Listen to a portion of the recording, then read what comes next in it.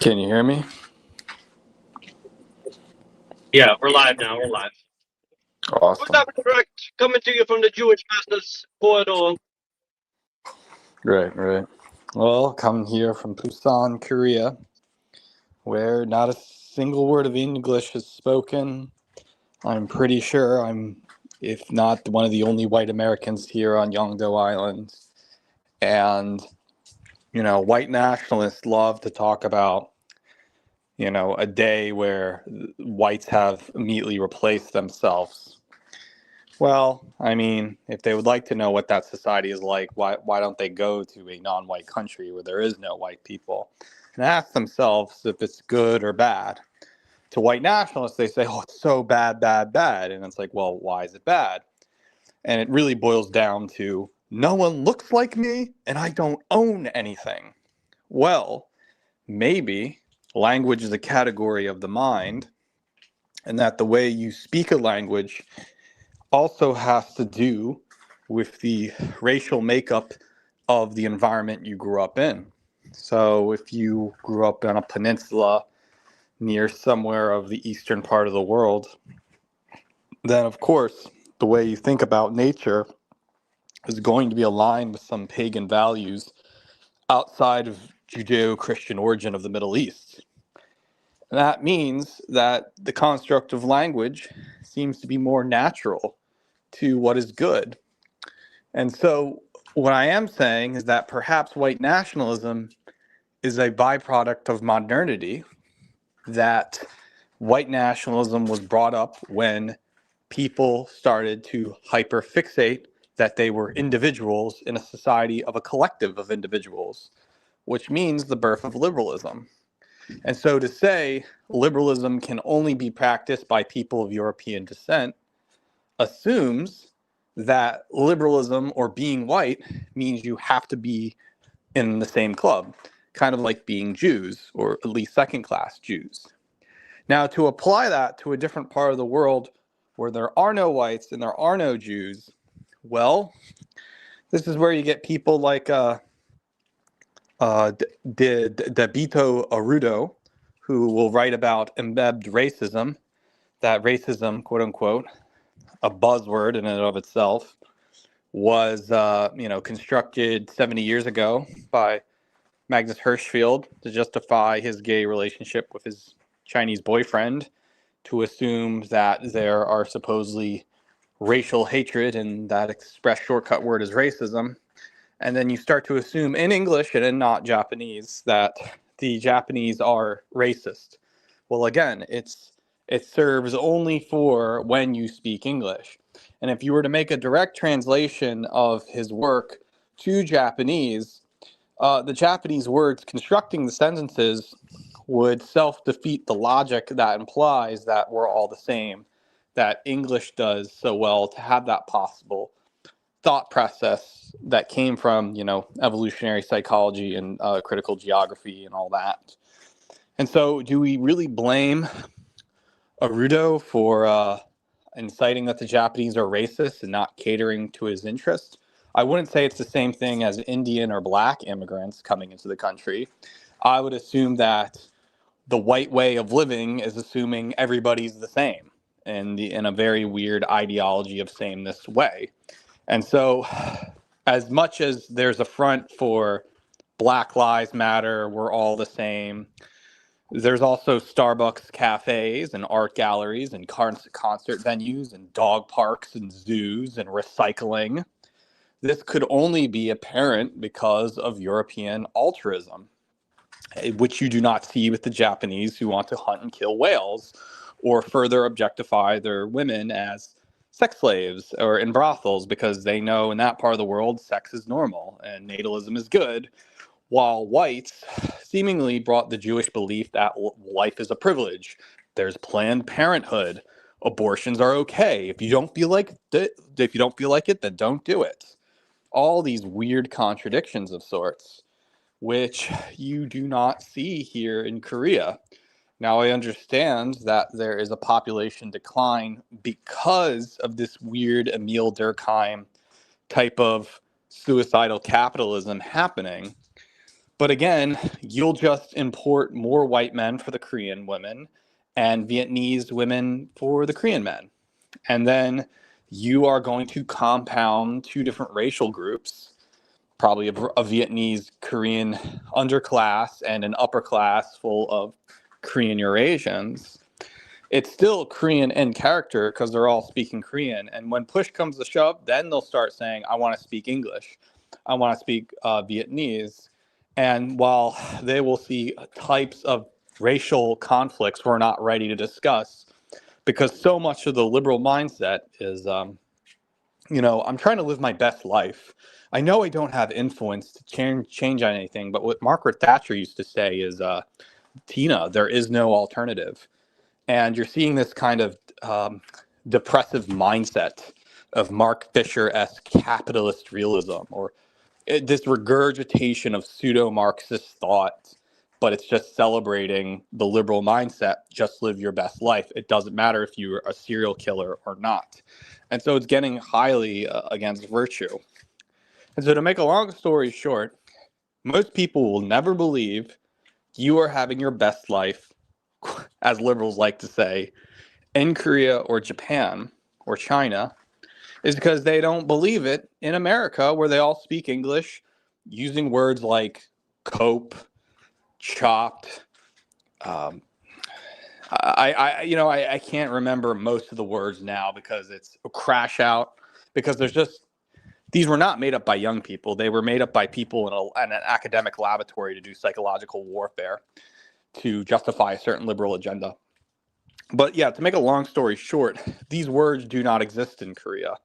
And if you're a white man in Asia, well, your sexual market value is way higher. People want you to assimilate in the country. It's not like you're being it's not like you want to take it away or have a power position that you own anything. The property argument that nationalists love to make. What is there to own, right? You create a synthesis that your identity of your future children have something new beyond your control. You can only contribute to virtue as you act upon it. And most people don't seem to understand this, because I think what Rene Girard says, the envious basically tear down those who are successful. I mean, I'm not saying that it's a might is right social Darwinian stance, but it seems like those who do not think and do not understand the path to enlightenment, they just assume when you think everyone's the same, you want to destroy any type of virtue, any type of difference, any type of role modeling, muse, and excellence in favor of creating a state of language, which means everyone is the same and not spectacular, and we all have to listen to the same Black American music and lower forms of art. You think it would be that simple for people to get, which everyone knows. So this is why I think we are now seeing the most bourgeois paranoia panic of everyone putting up fake fronts to get something else in return, whether it's through their written language, their everyday lives. But then at the end of the day, you kind of have to detox, and this is probably explains the conundrum of a white guy leaving to Nebraska, marrying a Japanese woman in Hawaii, and then saying, I never was American, I'm Hawaiian, right? So yeah, you do. I think that's ultimately justified when you realize that your identity is a subjective stance compared to this white nationalist weird fantasy that Well, you have legacy and things like that, right? so have you ever heard of this term called symbolic reference? Have you ever heard that term before? That's like Pierre. I can't pronounce it. My French is so bad. It's like symbolic violence. That's Pierre Bourdieu. It begins with a B. Probably went over it once, but the ideal is there's a euphemism in the text. I mean, it's not like Umberto Eco, sign and signifier, but it's this ideal of how symbols go about. But you tell me.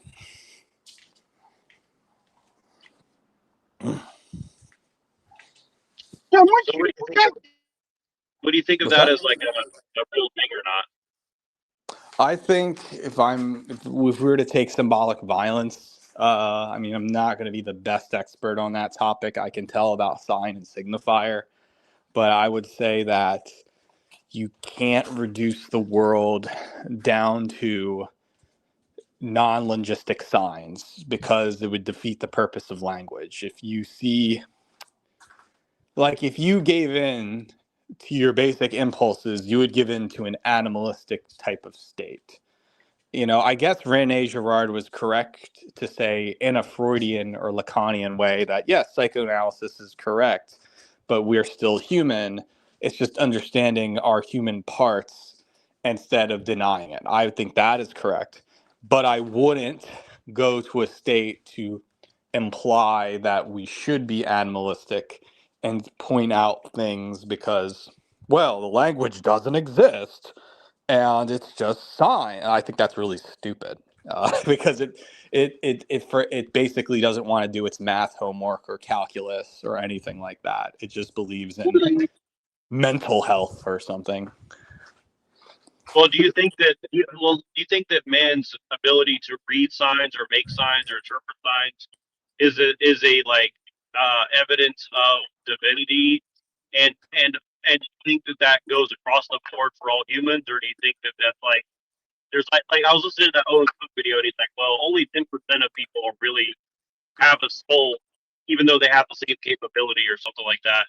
So I guess like I'm kind of, how do you really like I guess what I'm saying is like, is our ability to make and interpret signs like a sign of actual divinity, or would you say it's more of like or a sign of divinity, or is it more of like, is language real in the way that like Plato was trying to say, or just Yeah. like Language is absolutely real because the way we put particles and adjectives and nouns and words together in that and to create synthesis out of our mouth and use our throat as a filter to oscillate sounds, and we hear it back through vibrations, and we have something called eye contact and things that were made of manners to get where we were, where we can stand on our 2 feet and walk and present ourselves with a suit and tie and lecture to people, is all real. To deny that and say that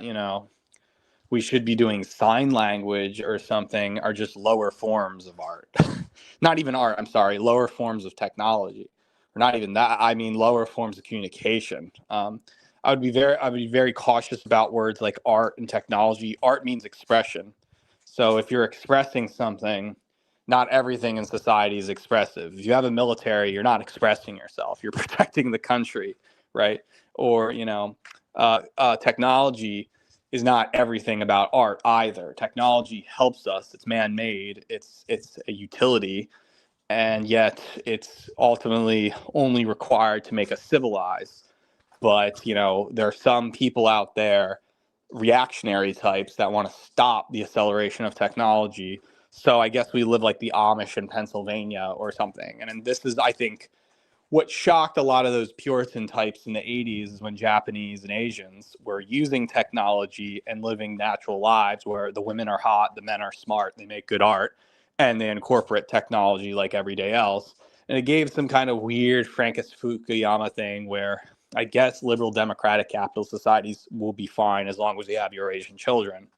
Uh, I think that's kind of a weird hopeful ideal where if you tell somebody I'm a socialist but I don't like communism, it kind of gets the point home where you'd prefer a society, an economy made by people, but you don't want the unattainable. In other words, socialism is attainable, but communism is unattainable because communism is just a state of mind of overabundance and post scarcity. And so it's just like saying in these word games of sorts, I'm a nationalist, but I would never support civic nationalism, even though the word is in there, because then you're not really a nationalist. You're really this thing in your head that you want to listen to this kind of music and that kind of art, but you don't like those people who like that subject that isn't hip and cool anymore, right? It's not logical. And I think that's kind of, we were talking about earlier, like Hillary Putnam's twin Earth theory. If there were two exact Earths and there are two exact people who discovered water was H2O. The other said it's XYZ. They didn't discover it yet. And yet two people refer to water as the same thing, but they're two different things. There's a problem, but you can't say meaning is just in the head.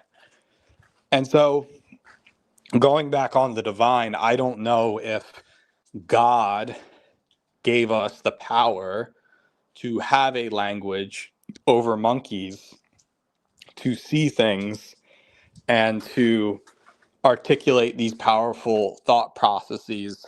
I mean, I'm not going to be full scientist or full nihilist on this, but I'm just saying that you shouldn't subscribe yourself to some weird Jewish holier than thou thing. We did it on the act of destiny type of ordeal. I'm saying that if you speak, write in Korean compared to speaking, writing, and saying things in Korean, you're going to have a more gentle view of existence, like an operating system computer, compared to say English, which makes you open and hyper aware and ironic about the world. And yet we tell the whole entire world to speak English, and when non-whites speak English, the first thing they do is damn European people and demand Right. equity Yeah. from them.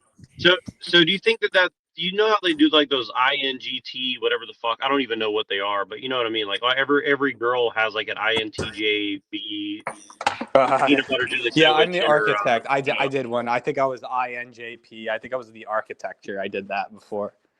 And So like, would you say that English kind of like predisposes you to like high levels of openness and high levels of like correct. neuroticism and It's okay, all yeah. So it's not Noam Chomsky said this, correct? Yeah.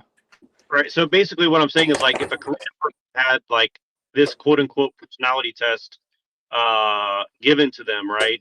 Like it would show that they in general with a few exception of outliers, it would there's a certain type of personality that develops out of the Korean language, right? Right. Is that what? And Okay. then what happens is whether that's through genetics or cultural anthropology, maybe it's evolutionary psychology, being on a peninsula where it's cold near Japan. But listen, if they were to speak English, they might have a whitewashed soul, and we somehow think that's high sexual market value in our country. But when push comes to shove, if the Korean learns English, he starts implying a Korean mind process while speaking in English. It confuses. It's like parroting. Like if a bowerbird collects things that are blue to attract a mate, but does other things not to like that mate, then it's parroting. And it's easy. It's like as old as stick bugs in the forest that look like a stick so no predator eats it. Or a barrel-eyed fish in the deep blue sea looks like a fake eyes, has a fake face in order to eat its prey upon itself. The camouflaging is real. And now I'm not saying, be wary about any non-white who doesn't speak English, but we should come to the comfortable conclusion that the mind isn't this egalitarian, easy access computer that the Silicon Valley elite would like to do. I mean, if Jeffrey Epstein in his files is writing, the first thing I'll do in power is give every single black American a brain chip in their brain so they won't commit violence and they'll be smart like whites, right? That's admitting there's a certain reality of the world. And even if you were to give everyone high IQ, are we supposed to be like Klingons for Star Trek? Or are we supposed to be this kind of hippie mom out in Lake Tahoe, smoking weed, doing drugs, smoke cigarettes, listen to be ironic, use all these weird, strange words that have an ideological, like the word racism, right? I really think it started with words like in the beatnik square. You said someone was square, someone was uncool. But now it's accelerated to a point where people are just so aloof and say, hey, the recent Bulgarian protest, that was a Gen Z protest. Wow, Gen Z is smart. I'm like, are you sure that was a protest by 18-year-olds? It sounds like it's a bunch of 70, 60-year-olds who broke their government. And so there's way too much power given to young people when young people are barely comprehending these sentences, or if you tell them what like Rene Girard album Planet is, they don't know. So why is there so much hope that you reinstall the program, or it's teaching, learning kids language, and they don't live up to it? Well, I'll put it this way. For all the propaganda in the last 15 years of Elliot Rodgers and hating white male Asian female since the post excitement of 93, 2003 with Giant Robot Magazine and celebrating that, and then turning an eye against that, saying hate, hate, hate. Well, keep hating on those people, the very white male Asian females are going to resist and basically become and protest and say, I want this life over the supposed equity of the late Gen X, early millennials. And we're now seeing that on X, and they're trying to stomp out that Asian girl white sexual interest where, Right. like I made up these terms, white sexual, Asian sexual. I just say these words and somebody calls it buzzword, right? What do you mean buzzword? I made up these words. But it's funny they call it a buzzword because that means it's the possibility that these words have always written and existed on objective Wikipedia. So as long as you keep saying it, like back then they would say HAPA, it's an incorrect term. They now use the hip term Wasian. And that was something on TikTok, right? I didn't, that was like 3 years ago, and now that's just taken for granted. That's what people now say half white, half Asian is, or Wasian. And yet, the wording of who you introduce, if you just throw it out there, like I say, Asian sexual will now become the norm compared to, say, yellow fever. And so that's what it is. It is why people who revise the Holocaust are not Holocaust deniers. They're called Holocaust revisionists. It's the way you present yourself. Rather, we're criticizing the liberal dominant Jewish world order that is trying to stifle anti-liberal opposition.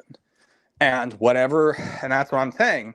If you gave that white boy in Kentucky a good life in Tucson, he would be so happy compared to working at the Dollar Tree, thinking he's trans and pretending to be an intellectual on Snake for Nokia N-Gage and getting a design research in debt. It's just that liberal lifestyle programmed by boomers is falling apart. And I think a part of this, it's now becoming so much of a norm that, if you create this liberal narrative, once upon a time, all these beautiful non-white people wanted to come to the United States of America in the 1930s to start a new life. Well, what if you did that to other parts of the world that did not celebrate democratic liberal capitalism? What are you doing? Are you flooding their gates?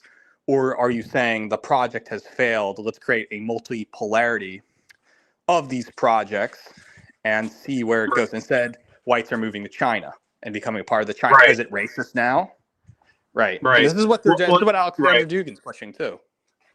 Well, and the thing is like this, like here's the thing is like, and this is kind of what I'm trying to get at. So I'm going to use two examples, and you can tell me what you think. So like on the one hand, like maybe multipolarity is ultimately like a Jewish trick to like infiltrate all anti-liberalism with like with like a pseudo anti-liberalism. That's awful, right?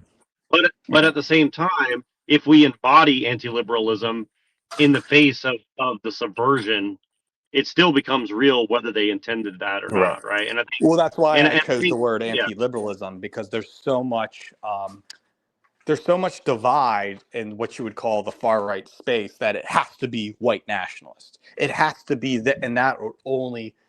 well, There's one thing we're united that's the by. The side, Dark Enlightenment was a yeah. hatred for the American liberal way of life, and if we lose that, and we say, we have these tenets to believe that race is real, men and women are different, violence is in existence. People is, oh, this is base, this is what, and if we lose any of those points, we are liberal, because an anti-liberal doesn't believe in the transhumanist world. It's not reactionary. It's just this way. It is what made, far right movements It's possible. more it's more like planting your feet down rather than like like reacting to somebody who's Right. like And assaulting then you. compromising within the liberal system. Because then at the end of the day, you're no different from the gay guy who doesn't want children if you declare liberalism as a friend. If you're just a queer individual with an eccentric subcultural background celebrated by John Waters, then why does any of this matter? And that's the problem with these Nazi movements, like Well, people like right. Zoltanus or Thomas 77, is they're into the Well, subculture and well, aesthetics, not the well, logic. it's funny after Johnny Knoxville like destroyed his body in the name of like, hey bro, liberalism, jackass. Right. Johnny Knoxville then decides to marry a an Asian woman Oh, with really? John Waters as John Waters as the priest. So there you go. I mean, well, it gets even more creepy when John Waters passed me my master's degree and I shook his hand at School of Visual Arts. So I don't know if that's my priest or my rabbi. But it must be one big family. Like, oh yeah, don't worry, Johnny Knoxville. I already shook Pilleater's hand in 2022. Don't worry, it's Yeah, all one, yeah. and that's your boss. Now 8 years later, I have approved your marriage because now we can talk about it openly because we have a Right. plan. It's But like, and like, don't worry, I was already there to grant Pilleater the wish. He has his master's degree. I'm the benefit of the state. Don't worry about. But I don't know. So yeah, I don't know. The connection gets really deep, and scary yeah, for sure. exactly. Yeah. And I Well, think it's so deep yeah. and scary. I'm not even in control of it. And what if I'm, being pawned for it? Well, but it's funny because again, it's like Johnny Knoxville and the Jackass psyop, one of the biggest psyops on white nationalism ever, and people don't understand that. It's so fucking hilarious. It's like it's literally like a process purge, like very deep level psyop of like Jackass, CKY, all that. I mean, and people just think like, oh, it's just a bunch of guys who are hanging out with video cameras, like doing stunts or something. But like, dude, I don't know about you, but when I was growing up, like Jackass was a very influential part of every white guy's life in rural Well, America. I what mean, was it's happening like, is that mimic desire, kids were emulating the stunts and hurting themselves as they were doing it as a way to say, go jump off a building because it's cool and masculine. And that's what was happening. They were literally lemmings falling off a cliff. But right, I will say this. and Johnny What's that? Knoxville's rewarded an Asian lady at the end of his psyop. So I mean, that's good for him. God bless. Sometimes, I mean, it's like a flea from Red Hot Chili Peppers. Sometimes you just can't stand it. Just give me the Japanese woman, and we're good. Where's my place in Tokyo? I don't blame him, but that's what I'm telling you is the good life. When you're in Busan or Japan or China or Thailand, you will see that it's not a rundown Norristown, Pennsylvania, and that there's something going on here. It's like this. You were saying before, if it's all liberalism, well, what are these so-called self-disclaimed Twitter bio, plural pronoun nationalists calling themselves? What are their arguments? We want ethno-nationalism for everyone. Everybody gets a nationalism, right? And what you get a are nation, you get a nation, and you you get get an a nation. exactly when Oprah gives everyone a car, you get a nationalism. But here's the funny part: Dugan and the left say, "Well, there's multipolarity. There is no X Instagram Western imperium. Everybody has a superpower. India's a superpower. China's and wait a second. If Exactly. That's ethno-nationalism it. and multipolarity are literally spouting the same thing in two different markets, then this is everybody's liberal. The difference is that You got it. this That's liberalism is exactly right. bad. This liberalism is bad because they're saying stop externally recognizing another person's free will. Do not create your own opposition party. We have a little hot topic subculture for you, and go home and just, smoke a doobie with your brother and talk about Blair White. That's what they're Right. into. Yep. Well, it's funny you say that because Dugan's latest escapade was on Infowars again, and it was very I much saw, like, I saw. You're right. yeah, that was I fucking saw that, hilarious. and I just listened to it a bit, and it's like, now, see, that's what it is. I say this, and white nationalists get mad at me. I say, multipolarity is just a politically correct term for ethno-nationalism. In Right. fact, Greg Johnson, for 7 years on his website, before Dugan popped off, with selling James Mason's Siege and Alexander Dugin's The Fourth Political Theory.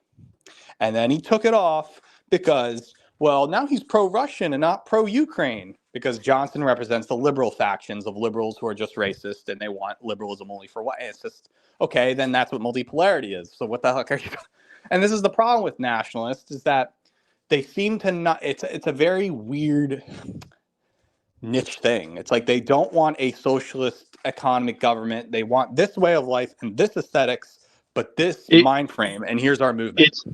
It's like all the worst aspects of hipsters, but not the good hipsters that we were talking about. Like, so we have kids. It's like it's not the 2007 hipster. It's not the 2006 hipster at all. The 20-year-old hipster. This is like this weird. I want to be a radical, like it's the 1960s, but it's the thoughts I think which makes me cutting edge and smart. And this, if I write to an open letter to get into graduate school, will get me a scholarship. And then I can brag to other people why I am a critical theory avant-garde philosopher. And this is what they've been doing for like 10 years now. And it's weird. Well, it's funny because Alex Karp is like, those are the worst people in the world and we should basically wipe them out. Like, that's basically what Alex Karp is saying. But the thing is, listen, they talk about, funny, if you remember 10 years ago, before Trump got election, there was this huge talk about the Frankfurt School, that Marxists claimed power by going in the institution, that, Theodore Adorno and Horkheimer were there and used American liberalism to invert it to support values of Marxism, which came from Trotsky. So guess what the right-wing answer to it was? We'll do the same thing. We'll march through the institutions, the long march, all go in debt, get a job as a PhD, and then there's 2 fat black women and 3 white guys who read countercurrents, and then we'll just say Evola, Evola, Evola, this hyper word, and then we'll be teaching a class in Florida that we're actually based Kevin McDonald's. Right. Yeah, that's what they actually believe in. And now some of them are in those power and they don't do anything. But see, here's the thing is like, and this is the funny part, right? It's the commodification of knowledge and intellect to prepackage it, sell it to 95 IQ brown guy or white guy or whoever and say, now you have experienced intellect. And then these people go out in the world and they actually had zero desire and zero interest in anything other than status or whatever it is. And then people are shocked. Society falls apart. It's like, of course it's going to fall. Here's another problem. They talk about how bad those Marxist professors were, and like these Marxist professors are woke because they're creating woke standards. Okay, let's suppose the new reign of professors all read countercurrents, all know Richard Spencer, all ate Nick Fuentes, and that's actually what's happening to the Republican Party, right? They all know that race is real, Jews are a problem, all this stuff, right? But let's add the context of ethno-nationalist, anti-racist, Trader Joe's Starbucks coffee sipping liberal at Simon Rock College. And it's the year 2032. And he has a little position in the English department. And then he starts, spouting points by Jared Taylor and things we're reading now. And what if that becomes so annoying and so obnoxious that it's literally just, guess what, racially privileged liberalism? That you're just spouting what the boomers were spouting, or even modernists already knew about, but now you're just reactionary and contrarian to a point where I still believe in open debate and anybody, and we won't shame anyone, even though LaTanya can speak her mind if she's a black nationalist. And guess what? We also hate half white, half Asian kids because of Elliot Rodgers. There's nowhere in the dialogue with ethno-nationalists and multipolarity for a Eurasian state. It's either white or Asian. It's binary thinking. That's very dangerous. And that subversive propaganda that's been beginning in 2014 with the Hapa Reddit and, Elliot Rodgers, the Malay, English kid. And they're saying that all Eurasians, if you're white and Korean, are bad guys. Yeah. I swear to God, like, since you told me about all this, it's like every time you go on like Twitter, especially Twitter or TikTok, it's like Oxford study or Elliot Rogers. That's Yeah, all that's a you see. brand new one. Yeah, The Oxford study's only a year old. But listen, Oxford study should be advocating white male Asian female. It shouldn't be against it. well, it does. No, it does. See, here's what's funny is like they say it like it's an insult. Again, it's not even like a real study, but it's actually like a positive indicator. It's like Exactly. it's actually a positive indicator. Like this is actually healthy, and they try to turn it into an insult. Like, oh, you're just an Oxford study. It's like that's like going and saying like you have the blood pressure study because you exercise. It's like okay, so Well, my blood pressure exactly. is It's like if you say it's basically like this. It's like saying you live in a whites only community. I don't have to deal with the blacks, right? It's yeah. It's like jealousy, right? crime. You're not a crime. It's like okay, thanks, appreciate that. Thanks. Like, Exactly. Because you can't insult something. It's envy. Because Oxford study is okay. The argument is okay. Sure, it's true. White male, Asian female is actually superior, and it's your ticket way out of this transhumanist homosexual world. Correct. But they consider it, the only people who consider it as an insult, as if we're not hyper aware of these things. And this is why I try to tell people, yes, we are. I have the AXA movement. I have Eurasian Justice Party. I'm a walking one-man army. And then when I get a little more power, stay sleazy, that's when, pedophile panic begins in, which, by the way, Richard Hanania wrote an article on it. He calls it pedophile hysteria. no, Or no, they say, yeah, yeah, right. that's a great thing that you sent me. I saw that. That was really awesome Right. So that I you was about saw to that. write the article, and then Hanania wrote it, and I was like, okay, forget it. He beat me to the joke because Well, it takes an ex no, but countercurrents writer to get to that point. So no, but it's an intellectual jujitsu. Like you can infinitely go off that intellectual jujitsu. The other ones you sent me were really good too, and it's like I think that's what we really have to do is basically be like, you have to use their liberal tendencies to like fuck with their head, but you have right. to do it in inventive ways that haven't been thought of yet. And I That's think why that's what's Safe really Sleazy was so right. powerful because everybody's Safe Sleazy in Luna. It was only scary when the advocate, me, was already writing about white male, Asian female social justice for 10 years now. And then they try to dig up and they say, oh, he trolls people on H. I never went Well, on r slash well, Happa Reddit, but well, it's like those well, people were already doing psyops against us. well. This is why I think here's what people like us should do. We need to go make $10 million. We pay $100,000. Put a gay Nazi Chinese guy with a white Arthur liberal Cronley. guy on the cover of the Advocate magazine about gayness, and you do stuff like that, and then they're like, okay, wait a second, what's going on? And you're like, my fetish as a gay man for Nazi Right. white guys You'll have to use enemy healthy or semantics something. to get that's intellectual jujitsu. You use enemy semantics to promote its opposite. I know I don't like the word fetish, but you might have to say there's nothing wrong having a fetish. See what you did there? Or you can't be racist for liking your own Well, people. no, See what you did there? right. Well. That's actually what I was going to suggest. I think the new psyop we should run is this. I think we should say that fetish fetishizing things is healthy, and Right. basically like make some study, double blind study that shows like people who have a fetish towards like Asian something like that, and write like a And whole study. here's another thing too. About Asian it. Aryanism, which I made a website for 10 years ago, it's already normal now. There's Indian Twitter accounts that say, let's take up all the white women and do Indo-Aryanism. There's already weird other accounts saying, listen, Japanese women need white guys to have their babies, and everyone agrees. And the only person not agreeing are the English speaking um, I don't think they would like it. Well, again, if you're an Well, ethno-nationalist and you believe in your well, own well, property right, well, who's to well, say well, you know? G Well, G7 is running their own psyops. Like I sent you all these like Nigerian guy in Taiwan, Nigerian guy in Japan. Right. You Blacks can know, supposedly increase their intelligence by having Blasian children. That's what I think is right? what's really going down. What they're doing is they're saying we don't like the brown masses, but if we gave every brown mass an ugly, lower Q Asian, a Chinese woman or Southeast Asian, they would essentially have half Asian children, which means their IQ would increase by 20 digits. That's what's going down.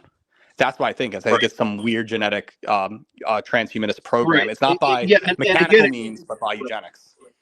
well, and again, here's the thing: is like they've done this psyop where they're running like the gay Jewish pedophile Epstein is so bad, but yet they're implementing his very plan as we speak. So it's like, Right. okay, so gay Right. Nazi I pedophile. mean, again, when somebody is losing the argument, I've seen this so many times, when you win the argument, you could say you have facts and logic, Ben Shapiro, whatever, and there's a winning argument about a collapsing society, the opposition will change the goalpost and say, well, you're just a bad person objectively. Why? You're Jeffrey Dahmer. You're a serial killer. Therefore, your voice is moot because it just makes you. And this is what they did to Adolf Hitler. This is what they did to support the Holocaust. They basically said, why would anybody be a National Socialist if 6 million Jews died? And they've been running that gag for half a century now because it's not about your own research. It's not about the virtues of nationalism or socialism. It's basically, it should be rebuked because only serial killer bad people do it. Well, if we did do a survey of actual, serial killers and rapists and all that stuff, do you think they would have the IQ level to be National Socialists? There's something here, and this is what I'm seeing over again with pedophile panic, is that their That's why arguments they are have losing. So obviously you must rape children with no facts on it. right. Well, and here's the thing: is like here's the funny part. Why is it that all the people that they're trying to coerce to be against what people like us are saying are actually now defending us, whether they admit it or not? So, like, Right. my point is, these people who are saying these stupid arguments against us, they actually make themselves look stupid and their position look stupid. So it helps us. And then all these Asian women they're trying to shame, like Oxford study, they're like, you know what? I do want to be with a white dude, so who gives a fuck? It's like, okay, so Exactly. Sincerity like wins against irony, against shame they're like, culture. ha, ha, ha, jokes on you, and then it's like, okay, great, thanks, have a nice fucking day. Like it's like nobody cares. Like that is one good Right. thing And I about think and this is what's, nobody and guess cares. what? Can I tell you something?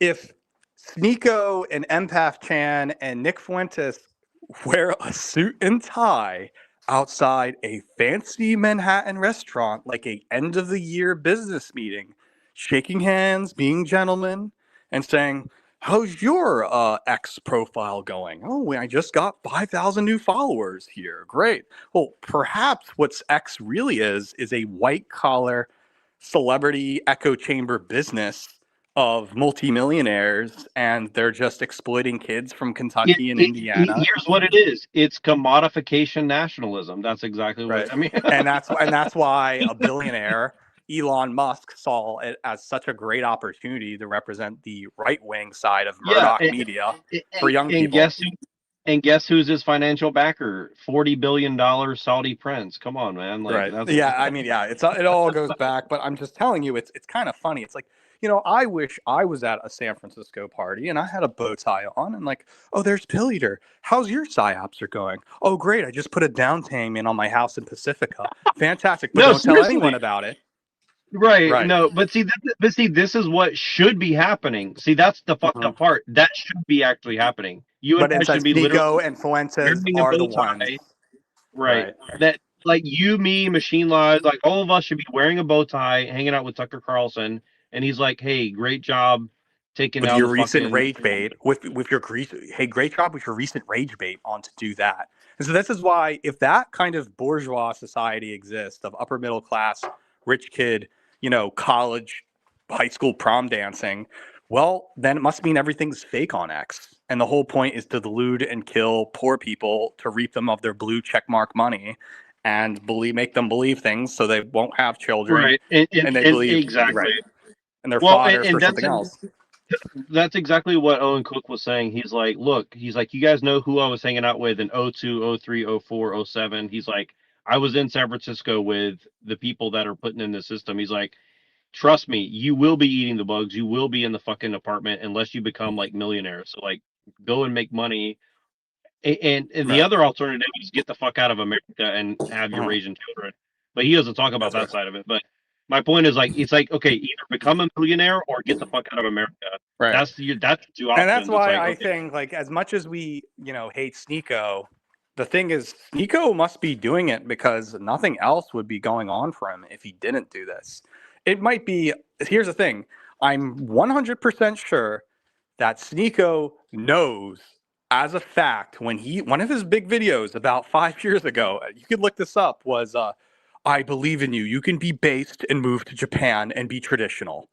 That was a psyop because then you moved all the black people to Japan and destroyed its character. and all the And blue-haired 45-year-old like right, and so liberal people. Sneeko knew right away, smirking with his matte face, that isn't true. I'm pretty sure it might have been Korea or Thailand, but I didn't want to say the out loud part aloud. So I just played that. Right. And now you see him with a shaved head. He looks really nice. So it's like, why would you ever hate Sneeko? That one picture of Sneeko with Empath Cham, where having a little purse, he looks like a pretty normal white collar Ponzi scheme Well, investor looking here to start a here's family. what's funny though. See here's what people don't get. Okay, and again, like this is something that people don't understand. If you've been to San Francisco, you know San Mhm. Francisco is not super ultra liberal. People going around wearing purses and looking gay or queer, a lot of them are pretty hardcore anti-liberal people, but they have to wear camouflage, right? And people don't understand Right. that. It's like it's so bizarre. Like people don't understand. Like San Francisco is not really that liberal. I don't even think Right. Gavin Newsom It's is very liberal, work. Well, honestly. here's the thing: there was a very old working class that's there. Even some of the conservative types, like domestic terrorists, he has his Republican parties in Frisco, and it's literally an uphill battle because all of them have to work in some part and just pretend they're Democrat in order to. And this is why I believe Elon Musk is so powerful. It's a way for the Democrat registered Frisco people to push what was Republican 20 years ago, but they're running as Dem. Exactly. Right. Exactly. And, Well, that, and well, that's here, what that's the here's only what thing they can do. here's what people don't understand too. It's like, look, do you know why they want gun control in California so bad? Because there's 30 million people from another country who With it's guns. normal to fucking with guns, right? That's Right. the It's reason and why. that itself is an intellectual jujitsu by saying you say up front, we need a withheld gun ownership because I well, stop the school shooting. No, it's to stop feral aliens with guns and starting militias in the Right. street and give the police guns Right. back to the Ex- police. yep. It's trying to hold back California becoming Brazil. That's what it's trying to do, Right. right? Right. And that Like, but they yeah, have to make a fate front to the small white people who say stop the school shooting. Stop the white on white. I mean, well, it's like what right. Dave Chappelle said about Yep. Elizabeth Smart pretty much. Right. And here's the other thing, like how else are you going to basically like entrap all these people? What you do is make a huge giant gray black market and then you send in like 10,000 agents to go trap all these people and control it from the inside. Like that's how they're doing it, right? Now again, is that corruption? Yes, but is it necessary if you're going to have all this Right. immigration? 1,000%. You have no choice, right? Like you can't just like outlaw it. It's not going to work, right? You have to Right. actually manage it. This is what people don't understand. And again, I don't like Gavin Newsom. I don't want him to be president, but if America is going in this direction, he's probably going to be the perfect person who knows how to manage Again, this I kind think of it's Dwayne the Rock Johnson or Gavin Newsom could very well be our next Democratic based president. And I'm still willing well, to say by yeah, 2028, we only got how many years? We got 3 more years. Okay. We got 3 more years, and Trump could get, something bad could happen to Trump. He could step down. There could be this fake political Gen Z protest. You like Jan 6? Millions marched to the White House to demand Trump to resign, and he did. You could see some weird, oh funny yeah, it's there. anything. It's all a game. I mean, ultimately, here's the truth, and this may be obvious to the people that listen to the show, but it's not obvious to most of the people. We already live in like a crypto military, Philip K. oligarchy or Dick. Philip K. Dick, something. 4D chess, virtual reality, flow my tears, said the policeman, mirror level game. Harry Bergenson, Kurt Vonnegut wrote. That's what's really going down. And everything is manufactured. So to the American Stockholm syndrome, it's like when I hear a Bulgarian protest of people, Gen Z, taking down a Bulgarian president, well, why isn't that happening in America? So why should I believe that protest is legitimate and not anything here? And legitimate protests here are George Floyd riots. That's manufactured, just like COVID was. So I'm pretty sure 5 years has stunted the American public to know that no protest is grassroots. All of it is made in a lab. Was it you or somebody else? Somebody sent me a picture of like the latest like how many people get arrested online. So like out of oh yeah, here it is. I found it. Okay. So United Kingdom, 12,000 people have been arrested for what they believe in. I thought Bulgaria was on here, but I guess not. So I guess that's why they have the problem. So Right. so Well, you want to know something funny too? Hold on a second. It was really funny is that when I was looking, one of my other options to get a PhD, I'm not, I kid you not, I had two other professors at School of Visual Arts say, you could get your PhD at the University of Sofia in Bulgaria. The scholarship's only $12,000 a year. There's many things that support it. You're in Bulgaria, next to Ukraine, and it's a culture that celebrates philosophy, and you get to experiment what Southern Europe's like. Well, I thought about it, looked at it, thought it was cool, but I went to somewhere else, and then all of a sudden, now I'm hearing in the news that the Bulgarian government collapsed. Now imagine if I did jump that gun, I would be in the middle of a government collapse as a. So I think a lot of PhD students, international PhD students at the University of Sofia, are going to wake up realizing, wow, the government collapsed here. Why am I even spending money on a PhD here?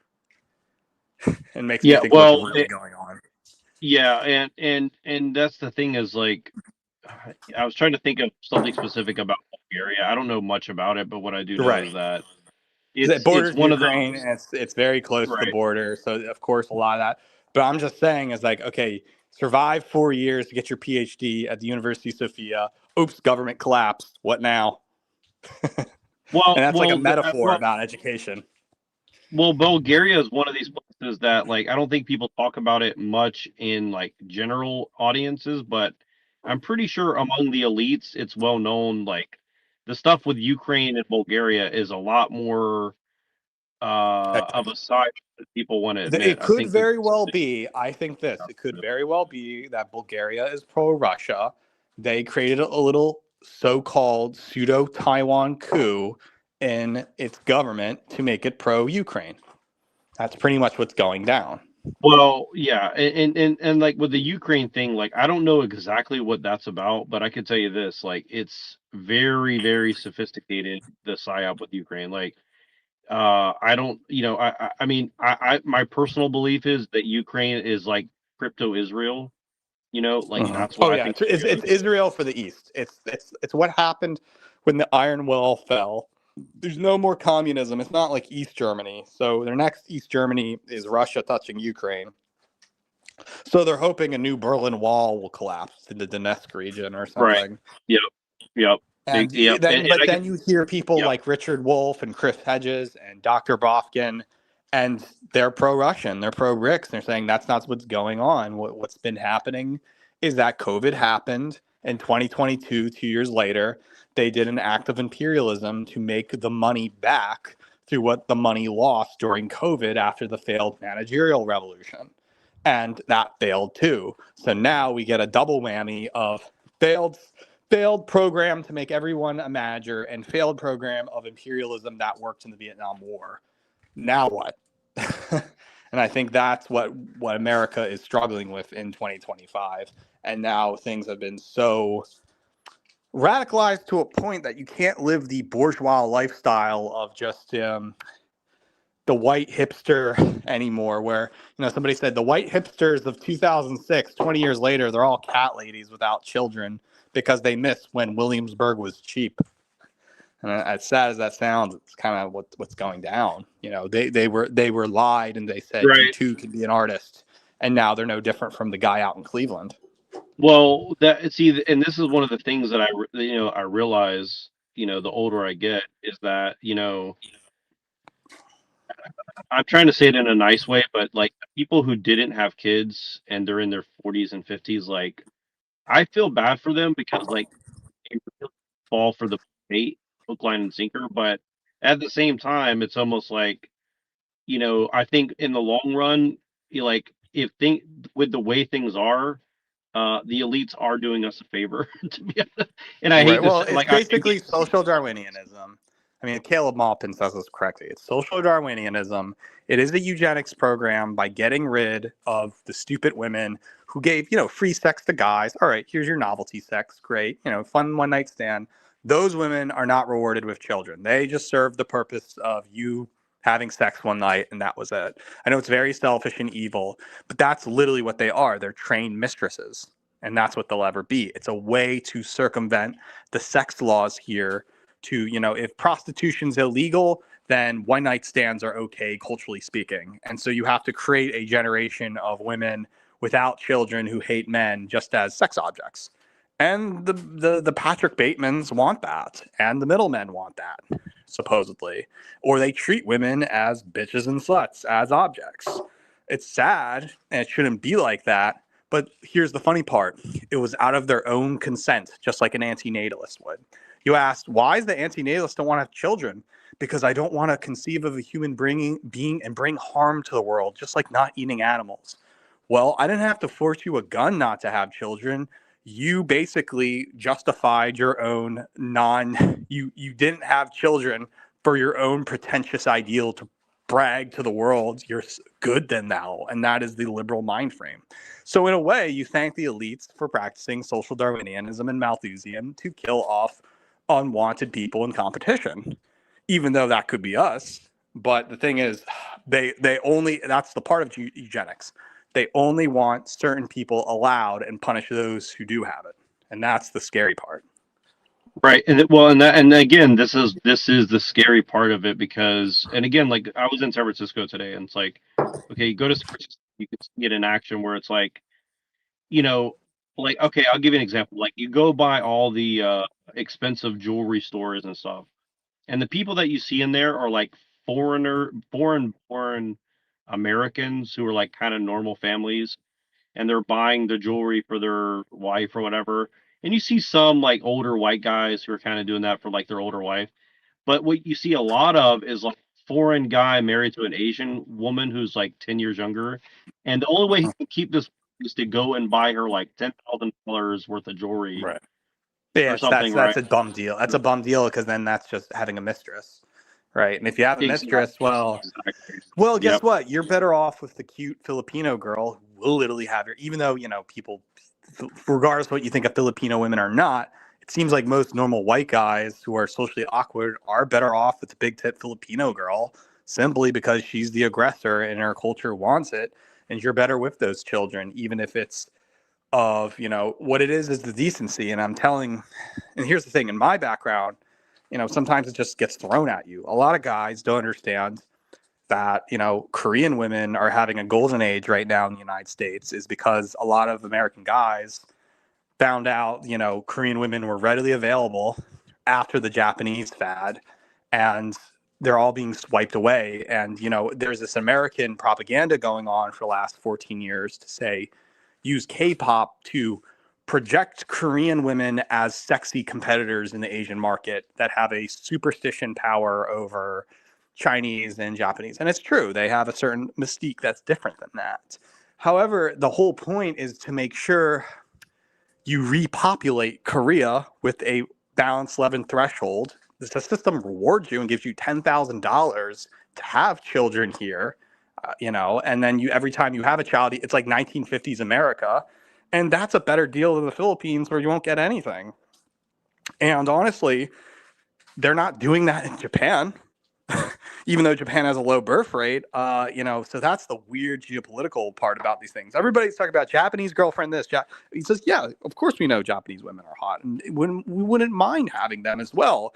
But that promise was taken away from us, like the bourgeois promise of going to college and getting a job. Well, the bourgeois promise of having the Japanese wife was literally taken away from us, just like housing, because there's not enough to go around. All elites, and so now there's this mythology of the Japanese girlfriend everybody wants.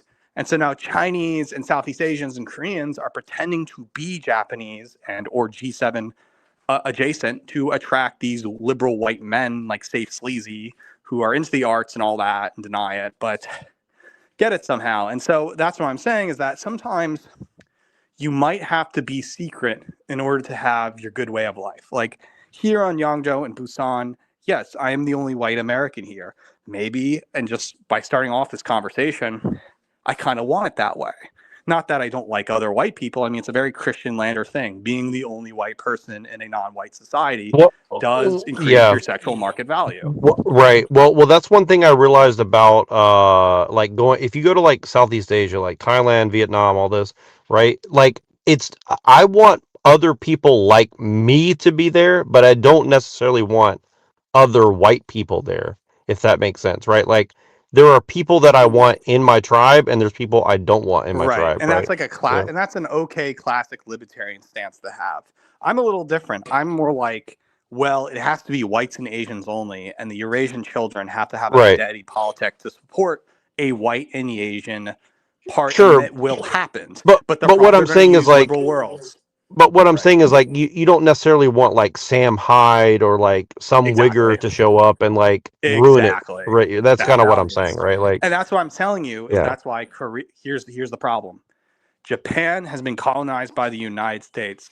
So of course the wigger is going to go to Japan, spout his SoundCloud rap and say anime this, blah that, right? To sound cool, but he would never go to Busan. Would never touch Seoul because there's certain laws in Korea that doesn't allow that behavior. Well, but here's the other side of it. It's worse than that too, because like if you see the videos of Japan, right? And again, NPC might be watching or someone like that. Like I don't hate all black people or anything like that, so don't take this the wrong way. But like, look, frankly speaking, like I don't want some like black dude from Nigeria showing up like doing SoundCloud rap, or even American guy to go do SoundCloud rap at 3 a.m. in the middle of Tokyo. Like obviously, because he's hyper aware that he's anime and he's in a Japanese superstar fantasy. And this goes with the whole mentality that Japan has been colonized and has no will. See, here's the funny part. They'll talk about how cool Japan is because they have the liberty to do that allowed by the American government. But guess what?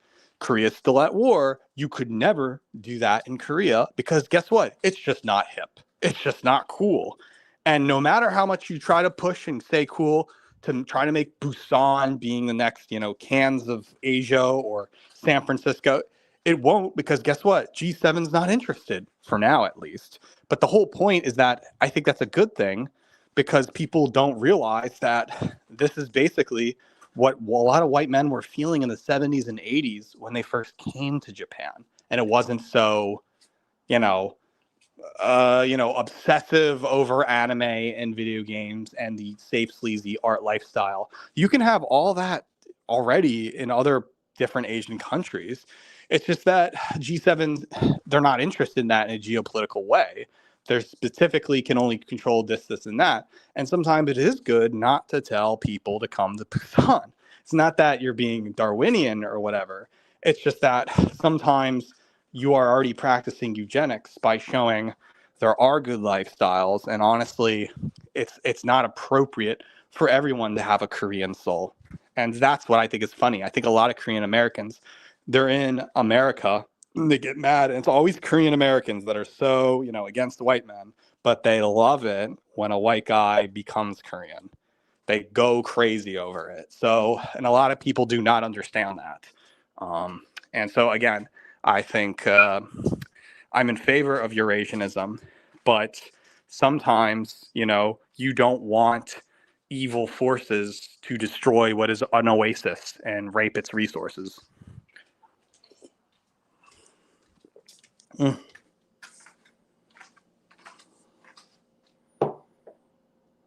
Yeah, well, that's the thing is you don't want it to become commodified where it's only a price thing. Like you want to see that's the thing.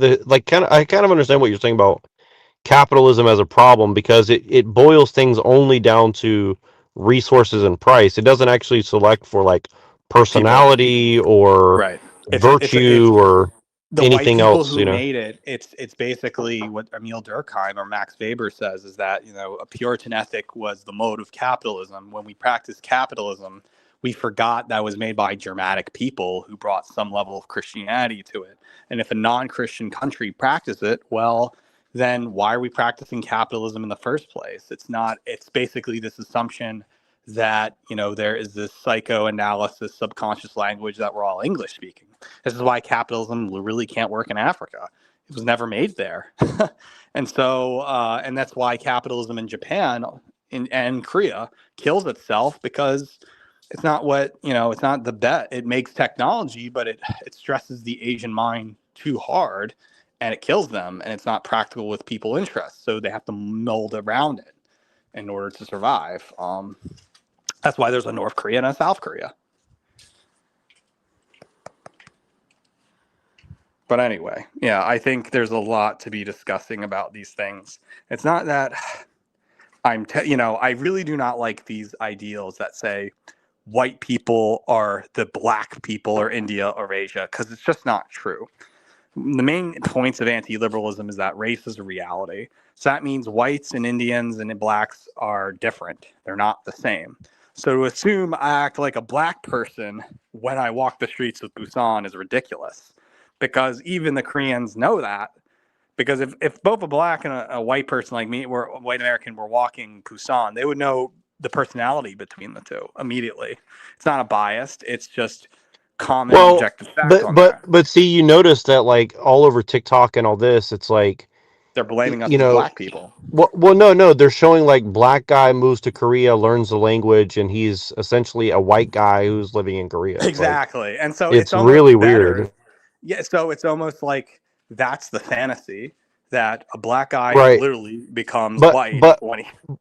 But it's actually funny because like they're not bringing like Nigerian or like Black American culture to Korea. They're bringing white American culture to Korea or China. It's really weird. Like, and that's then, what's strange as I was about talking it. before, you now have whites who are acting black to go to Japan to pretend to be black when they think they're white, and then they're calling them and fabricating the evidence and saying all whites are black people. Well, again, it goes with the subculture and aesthetics. Why in the world? I mean, I'm not saying everyone's the same, but it's very a double standard. Black person moves to Asia, acts like a white person. White person goes to Asia, he acts like a black person. So there's something spiritually wrong here compared to who made the culture, correct? It's like, you have these We Was Kangs arguments where it's like, black people made up K-pop. Well, K-pop has only been really invented since HOT, which was the mid 90s, had nothing to do with black people. And then one thing they got rid of on the Wikipedia article of Korea, black people introduced fried chicken to Korean. No, there's no way evidence of that, because the Korean War was fought with whites against whites using Koreans as a proxy. So its mere existence was not even, it's not like there were black colonizers on a ship besides to bring their watermelon and fried chicken and rap music to Busan, That's what I'm saying. It's a little ridiculous. So when blacks, they love to claim we was Kangs and equity. Let's be honest though. Like, it's like some sort of like psych warfare, like psyop division of the United States or England or something. Well, here's what they're doing. They're telling whites to like Korea because there's no more Japanese women. So we're going to give you, chopped liver, Korean pencil. And if you go with Korea and fix their numbers, we'll go against the North. That's what I think the plan is. But guess what? After 60 years of brainwashing whites with John Lennon and Yoko, and I wouldn't even say brainwashing, I would say pushing this narrative that Japan are the only good guys after the bombing, and that they've been reformed. They joined G7. They're the good Asians now, and Taiwan and this and that. And then you flip the script, and you tell the 80s kid, oh, now you got to go with a Korean woman. There's going to be protests because, again, it's like being denied a house or a job after a college education. Well, it's funny because somebody told me yesterday that there's like that Trump is trying to do like a new G7, and it's going to be like China, Japan, Korea, and Russia. Yeah. Yeah, but then which that would just be BRICS because you have Russia in the equation. right. Well, I think that's what he's trying to say is like America wants to join BRICS or some And shit. then guess what? Then and if America joins BRICS and you tell people that it's not G7 but BRICS, then it was always BRICS this entire time. Right. It's basically like Quebec nationalism joining Canada and saying we can preserve Quebec people. I mean, Well, we already have. Yeah. oh no, I was just gonna say like to me that I just want to say like that's hilarious, especially if like Israel goes to G7. Right. Sorry, Oh go yeah. ahead. Oh, we're just your Jewish friends. We're not over. We're all equal in this. You're right. It's. I mean, it's, again, it's like when the referendum in Canada, where Quebec was going to separate and make their own people, then they had this little staged event in Canada and said, "Don't go, don't go," and then all of a sudden, just like when Bush fought against Al Gore, the vote was 49 and 51%, a tiny little, and then Quebec stayed. And then they were told, oh, well, you almost supported a different country, but, we're going to tell you Quebec nationalism is within a spirit and you're just a diaspora people. It's a way to tell you win, but then lie to people about it. It's just like Oxford study, really. You basically say, yeah, that's true. White male, Asian female is normal, but you know what? We still don't like it. And it's just envy, and that's what's happening. It's like that's what I think. I think people don't want to admit when they lose, or if no one ever downright surrender unless it's like a government collapse the next day. So the government has to like talk to its child that it did something else in return. And that's why I'm seeing a lot in the United States. And always this thing of, historical erasure happens over and over again. Like, that never happened. What are you talking about? Video games were always inclusive. And it's like and that's why revisionism is so important to politics, is that you erase the past. And it's just like how I think about, this is why academics and PhDs are so smart, is that, you realize since, mid 90s, 2003, that Giant Robot magazine that openly supported white male, Asian female and the aesthetics of it. And then when they closed in 2006, all of a sudden the founder denounced whites as having a disease for liking Asian women, even though for 10 years you were cashing in on it. And then the Elliot Rogers propaganda comes in. So it's aligned because they didn't expect one whack-a-mole to come after the other. And, I guess to conclude, it's like when Elon Musk has a little meme comic and says, if you create media that says, I am evil, you will then role play as if you're evil to get your voice across. The punk rocker shows he's evil, but he's actually a nice person. The nice person shows that he's safe sleazy, but is actually evil. And that's really the psyops that are going on. We put up signs in fronts all the time because we know the truth. It's just that white people are the only ones willing to live their best life until they die doing this. Ugh. Dude, like a white guy with literally like full. It's weird. Like they're the only like normal looking people left in San Francisco, which is kind of weird because like it's like a status symbol. It's like they're all like, I'm a Nietzschean. I want an Asian woman. I'm a white guy. Like I wear like 2005 something. Right. It's a thing. Like, I don't know what it is, but it's a whole. I mean, I've been meaning to do this. It's in the afternoon. I might do it tonight. I might do it tomorrow. It might take me 2 days to make. But I have a new article, actually, I'm doing on my Substack where I look at this old record label from 2003. And if you've ever used the Wayback Machine to look at old art sites from literally 22 years ago in 2003, the world was different. It's amazing how much the world changes in just 2 decades or a quarter century. And you see how the zeitgeist changes, white people change, and how, conclusion is, when they're 30s, they're now in their 60s. How in their 60s do they think about the world when they were, now that we have this technology, we could see it. Put it this way.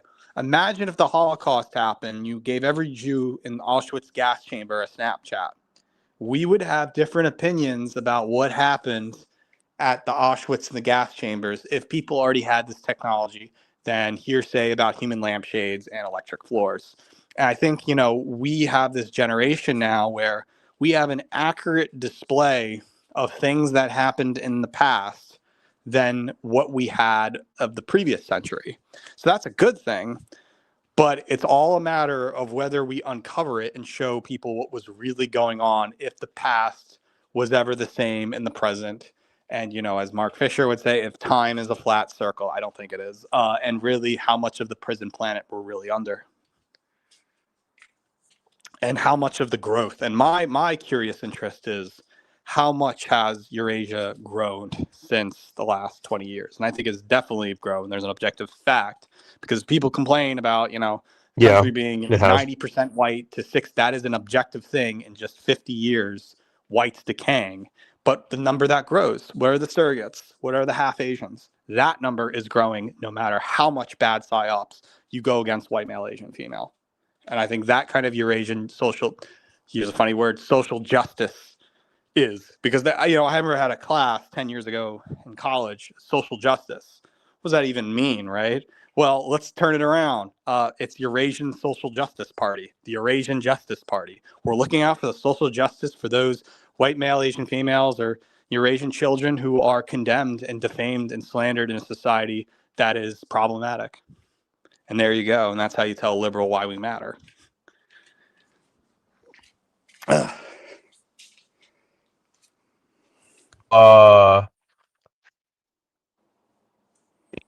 Right. Well, I gotta get going right now. I'll talk to you then. All Right. right, cool. Bye. Well, I was just gonna say, people should do the intellectual jujitsu, but also I wanted to say, Rob Reiner was found dead, and his own son apparently also. I don't know what that means, but I think that's interesting because we're like a very evil psyoper for some reason. So yeah, Alan wants to call. You open for 5 minutes, and if no one comes on, then it's all good. I don't really care, honestly. I mean, I do care, but I don't care. You know what I mean? So if anybody wants to come up, it'll be open, and whenever.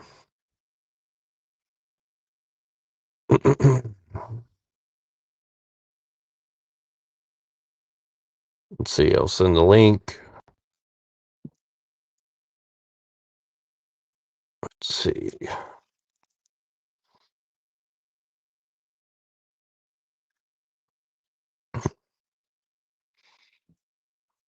But yeah, I have more to say on that. I was getting into a groove, but my internet service is really bad right now. So, but yeah, I appreciate you, Kill AI, and Quiet Labor, and Jake, and whoever else is creep watching right now. I appreciate you.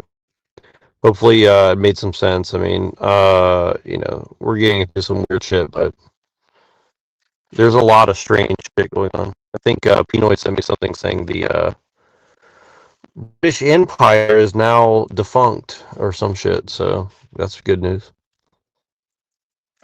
Trump going to take out the British. Going bad listen, angles off our. well, I sent it to you, and I've been trying to explain to y'all like forever.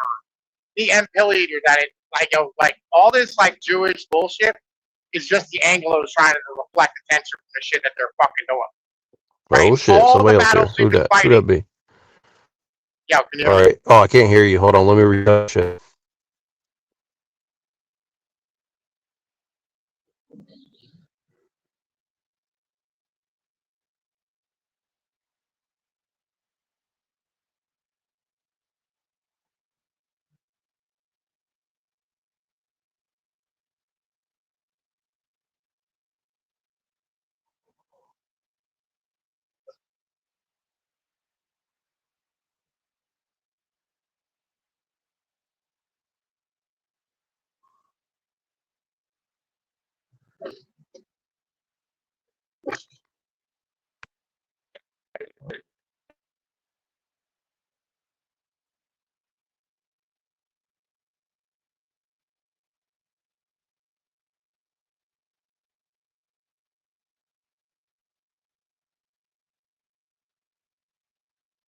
I get a mic check.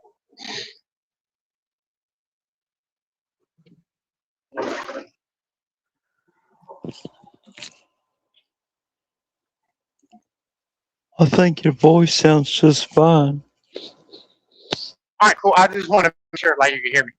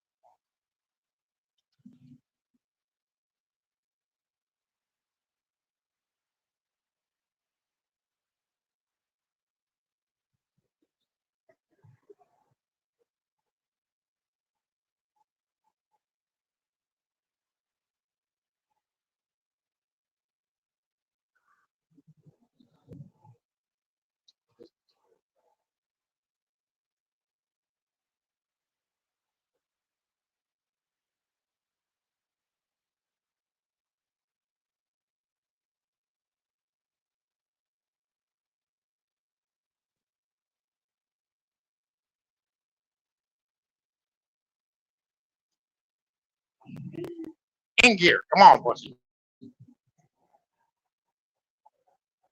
Yeah, my internet's freaking out. Hold on one second. You guys keep going. Hold on one second.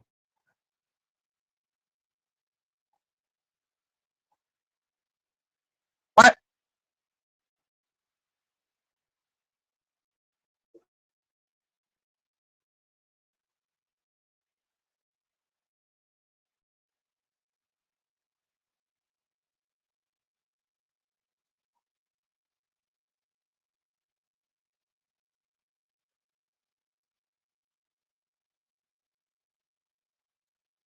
Ow. Ow.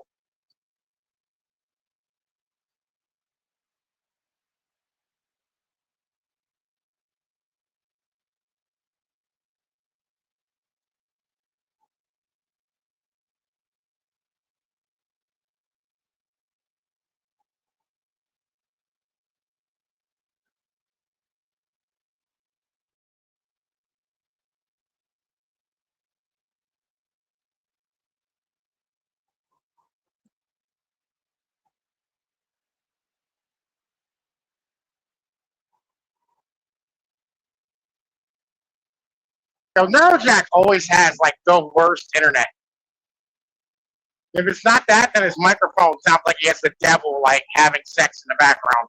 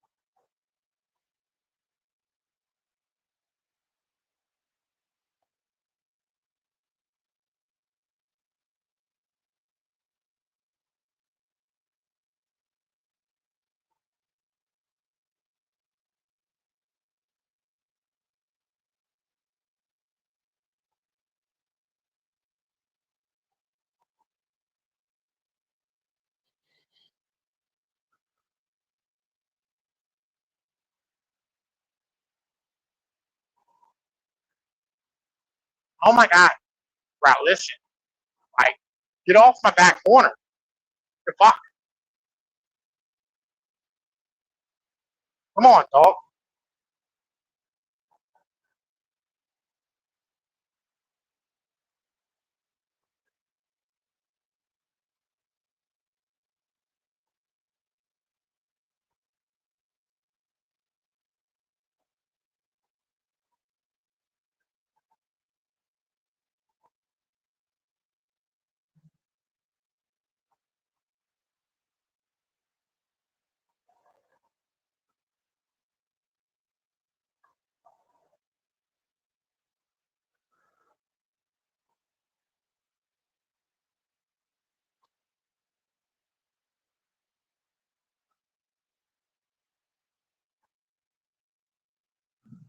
Fucking retard. Go fucking kill yourself.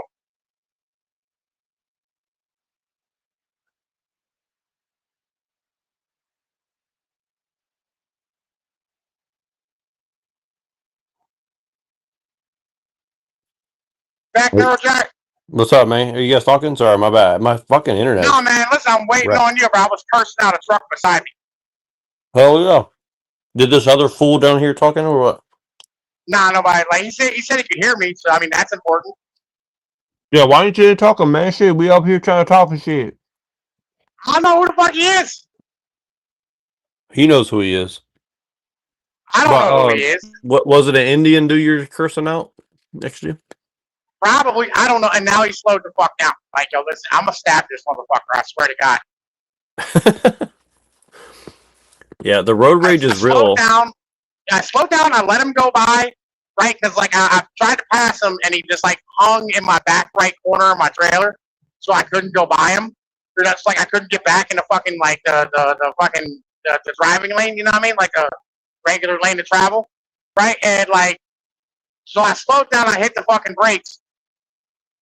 You know what I mean? To let him fucking go by, and now like he's just being a fucking asshole.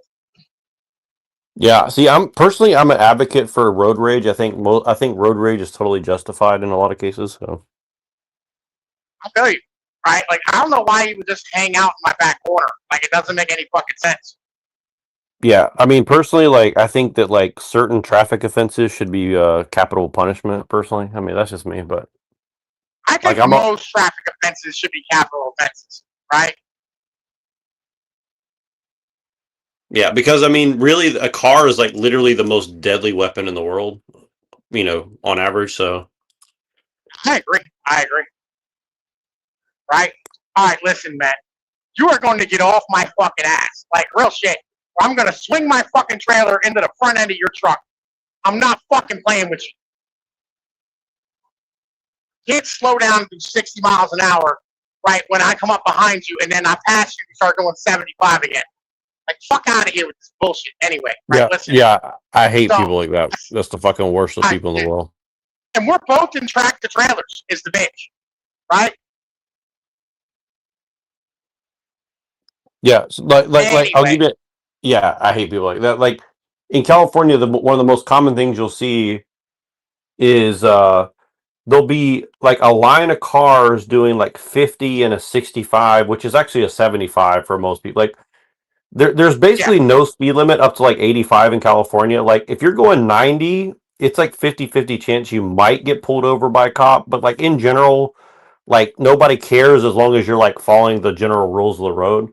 But like these people will drive 50 miles an hour in the fucking left lane, right? And then if you try to pass them in any of the other lanes, they will suddenly speed up to like 75, 85, 90, just so you can't get into the left lane, which is the actual passing lane, right? And you're like, what the fuck is wrong with you? You know what I mean? Like you're literally blocking the traffic from flowing the way that it's legally supposed to flow. And then when somebody goes over the speed limit to pass you because you're going 10 or 15 miles under the speed limit, you get upset and block the flow of traffic. It's like, what the fuck are you doing? You know, like I think that should be a capital punishment, personally. Oh yeah. I believe you should be able to like run them off the road like physically and then pull out a gun and execute them summarily right in the side of the road. Like I believe that should be a legal punishment for that. Like I'm even fine with crucifixions. You know what I mean? Like if that's what you want to do. You know what I mean? Like let everybody know what the punishment is for fucking around. Like we need more like public execution, crucifixion type of shit, where you can just leave motherfuckers on the side of the road hanging on a cross, right? And then like go like have like a sign behind them that says "fuck around and find out." You know what I mean? Something along these type of lines, right? Like I 100% like support these type of like we don't have enough public executions. That's kind of my mentality. Yeah, I mean, but anyway, go ahead. What's on your mind with the whole Trump and England thing? Let's go on that or whatever else. I listen. So like, listen. Okay, I've told y'all for years. Like, the people we're fighting aren't like the Jews, right? It's the fucking British. Like, I've told y'all this forever, right? And like the biggest example is the Middle East and Russia, right?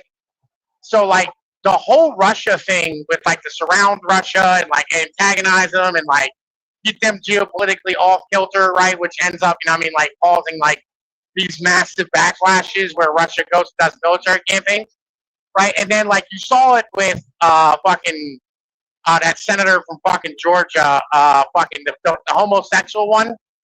But like he talks like a fucking bag down south. You know what I'm talking about? Lindsey Graham. Lindsey Graham. There we go. Right? Is him going? Oh, this is the fucking best money we ever spent.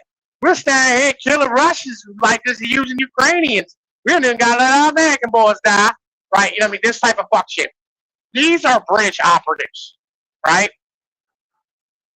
Because in the end of the day, like this policy does not serve America in any way. Yeah, I actually agree. I actually agree. Like one of the biggest things that I've been saying since I was in high school is that I don't think I think the British, like by the time of the Civil War, had already totally infiltrated America and basically had already taken over. If America was ever independent by the time of the Civil War, it was infiltrated, and then by the time of like World War II ending, we were totally utterly fucked by England. I think that is definitely a real thing for sure. Yeah, right. And just like the Middle East conflicts too, right? Where it's like Iran and Saudi Arabia and like fucking the Israelis and shit. Like if you talk to guys who are experts on like Saudi Arabia and House of Saud and all this shit, right?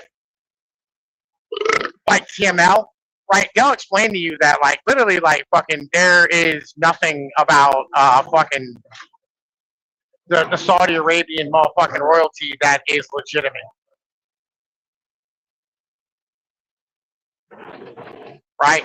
And it's all set up by the British at the end of the day.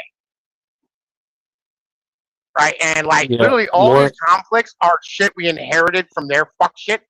You know what I mean? And the British Empire never ended. It just continued on in financial form. Right? Yeah, I agree with I totally agree with you on that for sure. Yeah. Yeah. And this is like the Anglo Empire bullshit. Right? That we keep having to fucking deal with all the fucking time. Now, just like the China project, where like everybody like shift all their shit over to China.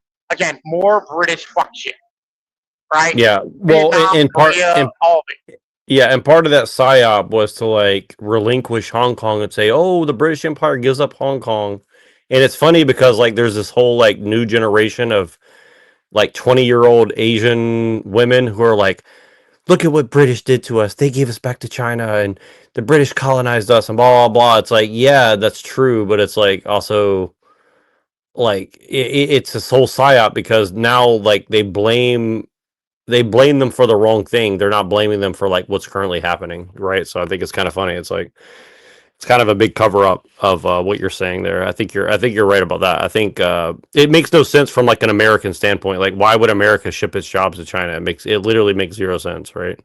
Like, we have all the resources here in America. Why would we send it there? And also the libertarian movement, right? I think was all like a giant British psyop. I can see where you're going with that because like I was really into the libertarian like ANCAP stuff, and I mean, Stefan Molyneux is clearly a British agent. Like I still respect him, I still like him, but he's clearly a British agent. So yeah, there's a ton of other people if you really look at what they're tied to. Like, yeah, it was a very sophisticated LARP meme or something. Yeah, like the Free State Project and all that. Like it was I mean, it was very gay and like literally and metaphorically in a lot of ways. So. Yeah, I can see what you're saying.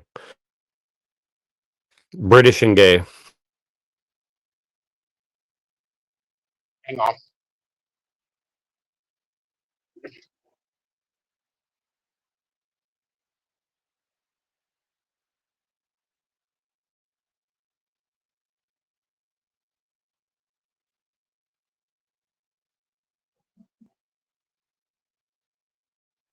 Yeah, and that's one of the biggest problems with Canada too. Is like people don't realize like Canada is literally like a British territory. So it's like it's literally rule. It's like basically our our little spying brother to the north. Essentially, it's like keeping tabs on us for the British. Like I think hang that on, Trump. I got some. I got something for you. Give me 1 second. I get out of this dead zone real quick. You're good, yeah. Yeah. Right. I got like I was just trying to fill up some air. half a mile. Maybe. Well, yeah, I apologize. I just want to let you know. I'm sorry. No, you're good. I don't care. I don't care that. Yeah. Like, I want my show to be a train wreck. I mean, not a literal wreck, but a train wreck. You know, like, so that's cool. Yeah. All right. So check this out. All right. So you know Mark Carney, right? You know who he is? Unfortunately, yeah, I do. Well, you know Mark Carney was head of the Bank of England, right? I did not know that, but yeah, that makes sense. Yeah. He was the head of the Bank of England at one point. And on top of that, like his company, right, that like he's, like a board chairman or a board member of or whatever it is, right, is is getting all these sweetheart deals for rearming Britain and motherfucking the rest of Europe. What do you mean by rearming? Like, not obviously not the people. You mean like remilitarizing? Yeah. Like rearming, right? You know what I'm saying? Like, so, like, all these countries don't have any manufacturing bases other than Germany, right? So, like, literally, like, the Canadians are the ones who are, like, fucking funding the guns and the tanks and all the weaponry and all that shit for Europe, right? And so, like, fucking the companies in Canada are owned by fucking Mark Carney that are getting the deals to do it. Oh, really? Interesting. That makes a lot of sense. Yeah. Well, and what's interesting though is like now, so you buy a product from Germany, but it's made by like an Indian or a Polish person. So it's like, okay, it's like made in Germany, quote unquote, but it's like a lot of the people working in those factories are like Chinese or Indian or Polish or whatever the fuck else. All right. Yeah. So I spent like the past 2 or 3 days really getting into this type of shit, right? And like so. Germany is fucked, right? Yo, like with a capital F, right? I mean, fucked. Yeah, their immigration is a sign that they are totally it's raped. not even, it's not even that, dog, right? It's worse. It's worse than that. They are paying 10 times the price for electricity than the rest of Europe, let alone America, right? Really? So interesting. they actually, interesting. No, because like they were completely reliant on Russian gas, right? Because they closed after Fukushima in 2017.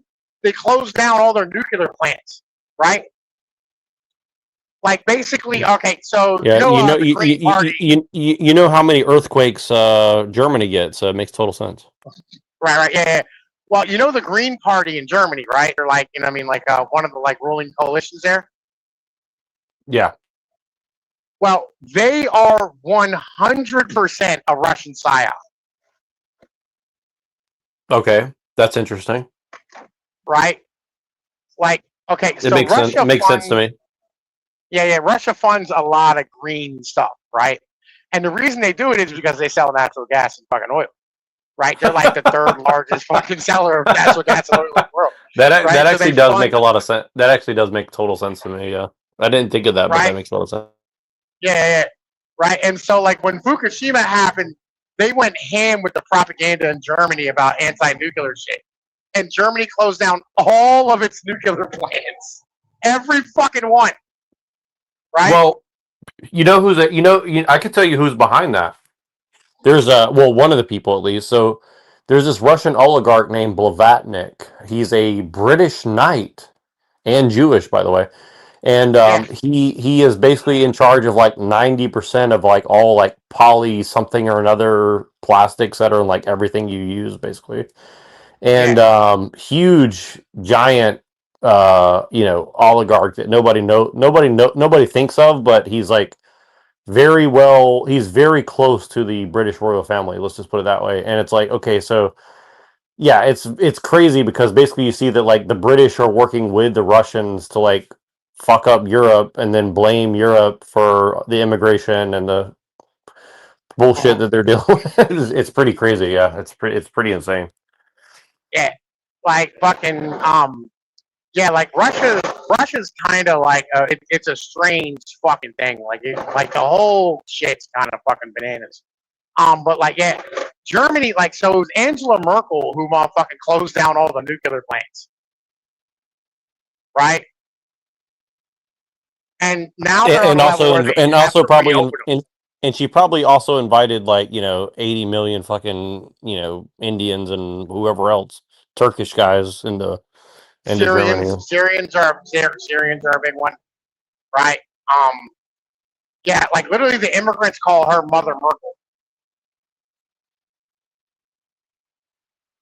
Yeah, and here's the thing is like it's not to be racist, but like I've met people from Germany, and when they told me what it was like living there, like I literally like could not believe what they told me. They said it was fucking, I mean, like hell on earth, essentially. I mean, the way they described it is really bad. Like, especially like Hamburg or places like that. I can't remember. They told me some of the cities, but it's been a while. But this is 10, 15 Oh, years ago. So yeah. I mean, it's worse now, right? Like all of Europe's a fucking basket case. Like they haven't built any new housing in like fucking 10, 15 years, right? And then they invited all these immigrants who they put in these fucking houses they had left. To the point where in places like Dublin or fucking Berlin or Amsterdam, right, there are tech guys, right? You know what I mean? Like guys who work for like big tech companies. They're making like 200-300 grand a fucking year. And they're living in fucking cars or on couches because they can't find a fucking apartment to rent. Yeah. Well, see, here's the thing is like a lot of people don't realize this, but like most Europeans who are like quote unquote normal, like just normal working class people, their dream is to come to like America because they feel like totally displaced in their own country, right? I mean, the ones that I've talked to and the ones I've heard about, I mean, like they hate what's happening to their country, but like they have nowhere to go, right? They have like literally no recourse. Like their country is totally like raping them essentially. Well, I mean, the problem is so okay. Like they have three problems like instantaneously at the same time. A shortage of housing, right? And so therefore, housing is ridiculously expensive that does exist, right? So they put in fucking rent control, right? Yo, and on top of that, they have an economy that's essentially fucking dying, right? Because energy costs and like fucking retiring boomers is forcing everybody to like fucking raise goddamn taxes to pay for the goddamn like old people. And the old people are holding on to the fucking houses and all the assets, so young people have no way to fuck get the fuck up. Like the whole thing fucks. So they're just bringing in immigrants to try to pay the taxes and do the work. But the issue is they don't have enough skilled immigrants to fill the fucking roles for the people who are leaving on pensions because the young people like don't exist.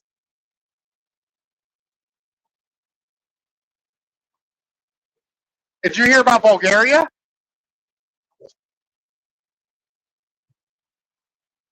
I heard they collapsed. Yeah. I mean, so the motherfucking the not One Punch Man, it's the other one. I forget the name of like the anime. The anime flag made an appearance, calling it another Gen Z revolt, right? And basically, like the entire government just said no mas, right? But like this is not new. They've had 7 fucking like national elections in 4 years, and so they don't know what to do. Like no, like it's the same thing as it is everywhere the fuck else. Massive old people, you know what I'm saying, with like pensions that are promised, and fucking little bit of young people with no motherfucking like ability to like fucking continue to pay for the elderly. And no desire to either because of the way they've been treated by the elderly. Yeah.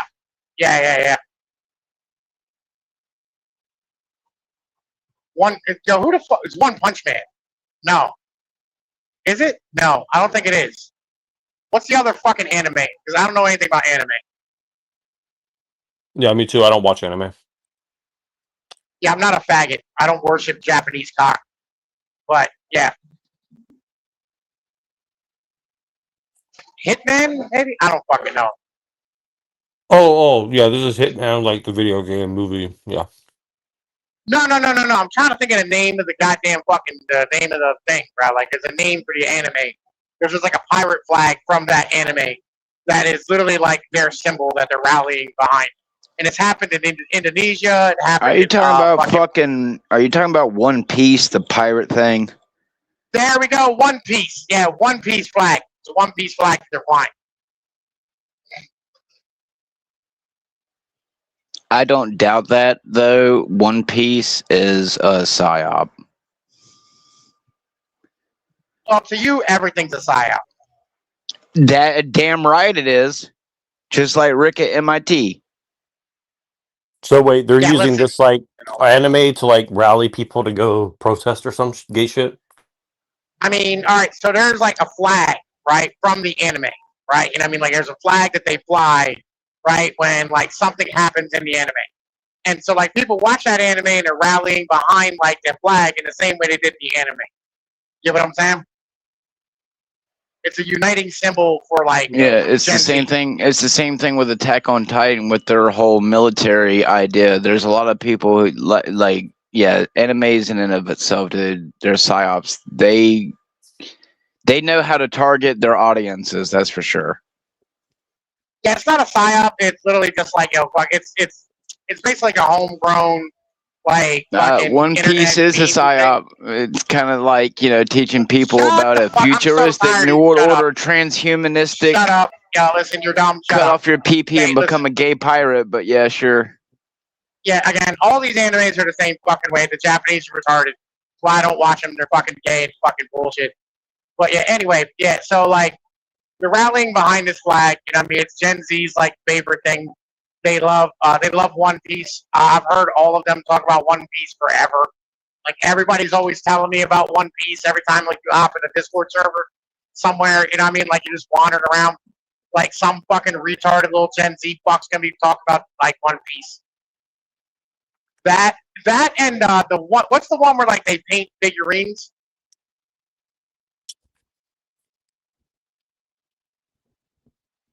It's like a game or some shit.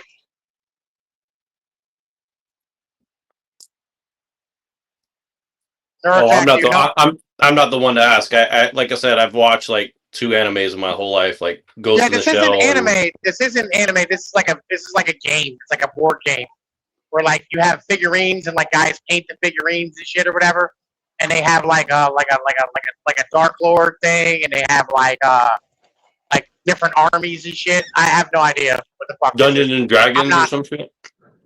Yeah, it's like that, but it's not Dungeons. It's a different one. Maybe like it's not Magic the Gathering. I don't think it's something else. Yeah, you got me on that one. I ain't never heard nothing like that. I mean, I'm sure if we looked it up on Google, you could find it. You know, what I mean, really easily. Yeah, I'll look it up. Hold on 1 second.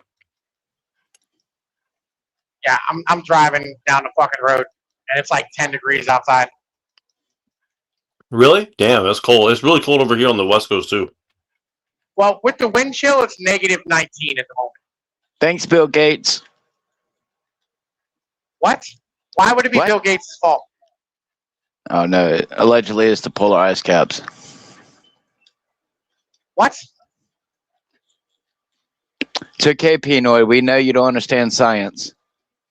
I mean, I understand science, but like, then what happens? Then what happens when you take a large chunk of ice and drop it in warm water? The water like cools and the ice warms, and like thermodynamics happen. But this is not what that is, right? This is something else completely.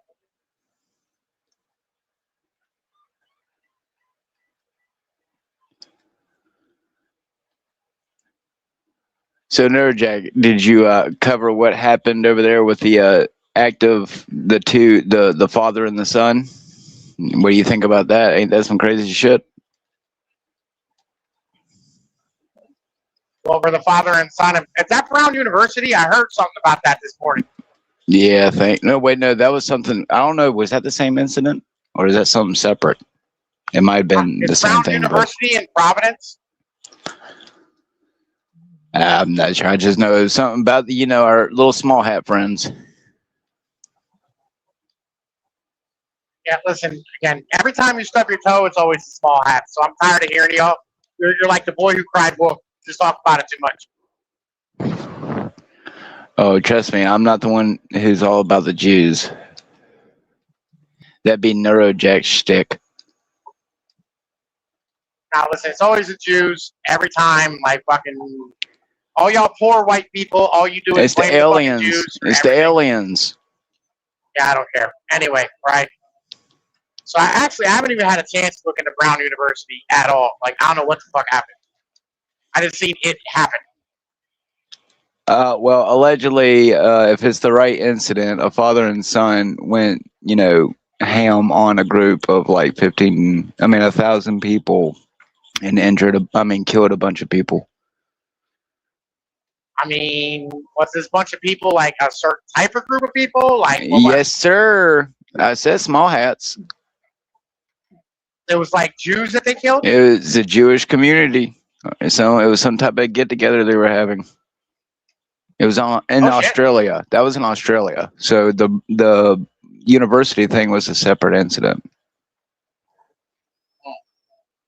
Yeah, it was Australia where it happened or something like that. So yeah, but it's just, to me, it's not strange. I don't consider it a coincidence. Not with how I get it. Not with how I got it in my algorithm, because I got a bunch of other strange stuff in the algorithm before that was pushed to me. So I had Brown University was sent to me like 4 times a day by like fucking Google News. Like there was an active shooter situation. I mean, that could easily been like a drug deal type of deal. I have no idea. To be honest with you. Like Providence is like heavy duty mob territory, right? And I mean, it's like literally like right up the road from Boston, right? So it's like the Irish and Italian mob are always going to war in that neck of the woods. So you never know. Yeah, I thought the Brown University thing was pretty weird, and then they had that shooting in Sydney where it's supposedly like a Muslim guy with a shotgun shooting people on the first day of Hanukkah or something. No, well, I don't know if it was one, but I definitely know it was a father and a son. They had rifles allegedly, and they were on some type of bridge. Which to me, it's very look. I'm just saying, if you're gonna go and commit a mass murder like that, the fact is it it's strange. To the bridge that they were on was very low and very easily, if anyone had a gun, could have shot them from there. And one of the allegedly a store owner, and how convenient, the guy was Muslim, rushed I think the dad, and managed to get the rifle allegedly out of his hands or whatever while having multiple gunshot wounds. So, I'm not saying that everything is staged, but I think I do give credits to Pinoy that a lot of the things that we probably do here on the news are things that are covered up for God knows who, I mean, who's to really say, like with the John Wick movies, that they can't get away with doing certain things, and we'll just pass it off in the media as some crazy person, but in reality it's John Wick going out and clearing a building full of people. So that's what I'm saying. Unless you're really there personally involved with it, all it is and all it ever will be is speculation. You won't really know what the news is unless you're there, lying about it. Yeah, was it the Muslims who shot the Jews? I mean, because that would make this way more interesting of a story. I honestly don't know what the ethnicity of them were. They did look kind of brownish, dark, but I don't know. It's still very strange, just like with the university stuff. But let's admit there are crazy people in the world who will just go out and do crazy stuff. So who's to say? Yeah. I mean, like I don't know, man. Like I don't really, I mean, like fucking, like I always just kind of hold judgment from all this shit because like fucking like at this point, like with the Charlie Kirk thing, how many different stories have we gone through at this point? Who shot him?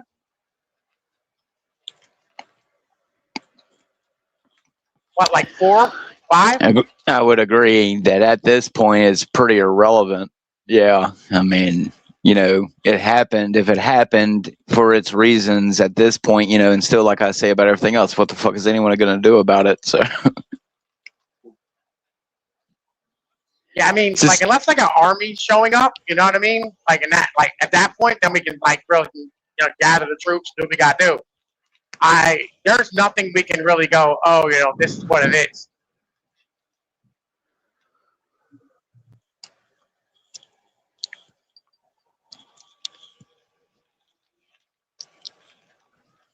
And anything coming out of Australia is going to be extremely fucking filtered by the time we get it.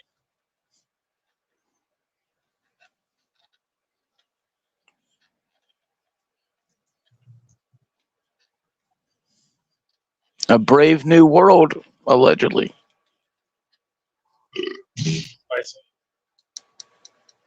I ain't worried about it.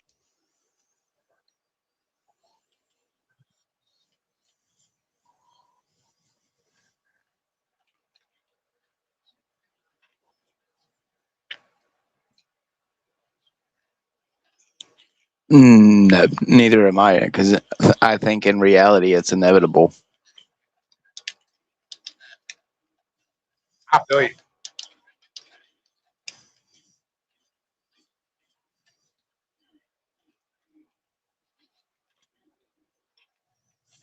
I mean, truth is always subjective at the end of the day.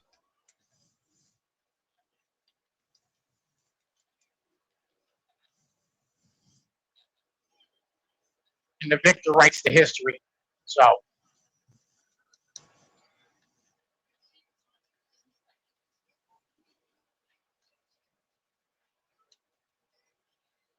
they say there's what, 3 sides to every story? Your side, my side, and the truth. Well, would the victors paint themselves as the villain or the hero?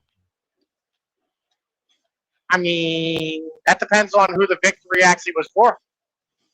Like, who actually won World War II?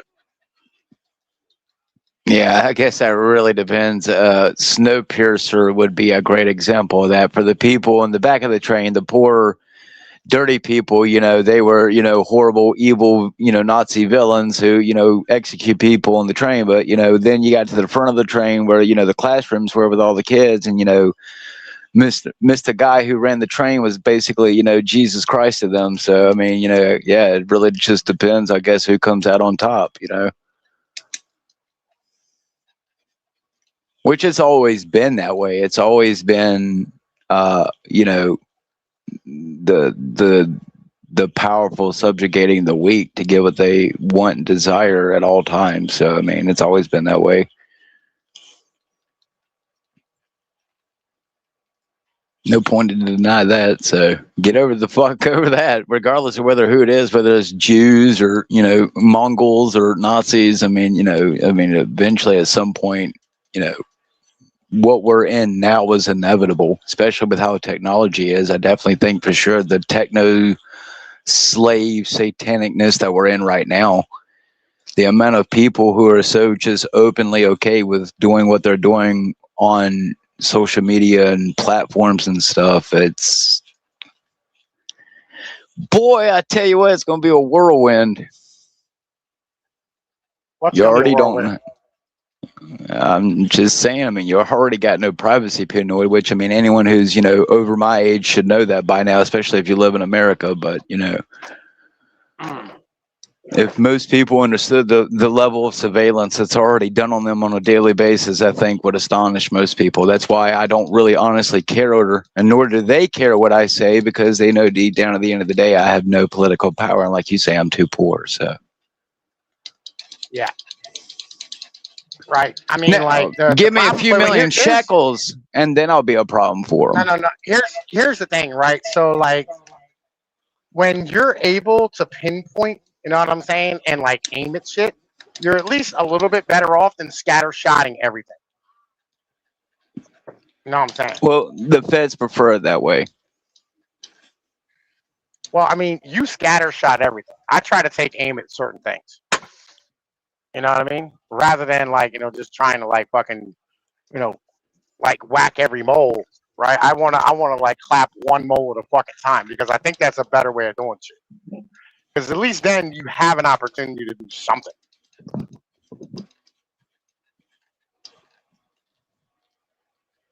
We do what we can. I mean, No, like most people aren't doing what they can. Most people are No, just, you know, what I mean, like, most don't, doing but their part. most people don't care. You know, from my personal experience, most people are just either too materialistic, or just too nihilistic or something. They just generally don't care about anything unless it's, you know, unfortunately, consumerism or sex. Well, I mean, yeah, like I was watching this guy Tom Foe earlier, right? And he was talking about how like Trump is selling, you know, what I mean, like U.S. citizenship for like $1 million or whatever, right? You know, what I mean, for like gold plan or whatever the fuck. I mean, and he's like fucking like, what is an American, right? You know, what I mean, like, at that point, what is it? You know, and like fucking, he didn't have an answer. You know why? Because like it doesn't exist, right? You're not. America's not a nationality; it's an empire. And that's what most motherfuckers miss about this shit. And that's why I speak the way I do about the things that I do. And I go, yeah, listen, I don't fucking care about America, right? Like, fuck America as a whole, right? You know what I mean? I want this bitch to burn to the fucking ground and we can start over with some proper ass nations based on geology and like fucking actual lineages.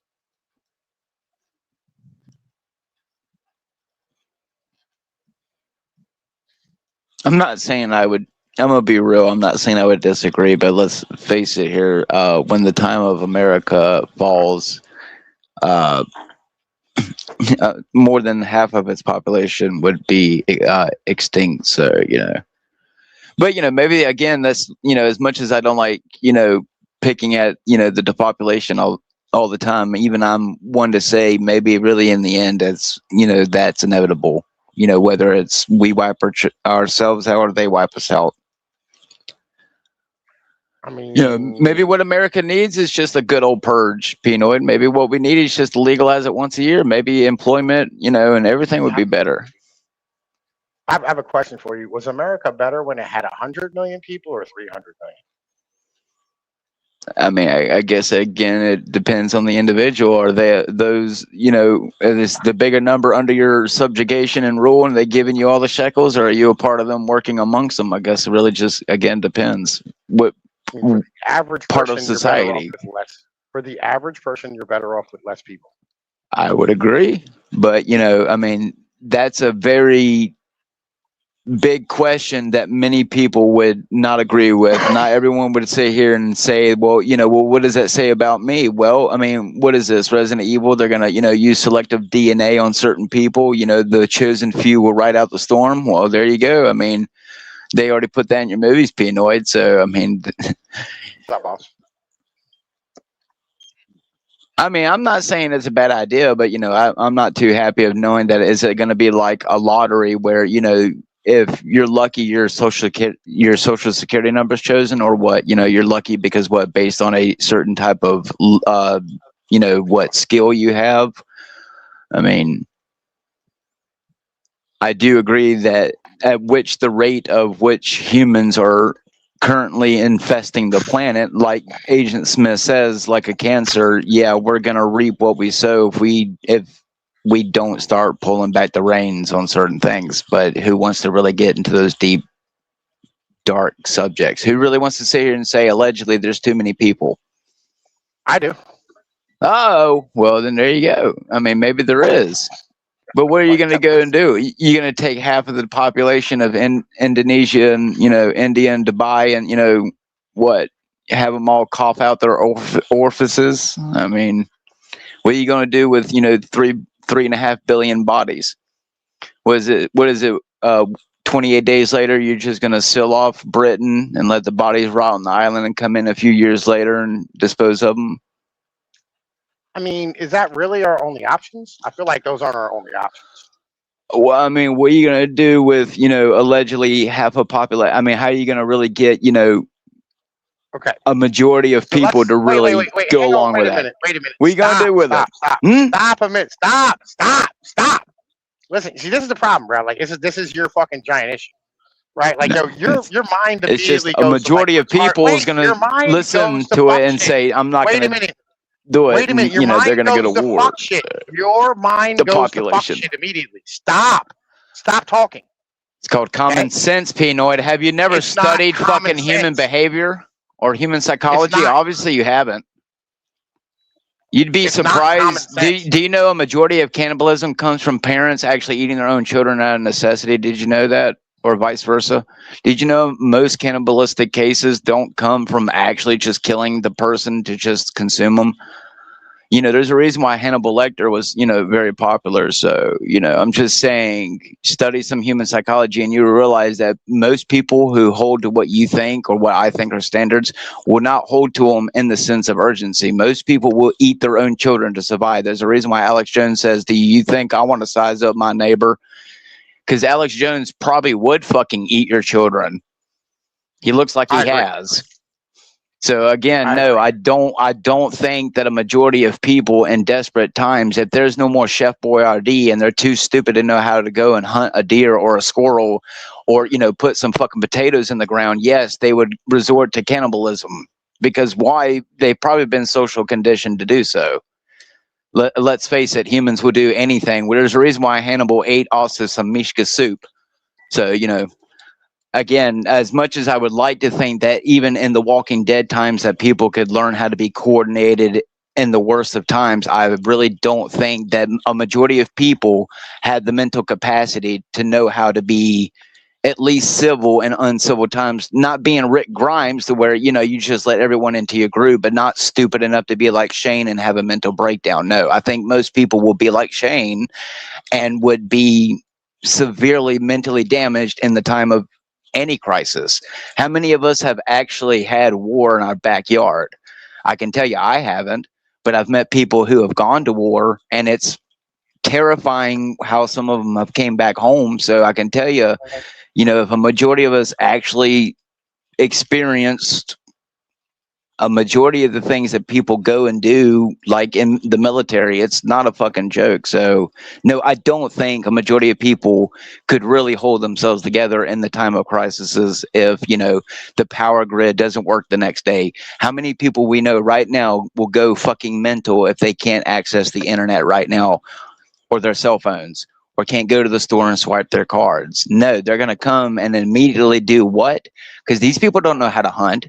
These people don't know how to survive and bandage a wound or mend a broken bone or cauterize a wound if they needed to. These people, most people don't have common knowledge of survival. They're going to go for the first thing, and what's that? Your fucking neighbor. So no, I just don't have the from my observations, no, humanity at some point will eventually tear itself apart at some level, because that's what they've programmed people to fucking do. That's right.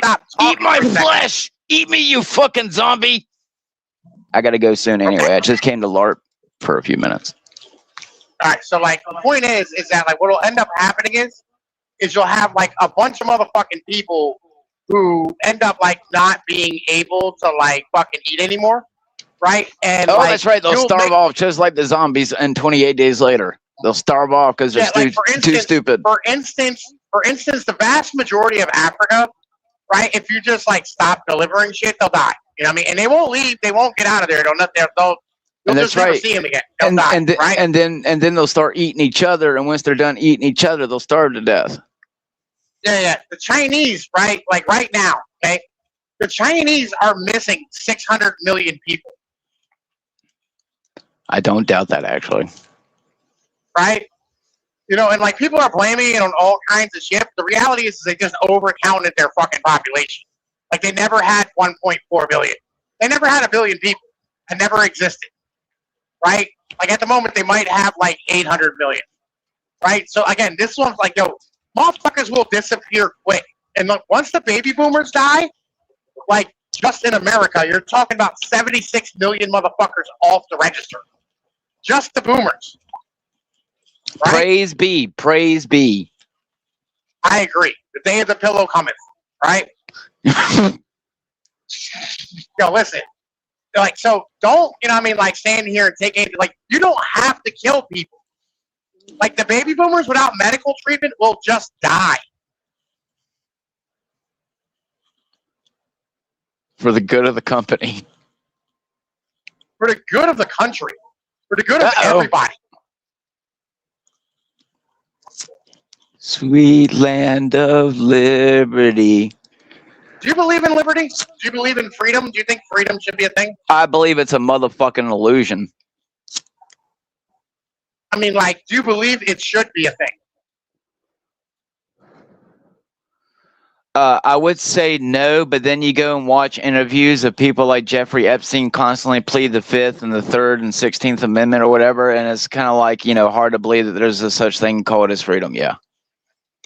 No. I mean, like, so the question No, is, I don't right, believe that the general population deserves freedom because I can't stand half of them and I see how they operate. And if I were an elite billionaire, I would not want to share the planet with them either. Yes, I get your point. Yeah, like I don't think the freedom of movement should exist either. Well, I mean, I've always been the one to say for years, which is why my politics wasn't accepted in governor school and high school, which is we should shut the borders of America. But, I wasn't listened to. Now look what you got. Not just the borders of America. Like, I think that you shouldn't be able to move around. Like, the biggest threat to America is America. Uh-oh. Right? Like, the problem is, like, what happens when you have, like, really good jobs?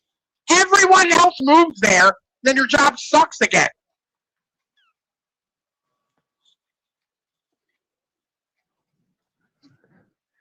Well, I mean, let's face it, the LARP of America being the greatest country ever was just to, get people, psyoped into the idea that, the American dream is real. So, I mean, like, the American dream was literally invented by a Ford ad executive. Like, bro, come on now. Like, this is day one shit. Harrison Ford? No, like, fucking Henry Ford. Oh. It was meant to sell cars.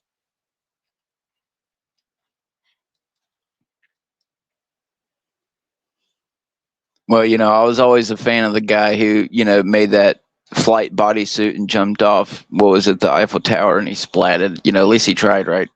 I think he was trying to make a parachute or something, the first parachute. But, hey, rest in peace. But I get your point, Well, let's be honest, Pinoid. If it was a Chevy ad executive, you might want to buy the American Dream, right? That's right.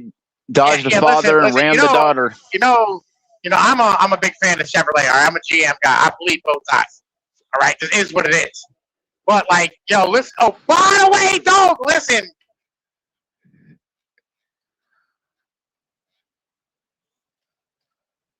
Uh-oh. Well, He's over here wondering why it is that cars are so fucked up today.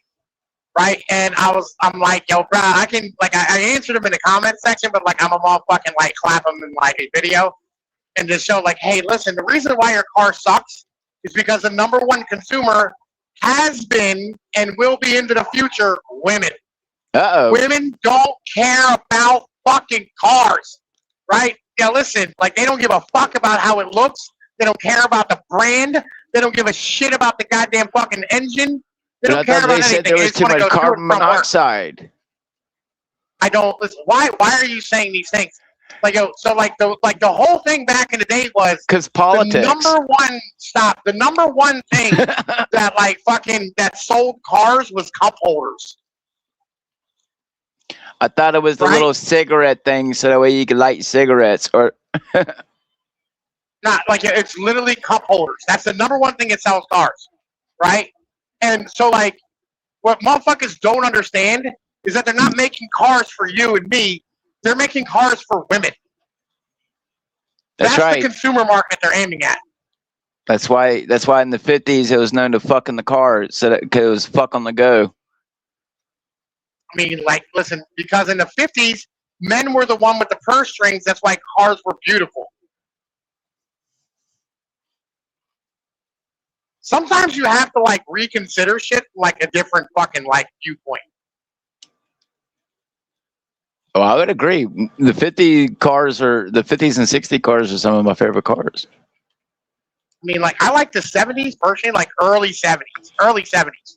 Now, actually, I like the looks of like a lot of the 70s, like the later 70s cars. But like the small shit, like turned them into like 110 horsepower, like pieces of garbage, right? But, I mean, I like the, like, for instance, you go look at, like, a 74, 75 Corvette with, like, the big humps on it and shit. Agreed. Like, that was a sexy fucking looking car, right? Like, the fucking Trans Ams and Firebirds were beautiful. Ford looked like ass. Almost every one of their models was trash. Except maybe the Maverick was cool and the Gremlin was terrible. but like everything else was kind of just dog water. But like fucking the early 70s is when like cars hit their zenith. Like if you go look at like a 1971 Dodge Charger, right? It's way prettier than a 69. That's right. I Right? want to be David Hasselhoff with a Knight Rider. Yeah, listen, that was a 1984 Trans Am. I'm just saying. I want some artificial demon car. Yo, I actually had a Chrysler Laser that was based on that. Right? I had a 1986 Chrysler Laser, and when you got in, it would talk to you. Like it had like a little robot voice, right? And it would be like, "Low coolant level, right? Please check windshield wiper fluid," right? That type of stuff. Fuck, cool. I liked it. I kind of did like it. That's right, Dave. We will drive you where you want to go. Well, I mean, like, all right. So here's the thing. Imagine having a car that was more like a horse, right? Where like you whistled and it would like come to you. But or, when like, when a horse doesn't work no more, you put it down with a rifle. I agree. Right? Same with the car though, right? Like when a car don't work no more, you know what I'm saying? Like send it to the scrapyard.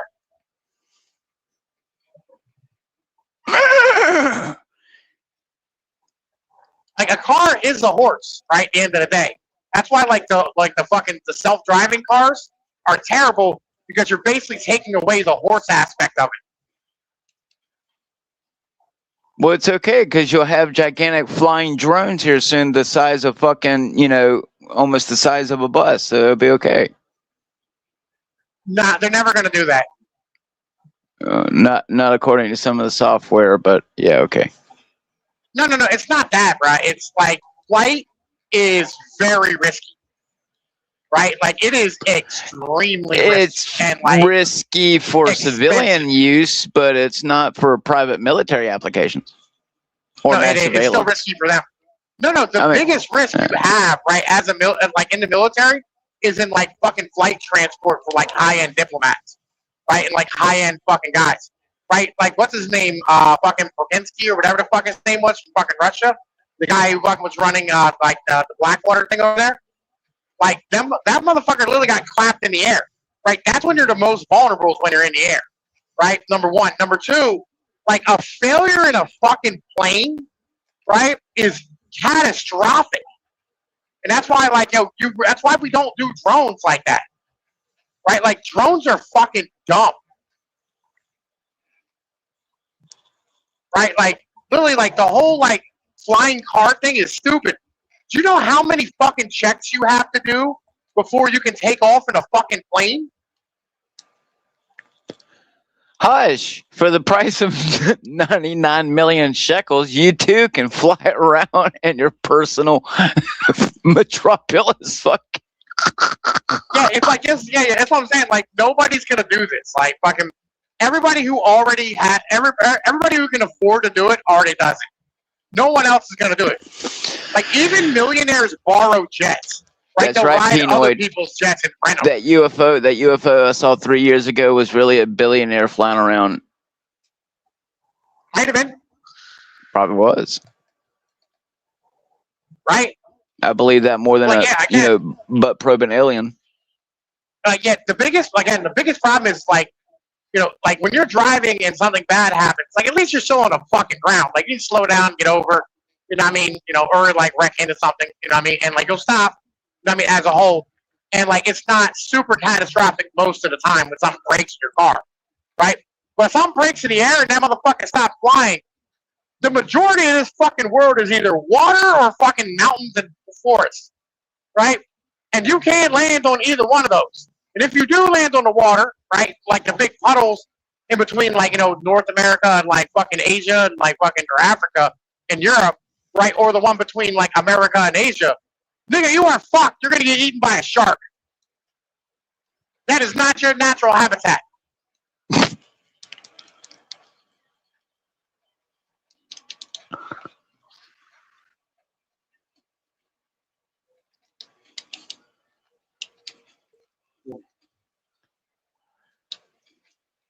Everywhere that I go, I got people I know who got people they know. So I suggest you lay low. God damn, this fucking truck is a piece of shit. Holy crap.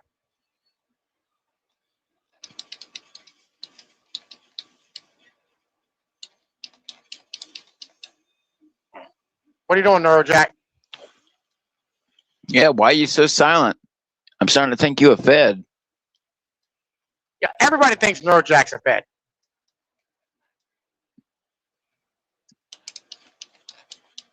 Neurojack be smoking that neuro crack.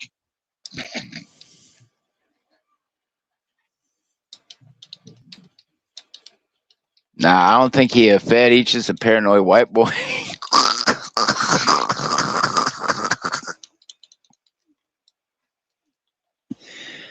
No, Jack. Said he a peckable of paranoia.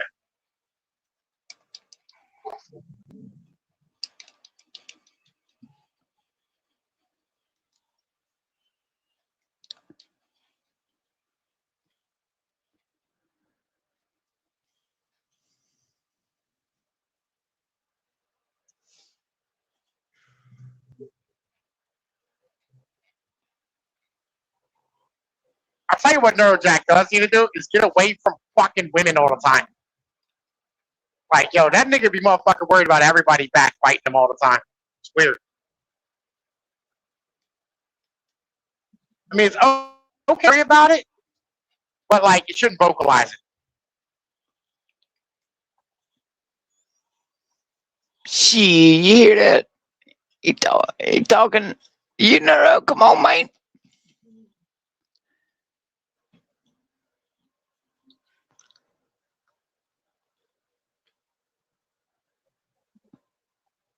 Now, my experience with women has always been very strange, except for the woman that I'm with now, who I love dearly. When I was growing up, for some reason, it was always older women that were interested in me, and it was always strange. Girls my age never wanted to date me, but boy, I sure did have a lot of fucking older women.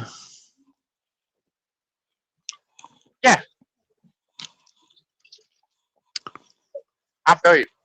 I've only met a few women who were like, you know, beautiful and like cut your face off, but you know, my general experience with women is I know that women can be crazy, but you know, mine hasn't really been all that bad. I've met most of my exes were just immature. You know, I was much more mature than what they ever were. So yeah. Thankfully, it's not like Jack over here. Him and his lovely little femboys.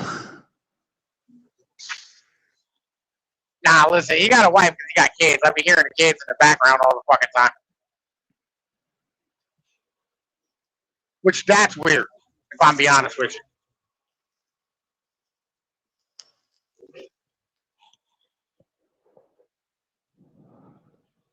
Like, I feel like if you're gonna do the online thing, like, just do it away from the kids. That's like a hobby of yours. I mean, it's not something you should like have the children's around. Like, let them be innocent for a little bit, you know, like, you know. They don't need this fucking stress. They don't need this stress, dog. They don't need it.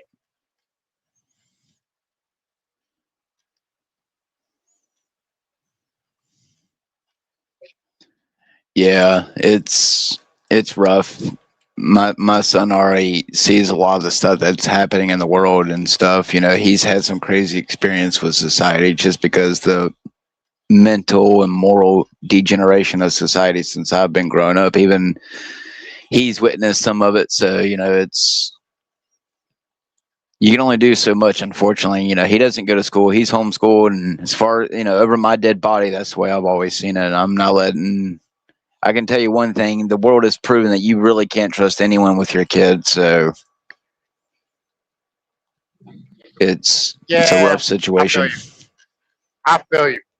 Like, once he's old enough that I know he can pull out a pair of nunchucks and kick someone's ass on his own, then I might feel a little bit more comfortable. But right now, he's under the protection of his dad, and I'll be damned. Like, I will, you know, I'll fucking skin your face off to find my child. So, you know, with all the shit that's happening in school with these weird teachers and how basically everyone's a pedo now, like, over my dead body, like I said, it's not happening. You got to be careful, man. I don't think everybody's a pedo. right? You know what I mean? I think they I exist. don't either, but you know, you'd be shocked to find out, just like me, when I did like the very first search in my area, and I realized that, you know, I thought pedophiles weren't supposed to be allowed to live a certain amount of feet within school, and realized that there's 200 literally, and there's literally an elementary school not even 2.5 blocks down from me, and there's like 50 just within the area. So, you know, like, I realized at a young age, and since growing up with my street smarts, like, you really cannot trust anyone in your street, Pinoid. I've had people who I thought were like full on nice, kind, loving people put me in a car and thought they were taking me home, and then literally tried to like touch me. Like, trust me, I'm not one. I don't like to be over paranoid in a lot of ways, but I learned at a young age, you don't just walk up to anyone and trust anyone. I've been at jobs and had literal coworkers go full on basically fucking psychopath over small little things. Like, I realize you know, I'm all for defending oneself if I have to, but you know, Well, I had somebody try to snatch my kid one time, right? Fucking my kid's grandmother was taking him out for a fucking walk down in the city, and some crackhead fucking like grabbed a hold of my kid and tried to run off. And like a black dude literally like stopped this motherfucker, like grabbed my kid out of his hands and then beat shit out of him. Right? You know what I mean? Like, you'd be amazed. Like, yo, humans will fucking surprise you. You know what I mean? Like, how often they fucking are willing to go to war for you and yours. You know what I mean? do. Like, But you know, like I had fucking these two fiends one time kidnap my fucking son out when he was real little, and I went in with the ball being hammers. You know what I mean? To clean them motherfuckers up. Like, it can be done. You know what I mean? Right? You know, like I know what I'm capable of because I had to do it.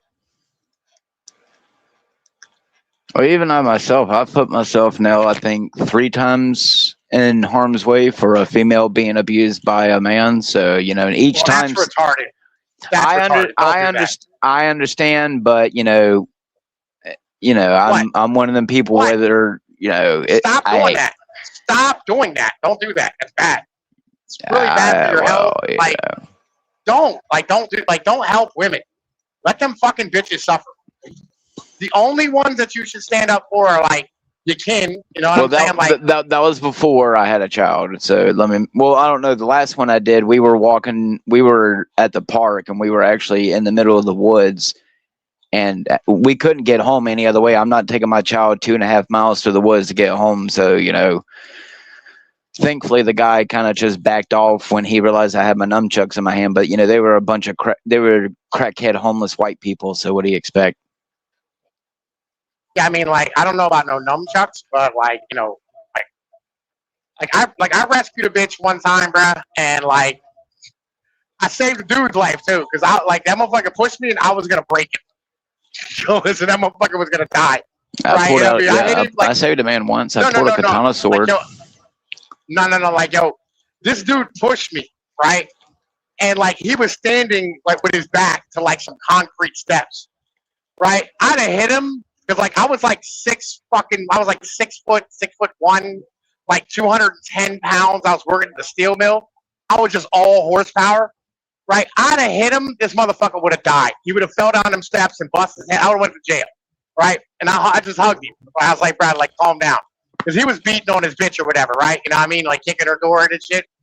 But then like the next day I see him, she got a fucking black eye and a swollen lip and her whole hands walking through the parking lot, right? And I got to know these motherfuckers. They were swingers, right? And this happened all the fucking time. I came over one day, like, I don't know, like 4 or 5 years later, whatever. And because like me and him were like worked on cars together and she was supposed to help me fucking during the week. I come over Monday and I'm like, Brad, listen, you're supposed to help me on Saturday. What the fuck's going on, Brad? It's Monday. He goes, it's fucking Monday. And he just slaps the shit out of his bitch. Hell yeah.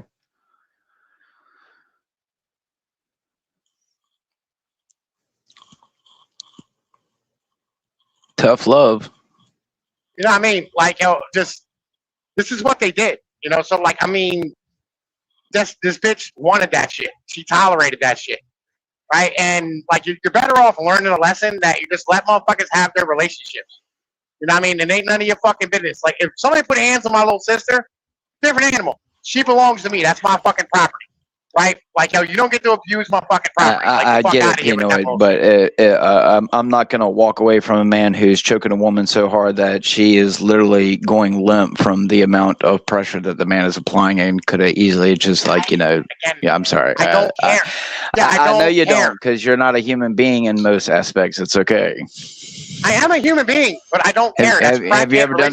That's right. That's why you could never serve in emergency services, like being an EMT. So I don't expect much from you. No offense, when it comes to being a human in that regard.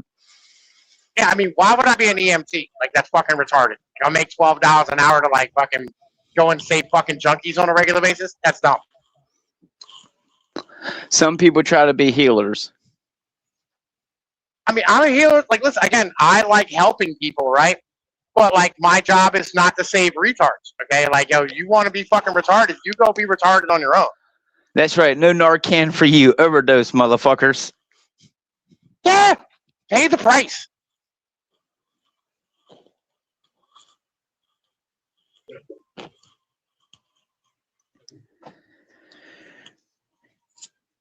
Well, this definitely couldn't be a humanitarian ad.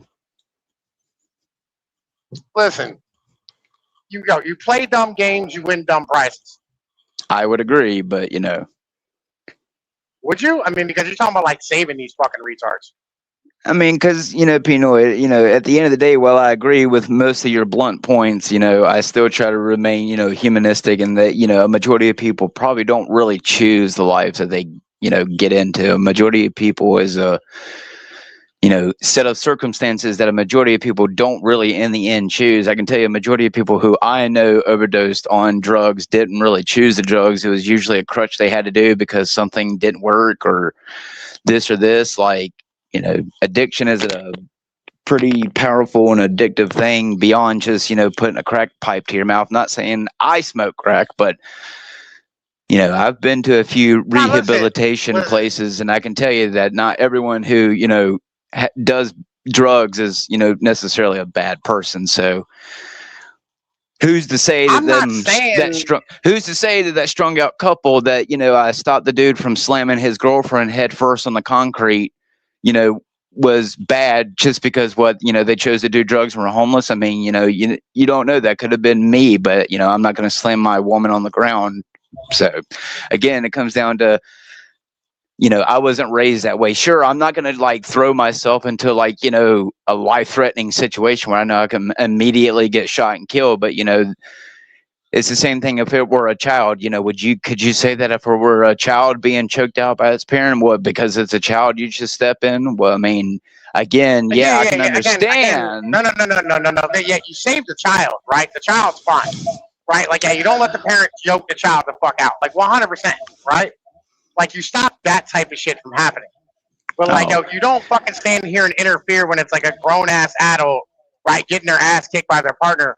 Again, they probably fucking deserve it. Like, fuck them. I get that, but I mean, sure, based on circumstances, if like, I understand it's a domestic thing that always happens, like, that's one thing, but I will admit that the 3 times that I had to step in, or I decided to step in, it literally was along the path that I was going. And in reality, I just could not walk away from the situation. I can't sit there and watch a dude choke his girlfriend out while there's no one around in a cemetery, possibly kill her, and just call the cops and walk away and hope, that, in that moment, if that had been me, or, like you said, if it was a sister, I'm just a human, Pinoid. I'm not going to be able to just sit there and walk away from a situation. Now, if the motherfucker had a gun and was down there, blowing her brains out, well, what am I going to do from 100 yards away? So, I mean, again, based on circumstances, I'm not stupid, but in the end, I'm going to be a human, man. Listen.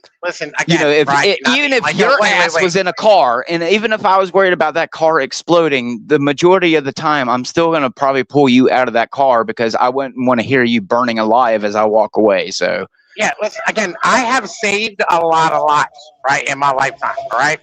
You know what I mean? Like, I've rescued bitches out of like fucking heroin abuse. You know what I mean? They now have children and families, all these type of things. I have helped people throughout my motherfucking years. right? I've saved niggas at the fucking mill, right? You know what I mean? Pulled them out of fucking situations where they were gonna die. But you say you don't Right, care, I've done, so what does it matter? No. Again, right? These are motherfuckers who are my people, right? These are motherfuckers who like were put in my stead. So like, yes, I'm going to help them. You think I'm going to help some fucking rando on the street? No, fuck that motherfucker, bro. Like, I will help I would somebody. Like, agree. all right, listen, if you're burning in a car, right, or like, you know, oh no, like you flip your fucking bicycle over, or you get hit by a car or whatever, I'll help you to fuck out. You know what I mean? Right? Like, I will fucking help you to fuck out because that was no fault of your own, right? But if you and your fucking dude are going through some fucking bullshit and like I fucking, you know what I mean, you're gonna do some shit that's retarded and get yoked out. If my kid's with me, I'm gonna tell you, dude, yo, calm the fuck down on my kid seeing this shit. Right? You know what I mean? He'll be like, oh, I got you. Right? You know what I mean? And he'll fucking chill the fuck out because like most men will respect that. You know what I mean? No, that but one you think didn't. I'm gonna, I mean, listen, again, all you gotta do is ask him. You know what I mean? I mean, I did. You know what? I was standing there right there in front of him with a pair of nunchucks. You know, I was doing it in a friendly manner, but, you know, after he done slammed his girlfriend on the ground, I'm like, dude, you know, I'm just trying to get through here with my child. And he was like, well, you know, she hit me first. I'm like, I understand that, sir, but, you know, is it worth going to jail over? Just calm down. And he act like he was going to approach me. He like looked me up and down, and he was going to like, he went toward me, and then he looked at my hand and saw where I had my nunchucks, and I got my arms wide open, showing him that I'm not being aggressive. But, you know, still the point is, you know, I know martial arts. I know how to handle myself in a martial arts fight if I really needed to. And as long as someone doesn't have a katana or a machete and, you know, a machine gun stuck in their ass, you know, I know how to handle myself in self-defense. So, you know, I'm not stupid when it comes to that sense. But, you know, again, you know, that's how I try to live. I don't think there's anything wrong with going out of your way to help someone in a time of need. No, I mean, again, I don't rescue bitches, bro. Listen, like, yo, let that bitch get her ass kicked. You know what I mean? I don't give a fuck. You know what I mean? I mean, I guess, but, you know, again, context, if you know the situation, sure, but how do you know that's not a woman who's like constantly beaten and raped by her abuser every single day, or a trafficking victim? I will tell you how I know it's not a woman who's like getting beaten every fucking day, right? And if they are, they deserve it because there is every fucking thing in the world to help them, and they just don't want to do it. Uh-oh. That is true. No, the first person I stood up for, I literally called the cops for her after I got the guy to stop choking her, because he was a pussy little skinny white boy. And even then, I had my nunchucks or whatever. We walk back to the residence, whatever, and I call the cops, whatever. And come to find out, she got right back with him 2 weeks later. So, like, I get what you're saying, Pinoy, that, like, in the end, looking back at the situations, like the last time I had done it, you know, did the both of them get right back on their bikes and just, you know, go and murder each other somewhere else? You know, in the end, I agree that to some extent it's stupid. But, you know, I do agree that to some extent I will walk away from a situation. I've always done that to some degree, which has kept me alive this long, because I can tell you it ain't easy being a whack boy on the street. But still the point is, you know, I'm a very humanistic person, and, you know, while my decision to go out of my way to help someone in need may seem strange to most, it's just that's how I'm hardwired. You know, again, the circumstances usually have to be pretty dire, but I would much rather have a mentality of someone like me, because at least, you know, someone like me, if you were stuck in a, you know, in a shootout, and, you know, you got shot in the abdomen and you're, you know, holding your guts in, that I'm going to at least do everything I can to pull you out there and at least apply a fucking bandage to your wound and at least trying to keep your guts in, while, you know, most people just say, you know, fuck you, good luck. You know, that's the kind of mentality, I guess, that I'm trying to get across as, because, you know, I think that's really a big kind of mentality a lot of people my age really don't possess anymore. As someone who, you know, did very well in leadership roles, I can tell you that a lot of people just, they don't have no good infrastructure when it comes to a good role model. And for me, my good role models were usually, you know, martial arts type people and stuff like that. So, I've always tried to live a very philosophical type of lifestyle, and standing up for people who, regardless of whether it's a woman or a man. I've put my life on my life on the line now twice for two men. And the very first time I ever did it, I was probably 15 or 16 years old, and a dude was getting assaulted outside of my door or whatever, and the dude was just getting the living shit welled out of him. And he was younger than the guy who was beating on him, and I have no clue for whatever reason why he was really beating on him. I just know that he was dating some girl upstairs or whatever. And I come walking out the door, and I held a katana up to the dude's face and told him, you need to step the fuck away from my door, because my mom was living there at the time and she was sick or whatever. And so again, like, I get what you're saying, but I think there's not enough kindness or goodness in this world. And albeit it might not, how many times I've picked up a wallet, dude, and I've never gotten a reward for it. So again, I guess what it really comes down to, I'm not expecting anything out of it. It's just, it does make me feel good at the end of the day to know that, I've only ever helped one person out of addiction, but I can tell you, I had a friend named Brandon, and I've known him for quite some time, and I'm not saying I think he would ever kill me, but if you ever caught him on a bad day when he's under the influence of some drugs, he would probably fucking bash my skull in with a fucking hammer.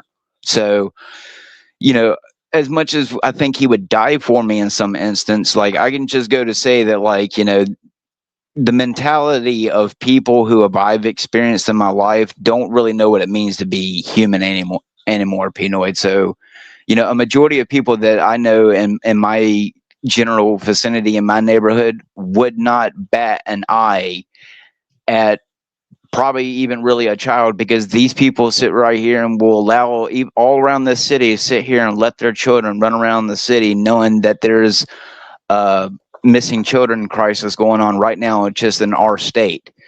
Because why? Oh, there's still a bunch of fucking immigrants here. How suspicious. But anyway, still the point is that, at some point, if you don't try to be a good person in all aspect, I don't think you're really a person at all. As someone who's tried to feed the homeless and tried to help homeless people. Listen, I gotta go. I gotta go take care of some work shit real quick, bro. Fuck, I have to go. I'll be right then back. go do your shit. We're gonna LARP for humanity while you're gone. Are we gonna LARP now? No, I think everyone should be homeless crackheads who do KY. Was that? I can't remember the old synthetic weed. Was it KY? KY, yeah, KY jelly weed. Oh yeah, K jelly. No, it was KY2 or something like that. Synthetic weed. K2, yeah. I tried it a couple times. Yeah, it's fucking anyway. But the point is everything's a LARP. It was breathtaking, literally. I tried it once. But I've also tried catnip allegedly. So what does that tell you? Yeah. Well, I tried some weed called cat piss, and that was pretty good actually. But that's a LARP. No, I'm just kidding. What do you think of Terrifier the Clown here? It's definitely a popular psyop because the store close to me is selling masks of him now, where they were in last Halloween. Well, that's probably what you're gonna see when the immigrants break into your house.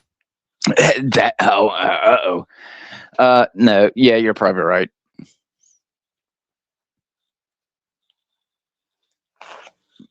I don't know, dude. It gets to a point where, as much as I get tired of LARPing about it all, if one of it, really does happen at that point, then, you're just going to have to deal with the situation as it comes. What really can you do when society is allowed to start to fall apart? Mainly because it's being a controlled demolition. That's what your government calls collateral damage, just like Nico Bellic says. So, I don't know. It does get old after a while, constantly LARPing about things, but, where does that go to say? Maybe the whole point is to keep us. The more that they keep us in a looping LARP, the more that they can keep us confined, and that's really what they want. The more that they can think that we have the freedoms and the LARPings that we're doing is what we're actually supposed to be doing. The more that they get away with what they're actually doing. I mean, I don't know. The more they have us looking over here, the more they're doing that over there, I think, or something like that. Because if every single day you turn around, you're having, the stuff in the media or whatever doing what they're doing. So, it's just strange. The comments of what I'm seeing on the two bang bangs or whatever that happened, I'm not entirely convinced they're all real people. I sat there for probably a good 30 minutes and read probably well over 400 comments, and I would say maybe 20 or 30% of them seemed like real people, but most of them seemed like rage baiting, like anti-Semitic, Jew-hating starting stuff. Like they were purposely sending bots or people into the comments to start problems. So, at this point, what is it? Are we really all in a constant fucking devil LARP or God LARP? I mean, that's what it seems like at this point. I mean, I don't know. Every single day you're hearing about new shit in the news, and just seems very strange, Yeah. Well, did you see the video I posted from San Francisco where it showed like the Chabad Lubavitch, like Jewish guy? He's like, "Oh, I had a friend who got shot by this guy in Australia." It's just like every single person that you see on the news, like, "Oh, I had a grandfather who died in the Holocaust" or something. It's like, man, like, pretty weird. Don't think I saw it. I'll share it in a second. I'll share my screen in a few minutes, but especially if more people join, I'll do a full tilt boogie LARP for you guys.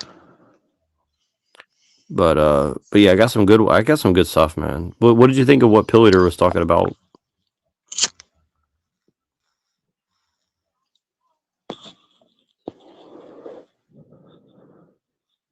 I didn't really hear most of what he said, to be honest. I mean,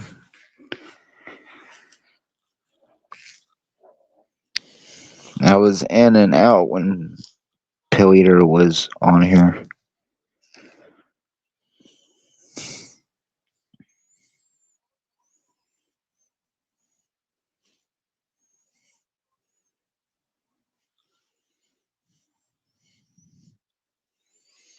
Sorry, I wasn't here for that conversation.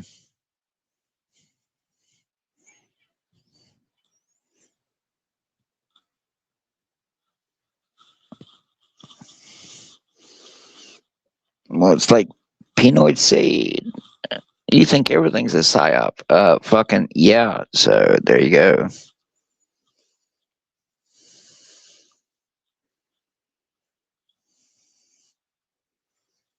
I would say 99% of everything is a psyop for everyone, but not for me, because there's very little that influences me.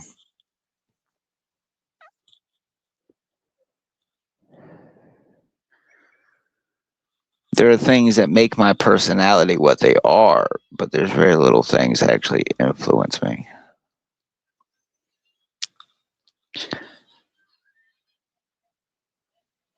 You're just a product of a psyop. You're psyop Plato.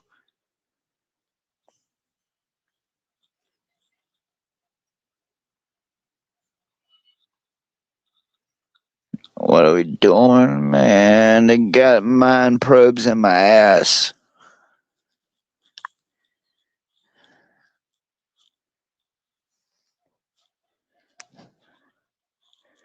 Nowhere to live. No damn reason at all.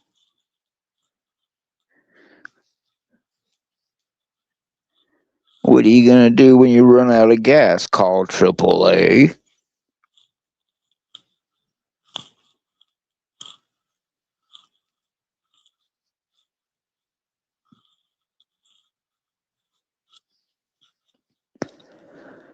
Well, I don't like LARPing alone.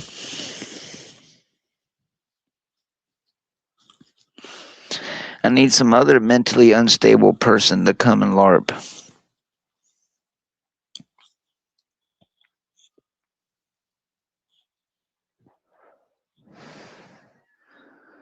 Good thing I didn't become a radio host or something, since I'm so disliked. Oh, sorry. I was trying to add some videos for the background here, but it's not letting me. So Oh, yeah, like it's technical StreamYard is really difficulties. no StreamYard is gay. It can only be a PNG, a JPG, a GIF, a MP4. Oh yeah, yep. They did the same thing to me. I was like, dude, like I've got like thousands of videos that I want to upload, and They're not the cock only blocking ones me. doing that. It is very strange. There's a lot of apps that are doing that to me, like my music app that lets me separate my audio so that way I can make my music sound more clear or whatever, so I can separate the vocals and the instrumentals. And even they've made weird updates now to where they had to be certain audio files where they were just letting me pick it out of my phone and upload it. So there's a lot of video games and other things that are doing weird updates for their stuff. You know, same thing with what they're doing with PS4. They're going to be shutting down the PS4 maintenance stuff here soon, so that way they're forcing everybody to get newer consoles. So even some of the older computers are not getting maintenance anymore or whatever, because they're starting to shut down some of the old computer system and their operating systems. So I don't know. Always something. I say at this point, maybe really we all should have a fucking That brain sounds like chip. I schizophrenia mean, to me. what's the worst thing? What's the worst thing about a brain chip other than what the battery acid leaks in your brain and causes you to go into necrotic seizures? I mean, come on, what's the worst that could happen? What's the side effects from that umbrella?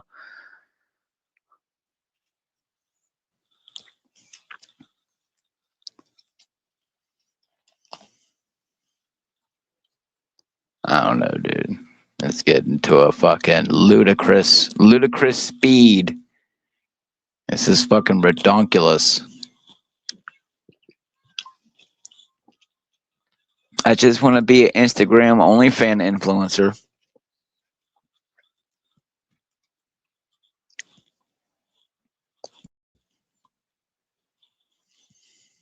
What'd you say, you son of a sea biscuit? I said I want to put on a GIMP mask.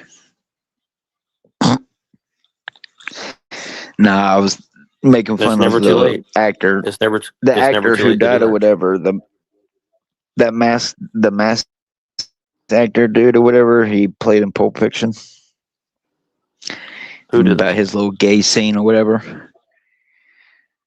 Remember in Pulp Fiction where the dude who plays as the Again? black, I mean, was the black dude and yeah, the GIMP Oh, scene, yeah, whatever with the gay scene, yeah, Bing that dude Rames? died, the white dude or whatever his name is, I don't remember. He also played in The Mask in the second movie as the villain or whatever. Oh, really? Oh, yeah. He I know you're died. talking about. Yeah, Yeah. Yeah, that dude's actually pretty scary, to be honest with you. he's pretty fucking scary. I haven't been seeing the comments, but this is really funny. Pilleater said to marry sushi people. That's pretty accurate. Who? Mushi Shushi Whoop? What? Pilleater said to marry sushi people. Marry sushi people. Yeah, well, he reminds me of the brother from 50 First Dates. Which one's that? 50 I never First saw Dates, that the movie. brother.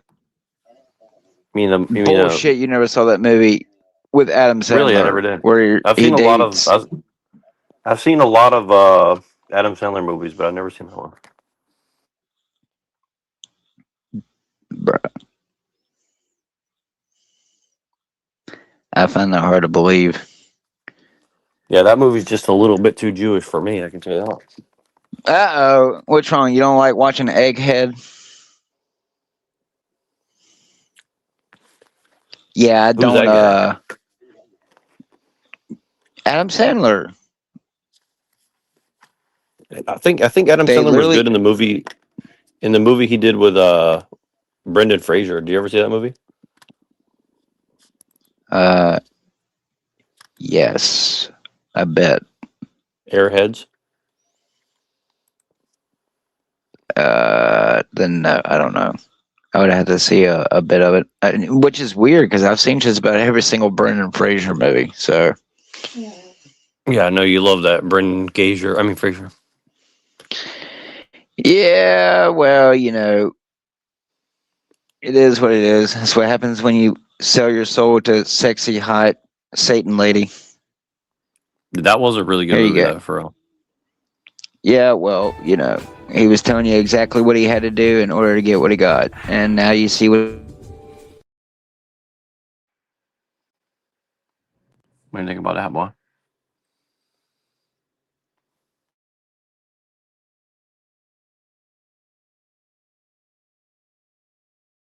Let's He's see how a this humanoid bodybuilder. robot handles a classic task like picking cotton.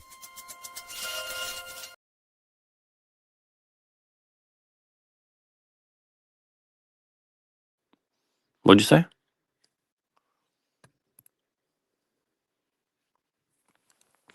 What'd you say, boy?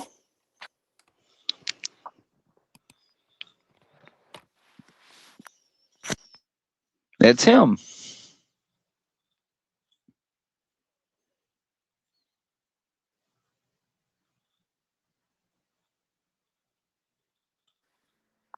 Are you crazy? Is you crazy or something?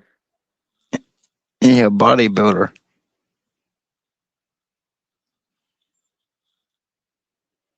Now, I ain't gonna lie, I thought that's who it was at first.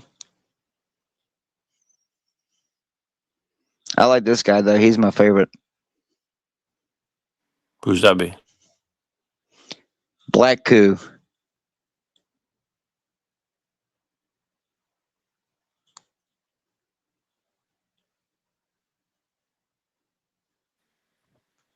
Is that real? It looks like something you might see over there in Japan. All these grams making ounces. What's that mean? All these grams making ounces. Are you talking about drugs? I wouldn't know anything about that. All these grams making ounces. What does that mean?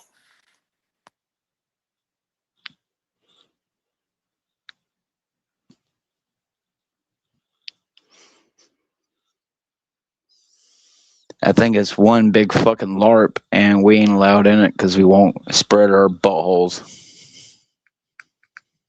Did you watch that video I put in the thing earlier? The you know what I'm talking about?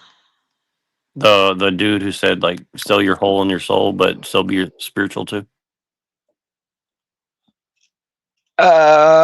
No, I don't know. I mean, if you don't personally send me something, I'm not. No, you seemed like you were responding to it. You said something like, you know, he's telling us to like join, you know, go make a bunch of money or something like that.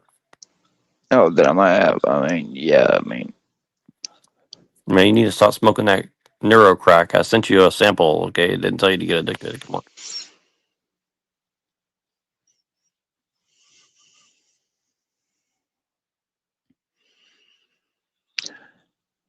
I think if you want to get into the big time upper echelon of certain entertainment industries, you will inevitably have to rub elbows with certain people who do things of which I do not wish to be associated with. I'm good.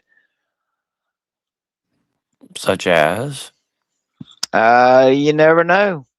I'm not going to throw crimes out there, but you know, I'm sure there are a variety of range of which, to a degree, I would never stoop. So I'm just saying that, you know, I don't think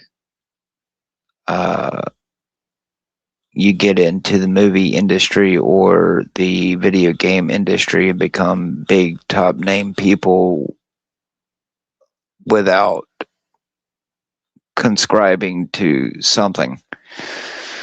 I think if Ed Boon were to step out of line one day in his life, his billions or millions of dollars would go bye-bye in an instant, as well as would his Mortal Kombat empires. So, you know, Schizophrenic.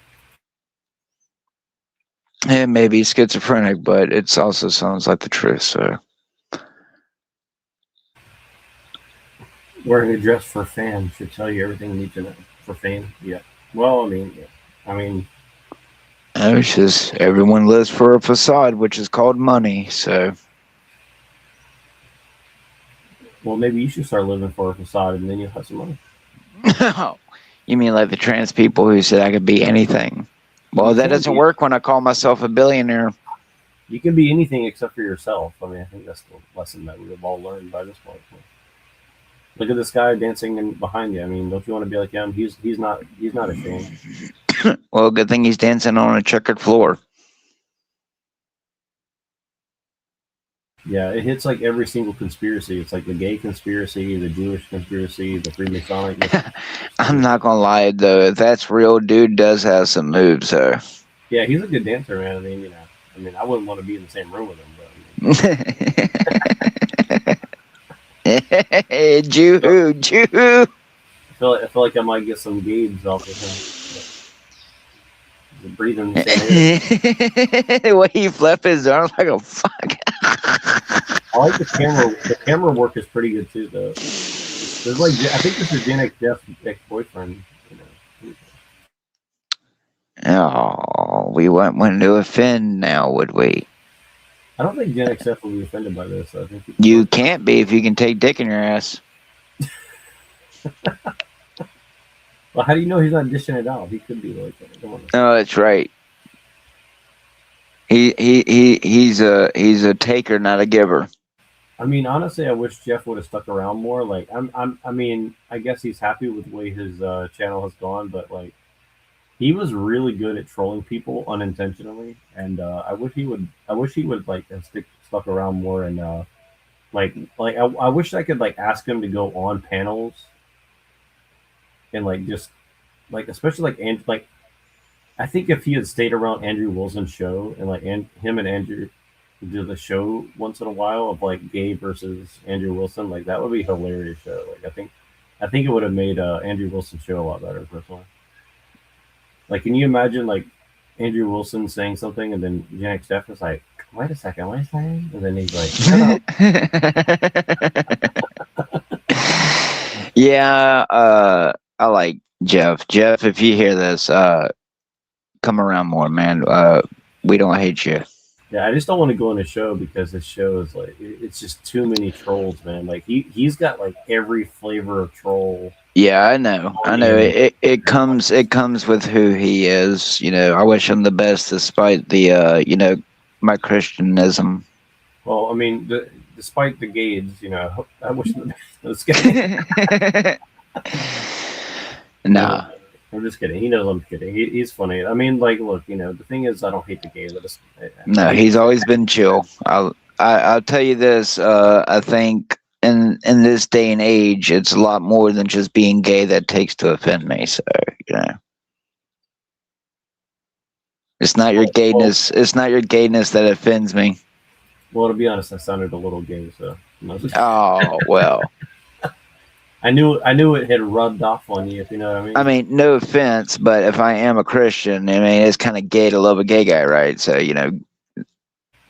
you got to be a little rainbowy. That's right. That's right. You see the rainbow, taste the rainbow.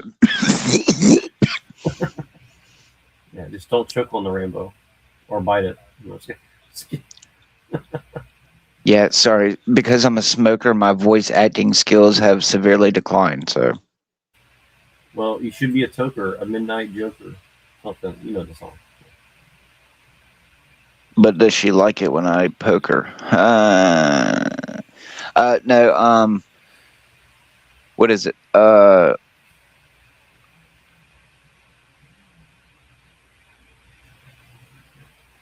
you ever heard of these handheld devices that are like retro gaming devices? You gotta be more specific than that. You know, it's like little Game Boy type things or PSP type things or like Steam Decks or you know what I'm talking about. You ever seen these things before? I mean, I don't know. I mean, there's a lot of handheld portables that have been distributed in my lifetime. Well, there's a whole industry about like with it, and I didn't even know this until recently. But apparently, there's like all these like devices that you can play like PSP and PS1 and PS2 and PS3 and all this stuff. That doesn't surprise me. No. It's like emulators. So like basically, like you know what an emulator is, right? It's like, so, like No, I'm retarded. Okay, well let me break it down for you. The emulator plays a game from another time ago. Yeah, no shit. I have a phone that has like 10 games from my childhood.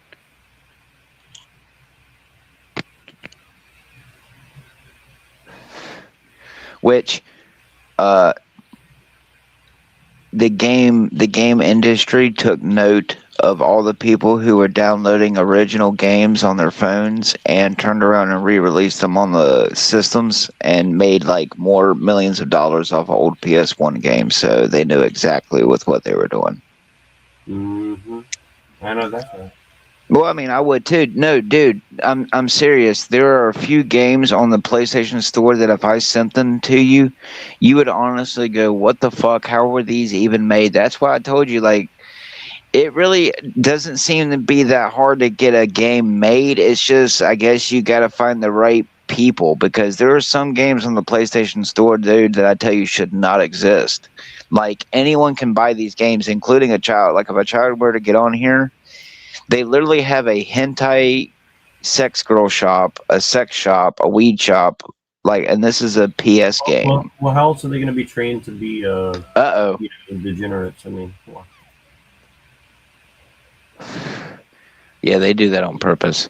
But that's why they also made the gaming systems digital now, because they're allowed to take away your games at any moment and say that you don't own them. So. Also cast a shadow, Well, as you can imagine. Here we go. You ready? Show me my Jew masters. Oh, I'm going to. You're gonna love it. Gay. Darlene is live in the square. How's it looking so far, though? Yeah, Brian, Andrea, a lot of folks are celebrating with heavy hearts. In fact, the rabbi who organized the celebration lost a close friend in that mass shooting. Yeah. There are a lot of police officers all throughout Venus Square. They're dotted all throughout this area. They want to make sure this event is safe. And so how convenient that someone on the other side of the world just happens to be a friend with the leading rabbi in San Francisco who's like organizing Hanukkah or something. My wife's boyfriend is a cool cat. Is that you? I knew it. I knew what's his name? Come on. Tucker Carlson's son watches my show. Oh my god, how can I not remember this guy's name? Alex Stein. Yeah. Alex Stein. I knew Alex Stein watched my show, dude. Thank you. I appreciate you. That could be legit. I can see that. Well, no. Well, apparently that Landry guy, who I've never really interacted with at all, so I don't know what the deal with him is, but apparently he like knows Alex Stein or something. So I mean, it's definitely possible. Is that you, Alex Stein? I am a big fan of your work. I mean, you're a great psyop, so I appreciate you. One of the best. No comment. With a little coaching from me, the big old Trump guy, billions and billions of dollars. We're gonna get you to the top. I wish I could do a good Trump impression, but yeah, well, it makes you wonder who owns Alex Stein compared to Charlie Kirk. Glenn Beck owned Alex Stein most recently, but I don't know if he's still working for him or not. He seems to have ended his show on the Blaze or something. I don't know. His show on the Blaze was really funny though. Like, not every single one, but his show was pretty good, dude. Like, I have to admit, like, for a cable TV show, like, Alex Stein was doing some very interesting show. Like, dude, did I ever show you? Oh, I'm gonna find the show. I have this funny ass show that I have by him, where he like, I think I played it before, but it's like he had like somebody come on and pretend to be George Floyd, and then he like pretended to like kill him on screen and like put his knee on his back. It is very strange how Alex Stein is allowed to get away with what he gets away with. Dude, I could not believe that he did that on cable too. Like, dude, this dude has balls, man. Like, I mean, or he's very like connected or something. I don't know which one it is, but it was funny because it was very multi-layered. So it wasn't like hateful. I would say it's not really hateful. It was just very like this very weird like sketch comedy art or something. It's pretty weird. It's like he's doing like a serious news show mixed in with like a comedy show mixed in with like a skit mixed in with like a like breaking the fourth wall. It's pretty weird. Like there's not a lot of TV shows I've seen that have done that. That is scripted but not scripted. It's obviously scripted to some degree, but it's also like it's like sketch. It's like what do you call it? Like improv. So it's like improv comedy with like a sketch with like a script. So it's pretty weird. It's pretty weird. Like remember and it's a free flow Truman Show. Pretty much, yeah, pretty good way to put it. Because the reason I started watching him was he was like watching. I watched him like a few years ago, watching like Night of the Living Dead, and he was actually like watching the movie, and then he started talking about like some like really weird esoteric stuff, and I was like, damn, this is really interesting. And then his mom got C-19, and then he went to he went to the hospital, and allegedly like watched her die, like filmed his mom like getting killed by the doctor, allegedly. So it was very weird because then he was like joking about it like the next day after it happened, but he was like crying at the same time. It was really if it was a psyop, it was like one of the best psyops I've ever seen in my life. So I was like, okay, it was very interesting. And then he got on Alex Jones right after that.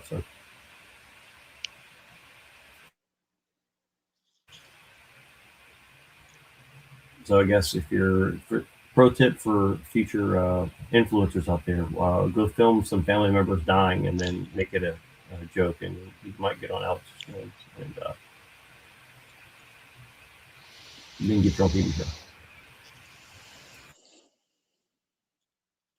Well, I mean, I assume that most of the people in power or shit, are that type of way where, do they really care if a family member's in the hospital, like dying? Like, probably not.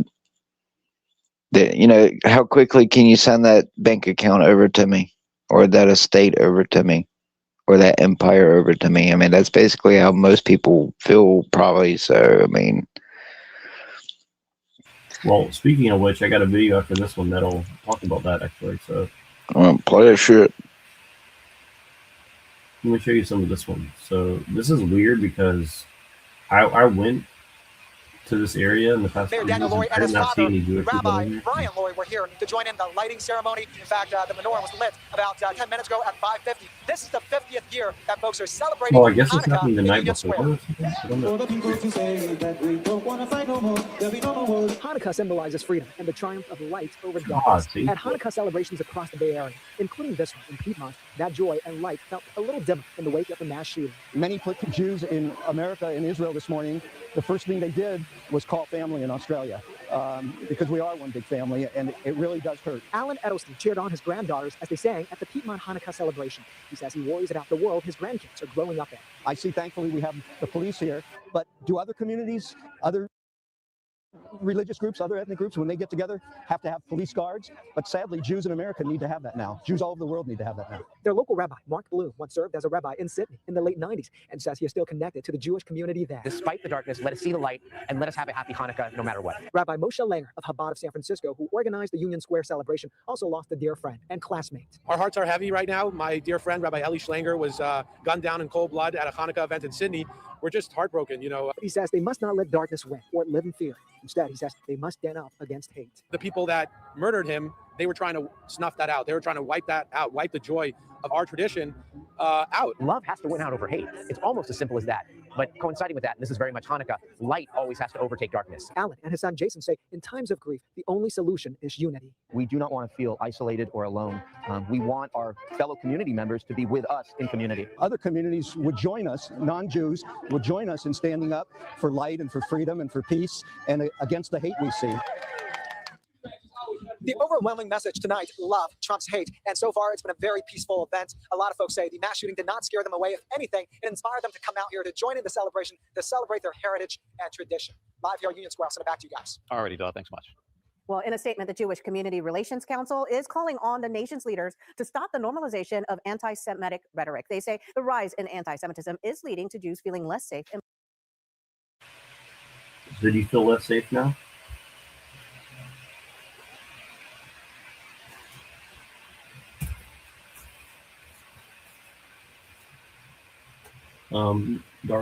Mr. Lord, as a gay Jewish man, do you feel more in danger now, or what?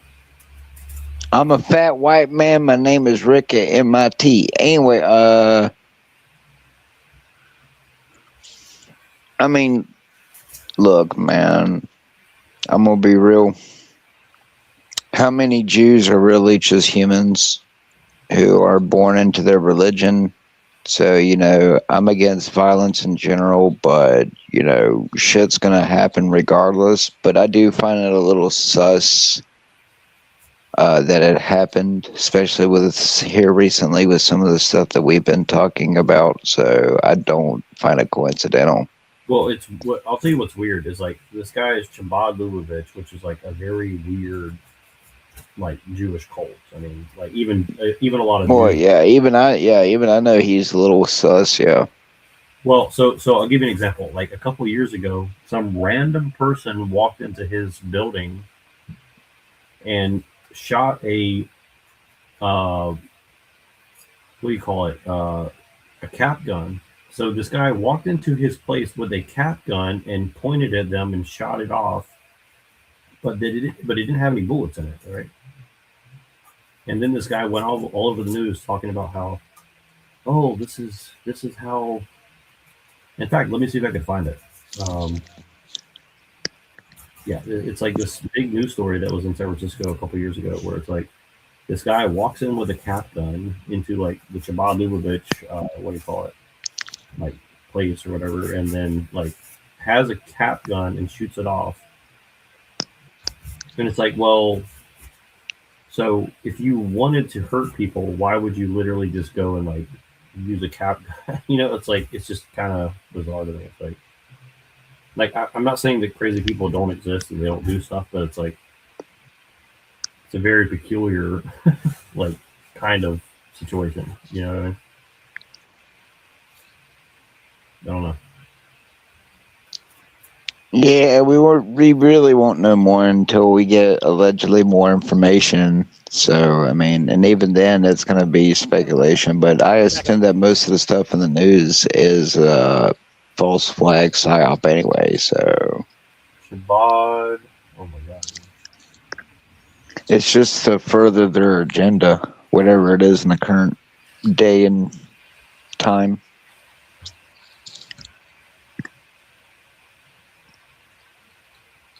Let me see if I can find this.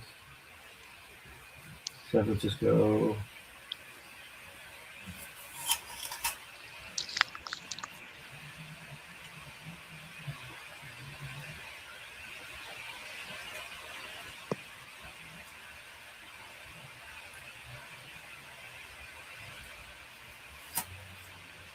Well, that's a different story, but I bet this is relevant. Let's just watch this one and then I'll see if I can find the right one. Not far from the shooting scene in Pittsburgh, a crowd of hundreds gathered tonight to pay their respects to the victims. Similar vigils were held across the country, including several here in the Bay Area. KPX5's Andrea Borba continues our coverage now from San Francisco. In the courtyard of the Contemporary Jewish Museum in San Francisco, there were candles, tears, and condemnation. And demand a different future. This vigil is to say we cannot become immune. We cannot let that become. Oh, look, it's a man. Any of us?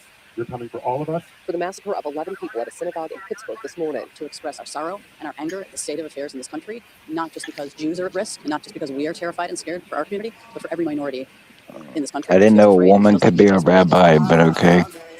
Through song and prayer, grief spilled through the crowd as those here said, Talk about woke. They don't feel alone. I've been reached out to by friends, by other clergy people all day. He definitely looks like a I also Jew. know that this didn't just happen to us. And he sounds gay. Much larger problem in our country. He's gay too. As it is a call to action to change guy. society as a whole. We are going to be building an America going forward where it has nothing to do with Republicans, Democrats. It has to do with changing this country from what has become inhumane and insane. So it's a bunch of gay Jews. KPIX5. In Los Angeles tonight, baseball fans observed a moment of silence for the victims before Game 4 of the World Series.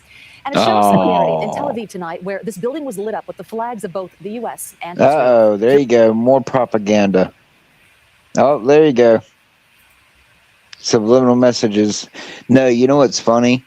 Is frightening and confusing moments inside of that synagogue. Moments and YouTube has been pushing a lot of American and Israel propaganda in their ads here lately. Yeah, I noticed that too. Like a shit ton. It's almost every day I'm getting a different ad pushing both of the flags in my face, and it's like, what the fuck?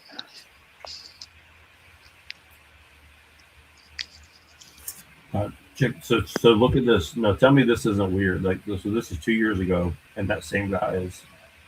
No, you just saw in the news for the recent event is doing this one. So tell me this is not a very strange news story. Intentionally meant to terrorize the Jewish worshippers inside. A man walks in, pulls a gun, begins shooting, but the bullets are blanks. Still dangerous, still a criminal act. Tonight we're learning that same man could be tied to another incident. NBC Bears Gia Vang is in the city with the very latest. Gia. Jessica, the incident at the synagogue happened as worshipers, mostly elderly, were having a small celebration. And a rabbi we spoke with earlier tonight, not mincing words, calling this a terrorist attack. This is just the people having food. Cameras captured this group at the Sneerson Center in the Richmond neighborhood where Russian Jews and others come to worship and be together. But around 7:20 Wednesday evening, they had no idea who was about to walk through those doors. And here comes a guy. It looks like I asked him, you speak Russian? He said yes. So come join us. This person doesn't want to be identified, but he was in that room. He says the suspect fumbles with a gun, and then you see it. He shoots several times. Police say they were possible blanks. Still, the group in shock. Many didn't dare to make a move. Could you imagine, like, you invite That one dude didn't flinch. You stand unprepared. Everybody was stunned. I couldn't sleep all night. Only when I told my wife, she also couldn't sleep. The only thing people inside that room heard the man saying, he said, I'm from Mossad, the National Intelligence Agency of Israel. It hints to me that this person must have had a target, must have already been anti-Semite. That's Alon Honikov, who was vice president of the synagogue's board. He says it's clear to him. This was a terrorist attack. A terrorist, what was the point of it? What does this guy try to accomplish by shooting up a synagogue of Jews? Terror. Honikov reported this to police today since the others didn't the previous night, saying they were afraid of retaliation if the suspect was arrested and then released. But as Honikov locks his doors for the night, he's already thinking ahead. With this guy still out there, they'll probably need security for Shabbat, the Jewish day of rest that happens from sunset Friday to sunset Saturday. I want this person caught because I'm scared that next time it won't be blank bullets. And police will... Well, I guess it's not the same guy, actually, so I guess I was wrong. But you get the gist. It's kind of like weird. It's like, okay, so you're going to go around, like, shoot blanks into a room. Like, how's that going to change anything in your favor? I don't understand. But... Yeah, when you examine it to its logical conclusion, not really knowing his motive, no, there's no sensible reason for why he did it. Assuming it wasn't a completely conscripted, event, completely, because then the fact that one dude in that hat didn't even on the left or whatever, that one dude didn't even flinch, whether or not, he was not afraid to die in that moment. Most people, when the sound of a gun goes off, even someone like me who's been around gunfire, I can tell you still flinch every once in a while. So, I don't know.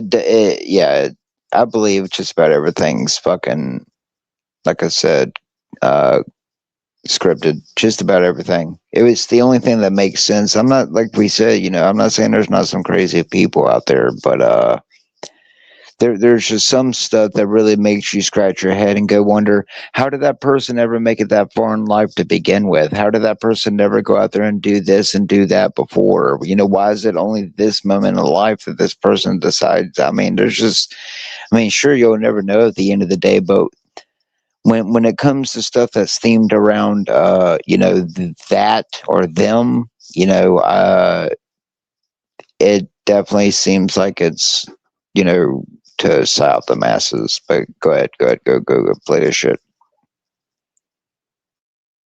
Dozens of local residents woke up to find anti-Semitic flyers scattered across their neighborhood. To see that, locally such baseless, hate is very disturbing, is upsetting. Rabbi Shmuley Reitman is the head of the Chabad of Danville and San Ramon. He says a member of his congregation found one of the flyers during her morning walk and called him to report it.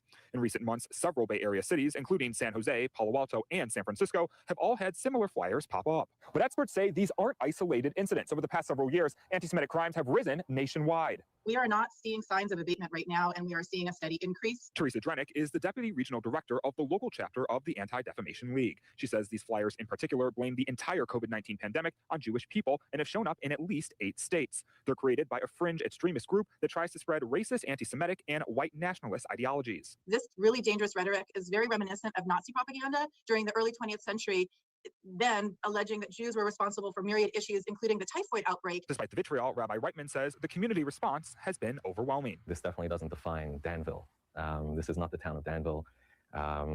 This is not America. And he vows to not let the hatred win. I think that we can focus on the negative, or we can use this as an opportunity to counter with kindness and love and goodness.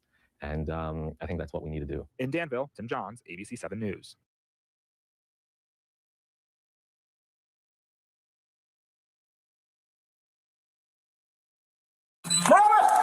Wake up, bro! Wake up, bud.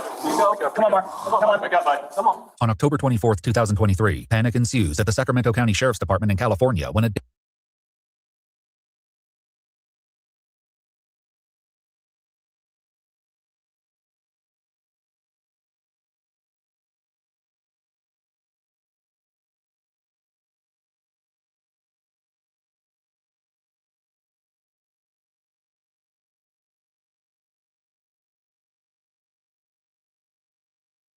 Two people were found dead at the home of award-winning actor and director Rob Reiner. Good evening to you. I'm Susan Hirasuna. Authorities say they were found around 3:43 this afternoon at the Chadbourne Avenue home. LAFD says the victims are a 78-year-old man and a 68-year-old woman. Those are the same ages as Reiner and his wife. Fox 7's Rachel Aragon is live near the scene in Brentwood with breaking details for us. Rachel. Yes, Susan, again, police confirming 2 people found dead inside this Brentwood home. I'm going to step back for you so you can see just what we're looking at here. About a block away, this is off of South Chadbourne Avenue near Hanover Street. As you mentioned, Susan, the call initially coming in for police around 3:30 or so this afternoon. We know that, again, 2 people found dead inside, the ages and the 78-year-old man and a 68-year-old woman. So far, LAPD not confirming the identity of those 2 people found dead inside. But as you just stressed, the home is owned by famous actor and director Rob Reiner. Reiner, of course, well known for many TV and film credits, things like Wolf of Wall Street, as well as All in the Family. We're still learning more information here in Brentwood, but again, we want to know whether or not, of course, these deaths were suspicious. Back here live at the scene, though, you can see there is still plenty of people here out and this taped off. But again, we are still learning more information about the nature of these deaths, and of course we'll keep you posted throughout the evening. Rachel, do you know much about his children? Is there some suggestion that one of his children might be involved in this? We're still learning more information regarding that. We do see, though, Susan, plenty of neighbors outside. A lot of people, as we were driving by here, though, kind of wondering what's going on because, as we know, we have Skyfox up here and many other helicopters. Clearly, there's people and neighbors concerned about what is happening here in an otherwise quiet neighborhood, quiet area, which is Brentwood. But so far, no information regarding his children. Rachel Aragon, thank you so much for your reporting.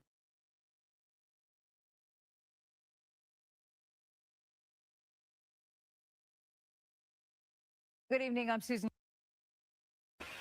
I think Rob Reiner did The Princess Bride too, if I remember correctly.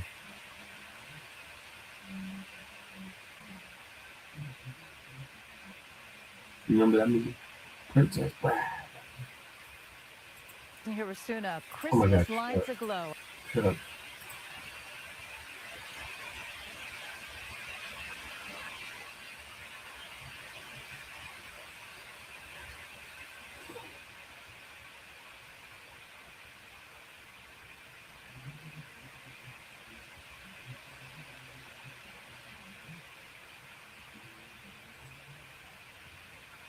Uh-oh. I think Dark Lark has fallen asleep.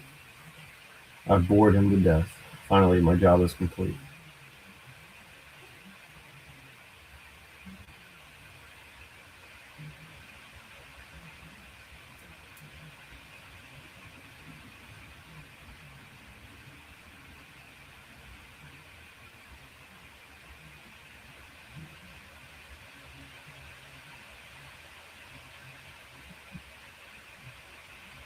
No, I'm here. Just. Mm.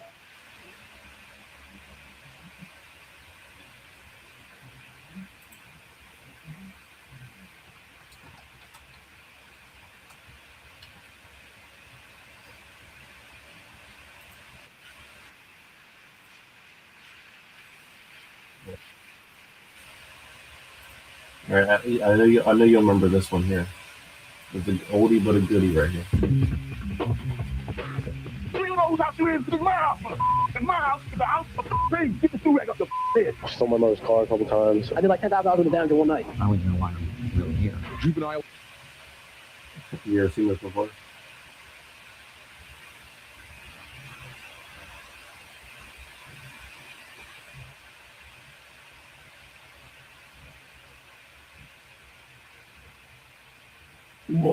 Boy, I'm asking you a question. You better answer me good.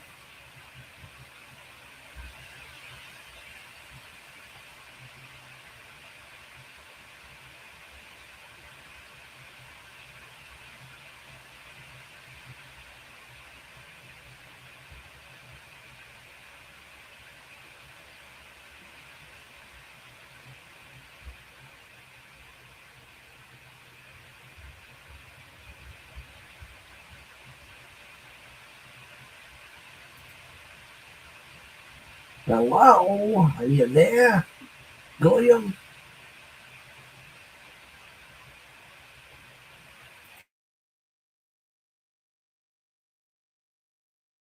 William, I'm asking you a question. You wouldn't want to make me angry now, would you, boy?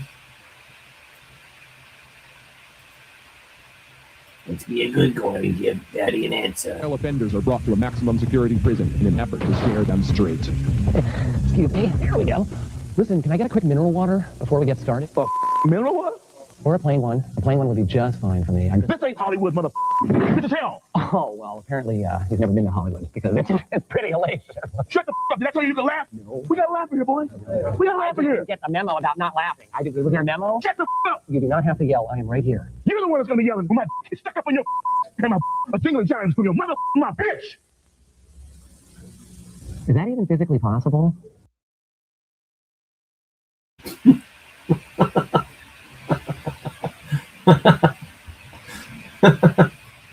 That's such a white guy response. I like that.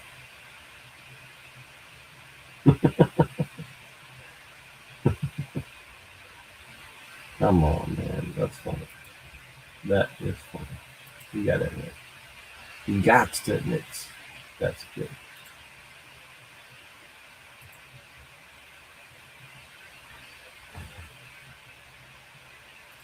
Because where is your? Because how can it be? You tell me.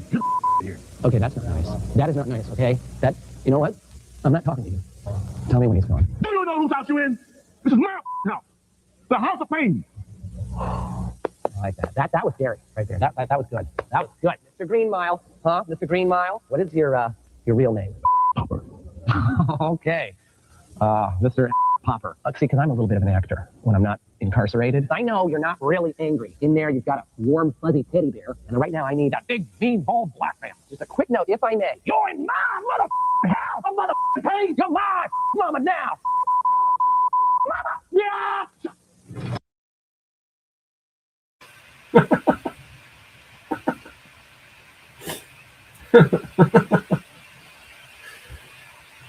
Dick is fucking hilarious, dude. Fucking hilarious.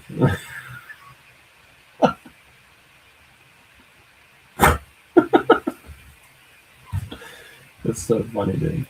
And scene. Okay?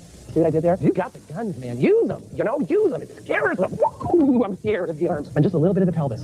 Take your body into it. And with bitch, I stretched it into biatch. You can have that.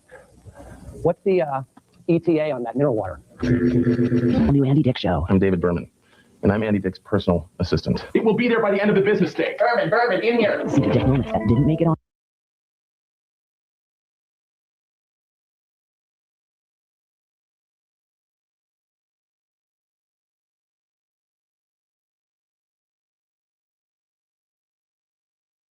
Hey, how about this one? They say pimping ain't easy, Andy. But what they won't tell you is much, much more difficult being a prostitute. My aunt turned her house into a bed and breakfast. I guess she woke up and said, not enough strangers are fucking here. He died of a heart attack at his home in Malibu. Do you want to hear my impression of the It's going to be you if you don't lose weight. You want to hear my impression of the 9/11 call from Johnny Carson? 911 call. Yeah, I'm sorry. Yeah. But 9/11 was a national tragedy. Yes, it was. Why'd you laugh at that? Coming this fall to a network near you. You said no more shows about gay people. And we said, oh, Manson. Sunday mornings in the park. Kids play baseball, doggies bark. Who's that creeping in the dark? Oh, Manson. Explain to me again why we ended up with a 6'3" satanic foster child. Mom, Dad, is it okay if I summon the devil to help clean my room? Stop it! Home sweet home on the welcome mat. In our house, that's where it's at. Who sacrificed the neighbor's cat? Oh, Manson. Well, it sounds like Jerry wasn't really your friend to begin with. You know. I'll be your friend. In the hoary netherworld of hell! Thanks, Manson. Don't mention it. Let me whip you up a lamb's blood smoothie. Sugar and spice and everything nice. Mom's in the kitchen, baking it twice. Who's cold chilling with the Antichrist? Oh, Manson. Dog spelled backwards is God. It's like me to fall asleep. Mom, when you die, can I have your heart for my collection? Wasn't the dog's heart enough? Oh, Manson. Starring Ed.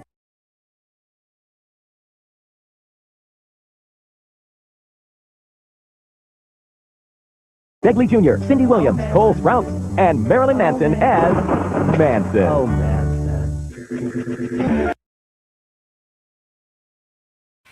Andy's Dick Show was fucking hilarious, dude. Like, dude was a visionary in many ways. Oh my god. All right, now I'm just lonely here watching stuff by myself. Just watch a little San Francisco action. Other Santas enjoy a day of festive frivolity. The city is working alongside to draw more people to Union Square with its annual Winter Walk. And John Ramos has that story. Say what you want about San Francisco, but this is a city that knows how to party, and all it takes is a red and white suit or a little blue carpeting.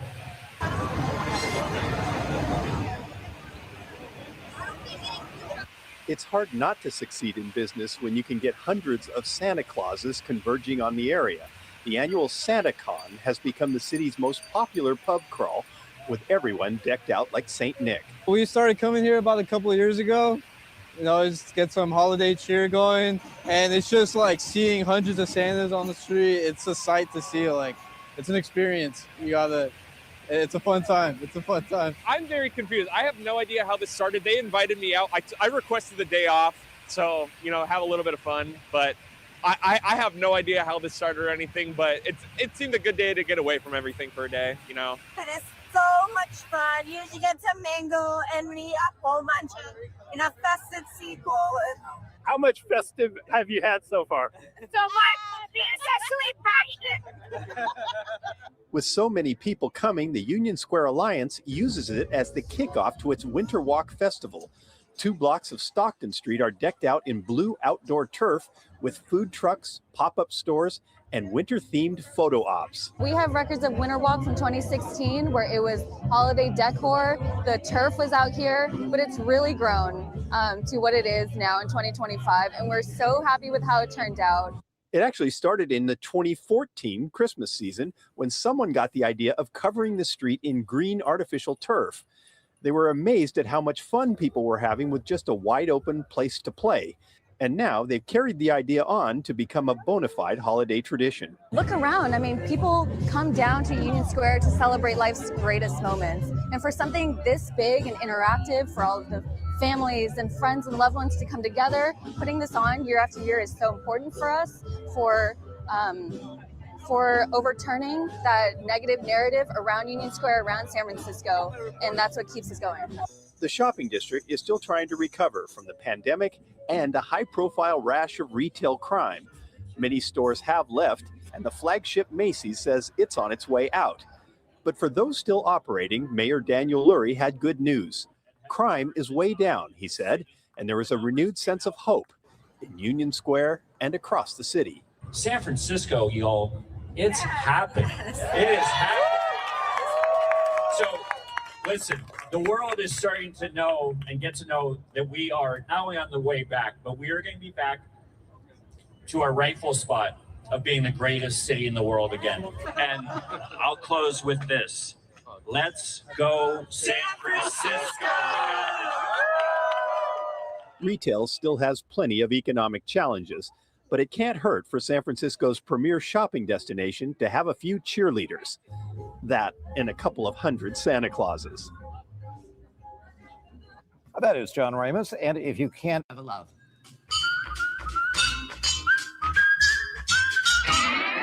Up next on Making a Video with Daphne Aguilera, here's Christina Aguilera's mother's friend who lives on the same block. Daphne's on set. Here's the real first lady of pop, Daphne Aguilera. Don't step on that. Daphne's on the set. Everyone, meet Daphne Aguilera. Yeah, whatever. How's it go? Right, left, and look. Hit. Right, left, and look. Hit. I got it. I'm gonna be up in my room. Daphne, I want you to meet your new male star, TJ. TJ's cute. He's so cute. The concept for this video is I'm so hot, everybody wants to screw me. And that's pretty much it. Very jazzed up to be shooting this video. Not just as Christina Aguilera's cousin, which I am. Her mother is my mom's cousin's friend, or they live on the same block. And so basically cousins. And you can see in the face, obviously. The choreography. Come on and LARP with your friends. Yeah, this is just hilarious because, like, if you're a millennial like us and you grew up with Britney Spears and Christina Aguilera, this is like a very good parody of, like, you know, transgender Britney Spears, Christina Aguilera, and I don't know, they just don't make sketch comedy like this anymore. I have to admit, Sam Hyde is doing some good stuff, but it's not. It doesn't have like the charm of this kind of stuff. Like, this stuff is very hard to replicate now. Nice to meet you. 5, 6, 7, 8. Distinctly remember some kind of left-right situation, and look, and now all I hear is numbers, and I can't work with just numbers. 6, 8, 9, 20. I don't give a shit what numbers you can throw out. I'm not a mathematician. I'm a singer and a dancer. Rehearsal's up. Who's this? Don't worry about that. Who the is this? Who put this in there? It came with the frame. It must have just come. This came with the frame. I don't think so. This is somebody's idea of a joke, and I'm. Oh yes, the avian Aryans. Yeah, I went to bed yesterday at 5 p.m. and I woke up at 3 a.m. You believe that? That's crazy.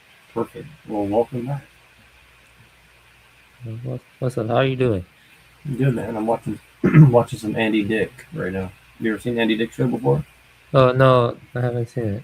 Oh my god, man, you're missing out. You know who Christina Aguilera is? Yes. And you know who what's his name? Britney Spears is. So this is like his this is from like more than 20 years ago. 20 years ago probably. So this is like his mashup. So he like mixed Christina Aguilera and Britney Spears into like one transgender character, and he's like playing that character. And yeah, this dude is very, like, Andy Dick is a very funny. This show was very funny. It's like, it was very edgy.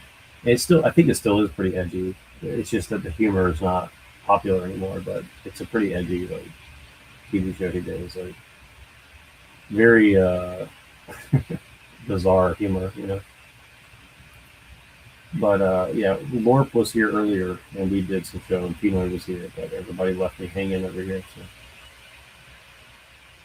Oh yeah, that seems cool. Yeah, that seems cool.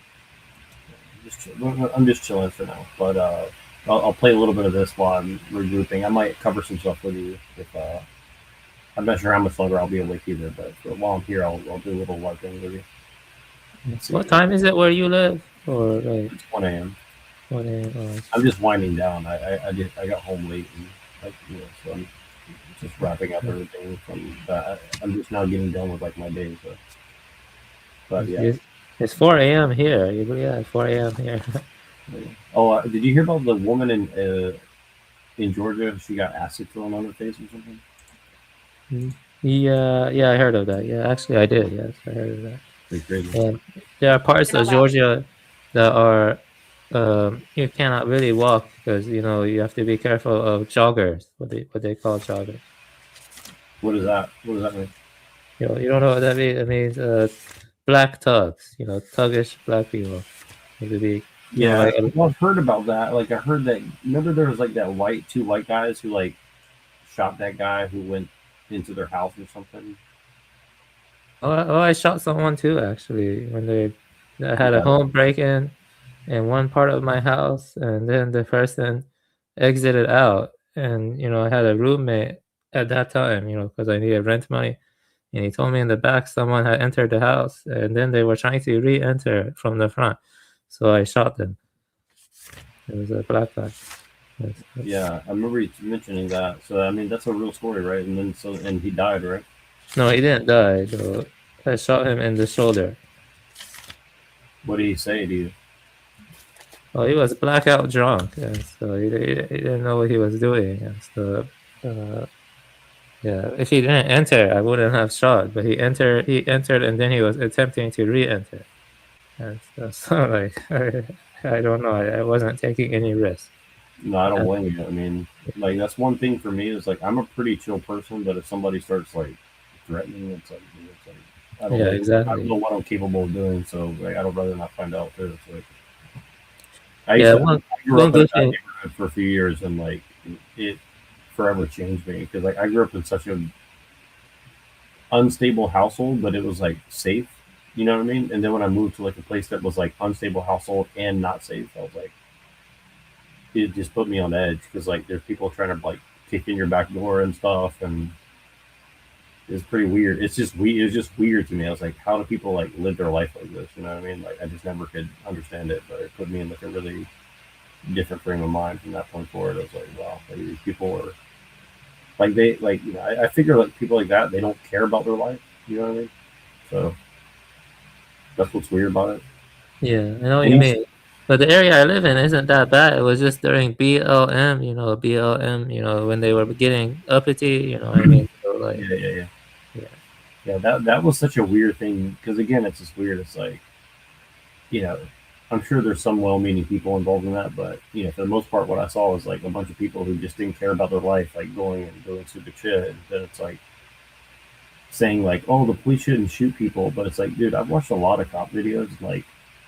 A lot of these people are like literally trying to get themselves shot. You know what I mean? So it's like I don't know what to say. It's like I'm not saying the police are always justified, but I'm also saying like, dude, like if you're going like out of your way to like put somebody's life in danger, like anybody's gonna react to that. You know what I mean? Like I'm just saying, like I don't know. Yeah, I'm a socially conservative person. In general, I tend to be more socially conservative compared to other people.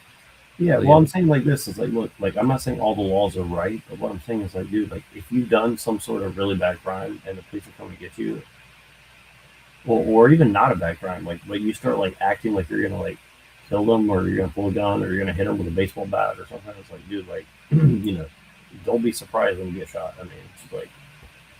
Yeah, exactly. Yeah, like I couldn't be. I don't think I could be a cop because, like, I just take threats too seriously. You know what I mean? Like, honestly, I think the cops that I've seen are really well restrained. You know what I mean? Like, if you put your life in danger almost every day, like, I don't think most people can fathom like how much stress that really is. You know, like that's a lot of fucking stress to go under. You know what I mean? Where you just don't know like what frame of mind a person's in every day. You know. Like that's a weird position to be in for sure.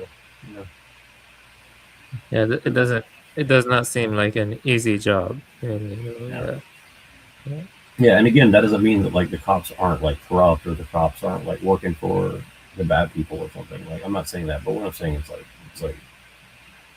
the stress of the position is very very hard to like wrap your head around. Like my life's been in danger a few times, and I can tell you like it does like make you. It does put you like I'm sure like now every time you hear a knock on the door or something like in the back of your mind you're thinking like am I gonna have to shoot somebody? Like it does put you in a different frame of life. Right? Well, the problem is my dad and my mom blamed me, and my dad confiscated my gun. And that's not very good. Like, yeah, that's the problem with liberals. I mean, liberals they tend not to care for the cops when they die, but they cry for the so-called minorities or something. Yeah, well, it's weird because it's like I grew up around a lot of people who are criminals, and most of them are white, right? And nobody cried for the white guy when he did something stupid and went to jail, right? Do you know what I mean? So that's why I don't get it. I'm like, it's a victim narrative. You see, on the top are Jews, and then below them are the blacks.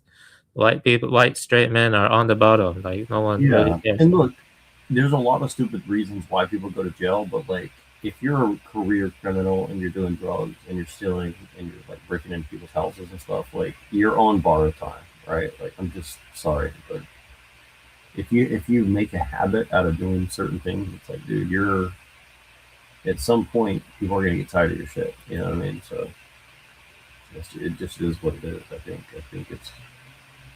I just think this whole like victim mentality, like feel bad, like it's just weird to me because like go to San Francisco. I'm sure you experienced it where you live at too. But it's like, and you go and see like the way these people act.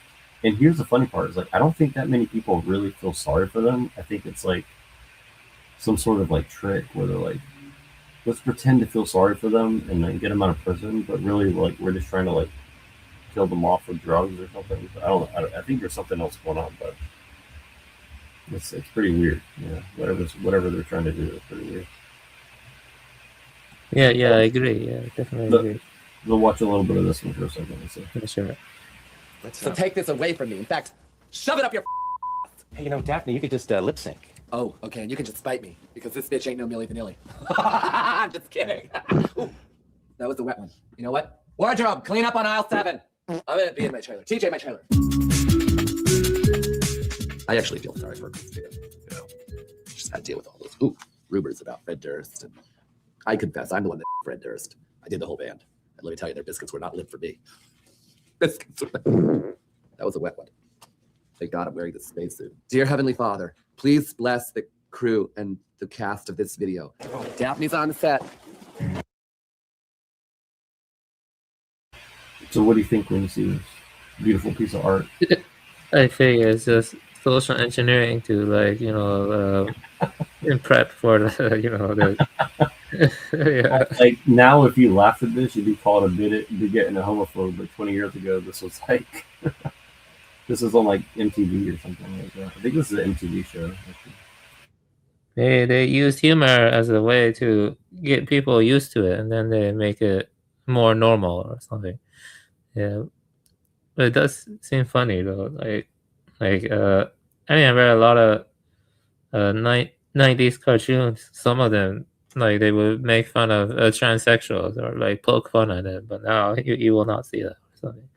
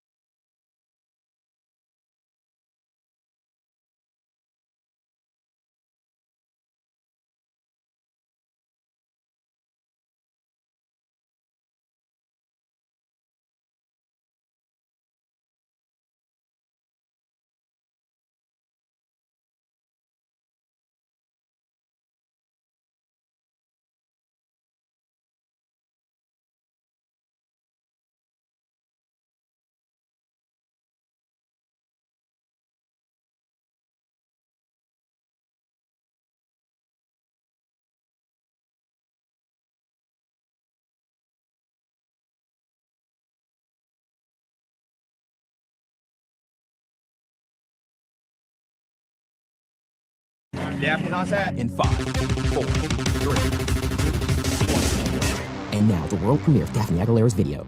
Naughty Baby did a no-no.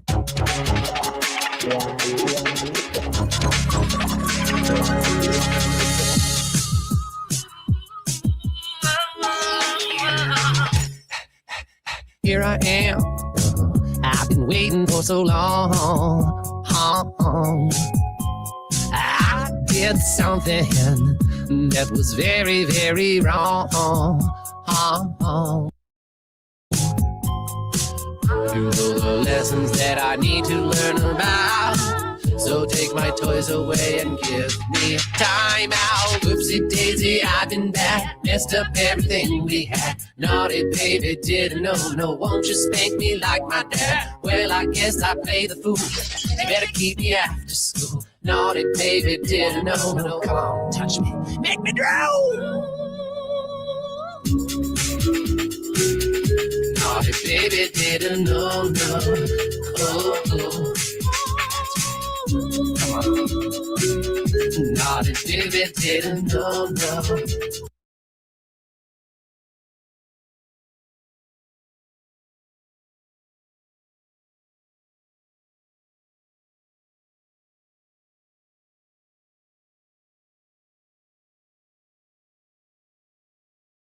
Yeah, sorry, I had to step away for a second. So, but yeah, what did you think of that beautiful artwork that we watched? Yeah, it reminds me of older MTV stuff. That could be kind of funny. Yeah, it reminds me of the older MTV. Yeah. Yeah, MTV used to have really good shows on it. I think MTV's done now. I think they ended as a brand, unfortunately. They have some good shows. They honestly had some pretty good social engineering brainwashing stuff on it. Like, Did you ever like Beavis and Butthead? yeah, I did. I watched Yeah. it quite a lot when I was like 8, 9, 10. Probably. Yeah, same here. Yeah, same here. I like Beavis and Butthead a lot. Yeah, I watched. I would say like that, and then like Tom Green, Jackass. I was talking about Jackass earlier. Jackass is like one of the most important psyops, I think, of our generation. I think it was huge. I think if you really understand what Jackass was, it was like a really giant psyop on people like people with our age, you know. I actually didn't watch much Jackass, believe it or not. I never really saw much. I did watch a lot of Beavis and Butthead. Well, if you watch it, I'll play some in a minute too. Let me look that up. I'll play you a little bit of this. I want to get your impression of this. Yeah, yeah, sure. Yeah. But I like Beavis and Butthead too. I watched quite a lot of it. Yeah, Daria also, yeah. Yeah, I watched a lot of Daria too. That was a good show. And Celebrity Deathmatch and stuff like that. And TRL, of course.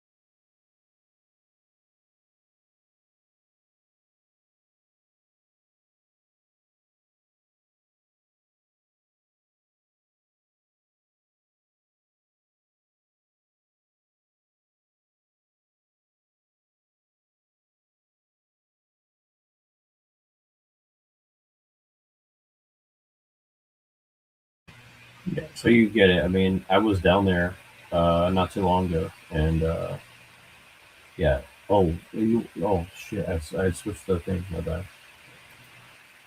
You weren't watching that. My bad.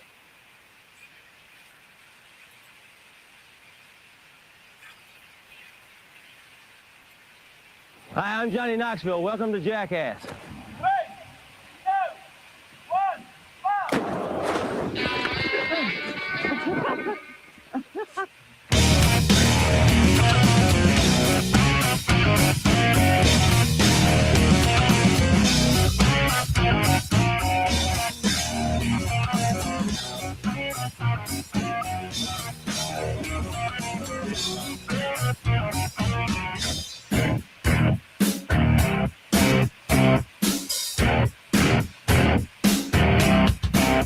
With my perceptions and a mix down 20 miles through the sticks to the cloudy town of Bellevue, population 96. Except for vacancy, well, maybe in the shadow of the night. All the strangers passing through it where the rules just don't apply.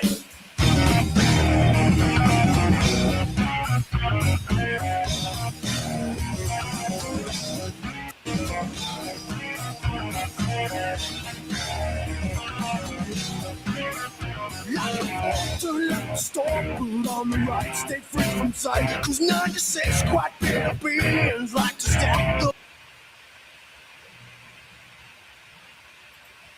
Yeah, this is a terrible compilation, by the way. But anyways, you get the idea. Yeah, I think I did see it, but I didn't really like it for some reason as a kid. Yeah, but I think Tim and Eric is pretty funny though. You know about Tim and Eric? I actually never watched that show. Yeah, that one can be funny. Like, yeah, but this one doesn't seem that. Did you ever watch Tom Green? I think I did, but I don't remember it that well. So to show my parents how much I love them, I've turned my parents' vehicle into more than just a vehicle. I've turned it into the Slutmobile.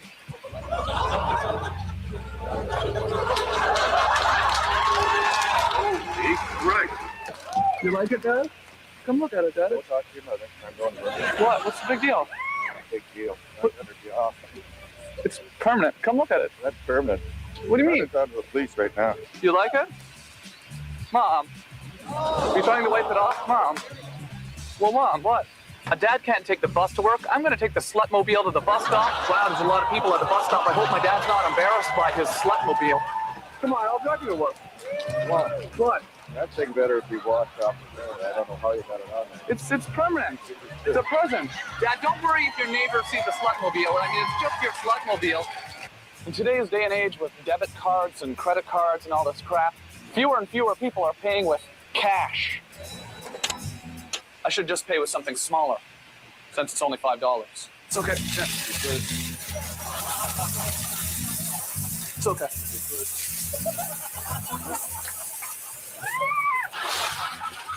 Like a five. I just need like a $5 bill. Would be good. You're making a mess. What's that? What are you doing? We're doing a piece about money and stuff. Count. Break that. Oh boy. I went next door to try to get some change made. I tried to get them. I tried to get them to make me a 5, but they wouldn't give the change. What did you just do here? You don't come in here and dump a ton of pennies on the thing and say, I want to pay with that there. A thing like that shows no intelligence at all. I'm so stupid. Don't hit your head and give me that stuff. I'm following you. I just went in the drugstore and bought some condoms. I'm running. Plastic bag, plastic bag, plastic bag, a plastic bag. Plastic bag, I got a plastic bag. You have some stuff in your green plastic bag and you're going to carry it to the other side of the street. You're walking somewhere. You're going somewhere really fast. Your name is Dennis. Dennis D.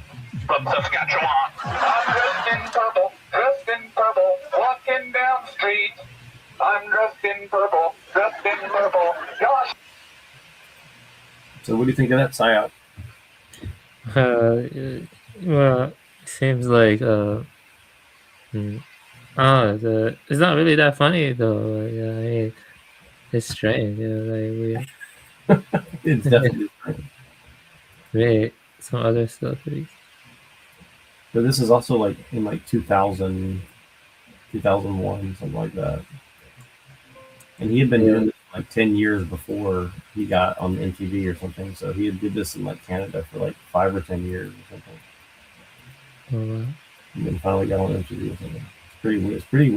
It was a pretty weird show because it was like the first time I ever saw like public pranking. So it was like real public pranking essentially.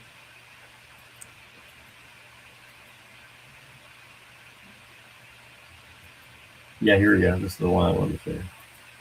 Law to milk cows now. Time to milk cows. I'm the police officer. It's time to milk. It's time to milk. Time to milk cows. I'm a police officer, and it's time to milk cows.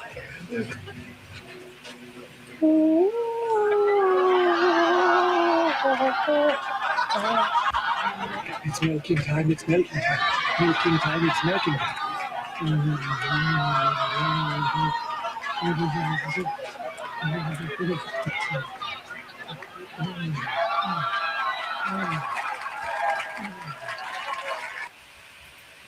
So what do you think of that one? What I feel. I don't know. It's kind of gross. Yeah, I know about the movie Freddy Got Fingered. I never watched that one, but Oh my god, that's a good. Honestly, I think that movie's a genius movie. It's like, I think the more I've watched that movie many times, and the more I've watched it, I think it's like a deeper. It's like there's something deeper going on. It's like some sort of like infiltrate shit or something. It's like, pretty crazy.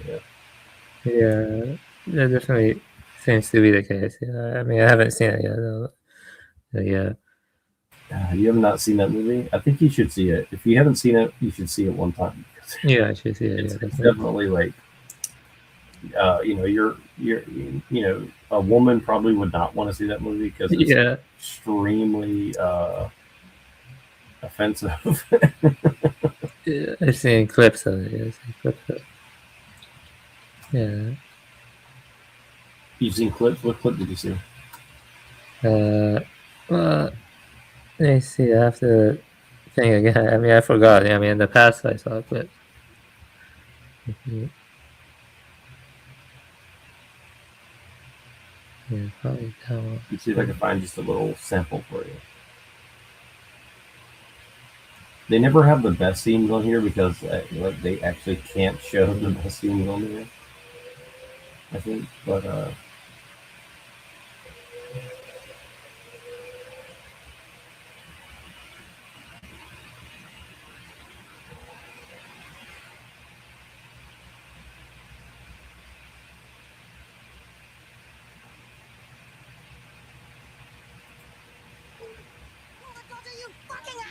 Oh, it's okay. I'm a doctor. No, get me a real doctor. I am a real doctor. I'm a real doctor.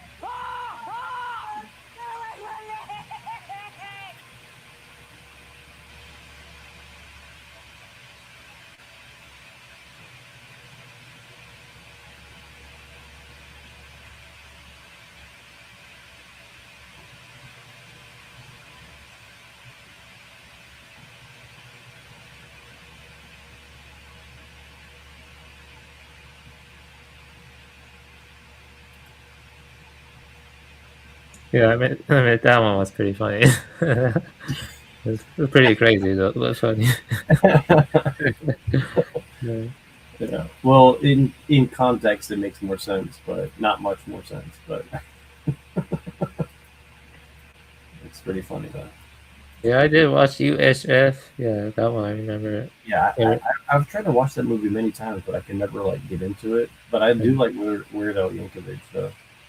Yeah, I do like Weird Al. Yeah. Yeah, he's very funny. But I don't know. It's crazy. Throw the Jew down the well. But yeah. I would like to keep going, but I'm getting pretty tired. And Yeah, it was nice talking to you. Yeah, I'll see you some other time. Hope you have a good night. yeah, I want to. Yeah, I want to do more, but oops, oh my god, there you go. Yeah, I want to do more, but I'm just like super tired. And Yeah, See you later, Needle Jack. Have a good yeah, I night. appreciate it. Yeah, we'll try to do some more. I have some actually really good material I want to cover with you, and that conversation we were having last night with Machine was good. So I want to rehash that in the near future because that was a pretty good one. I like where the direction that was headed. That was a pretty good conversation. But yeah, I appreciate it. So yeah, see you later, man. See you. All right, everybody, thank you so much for being here.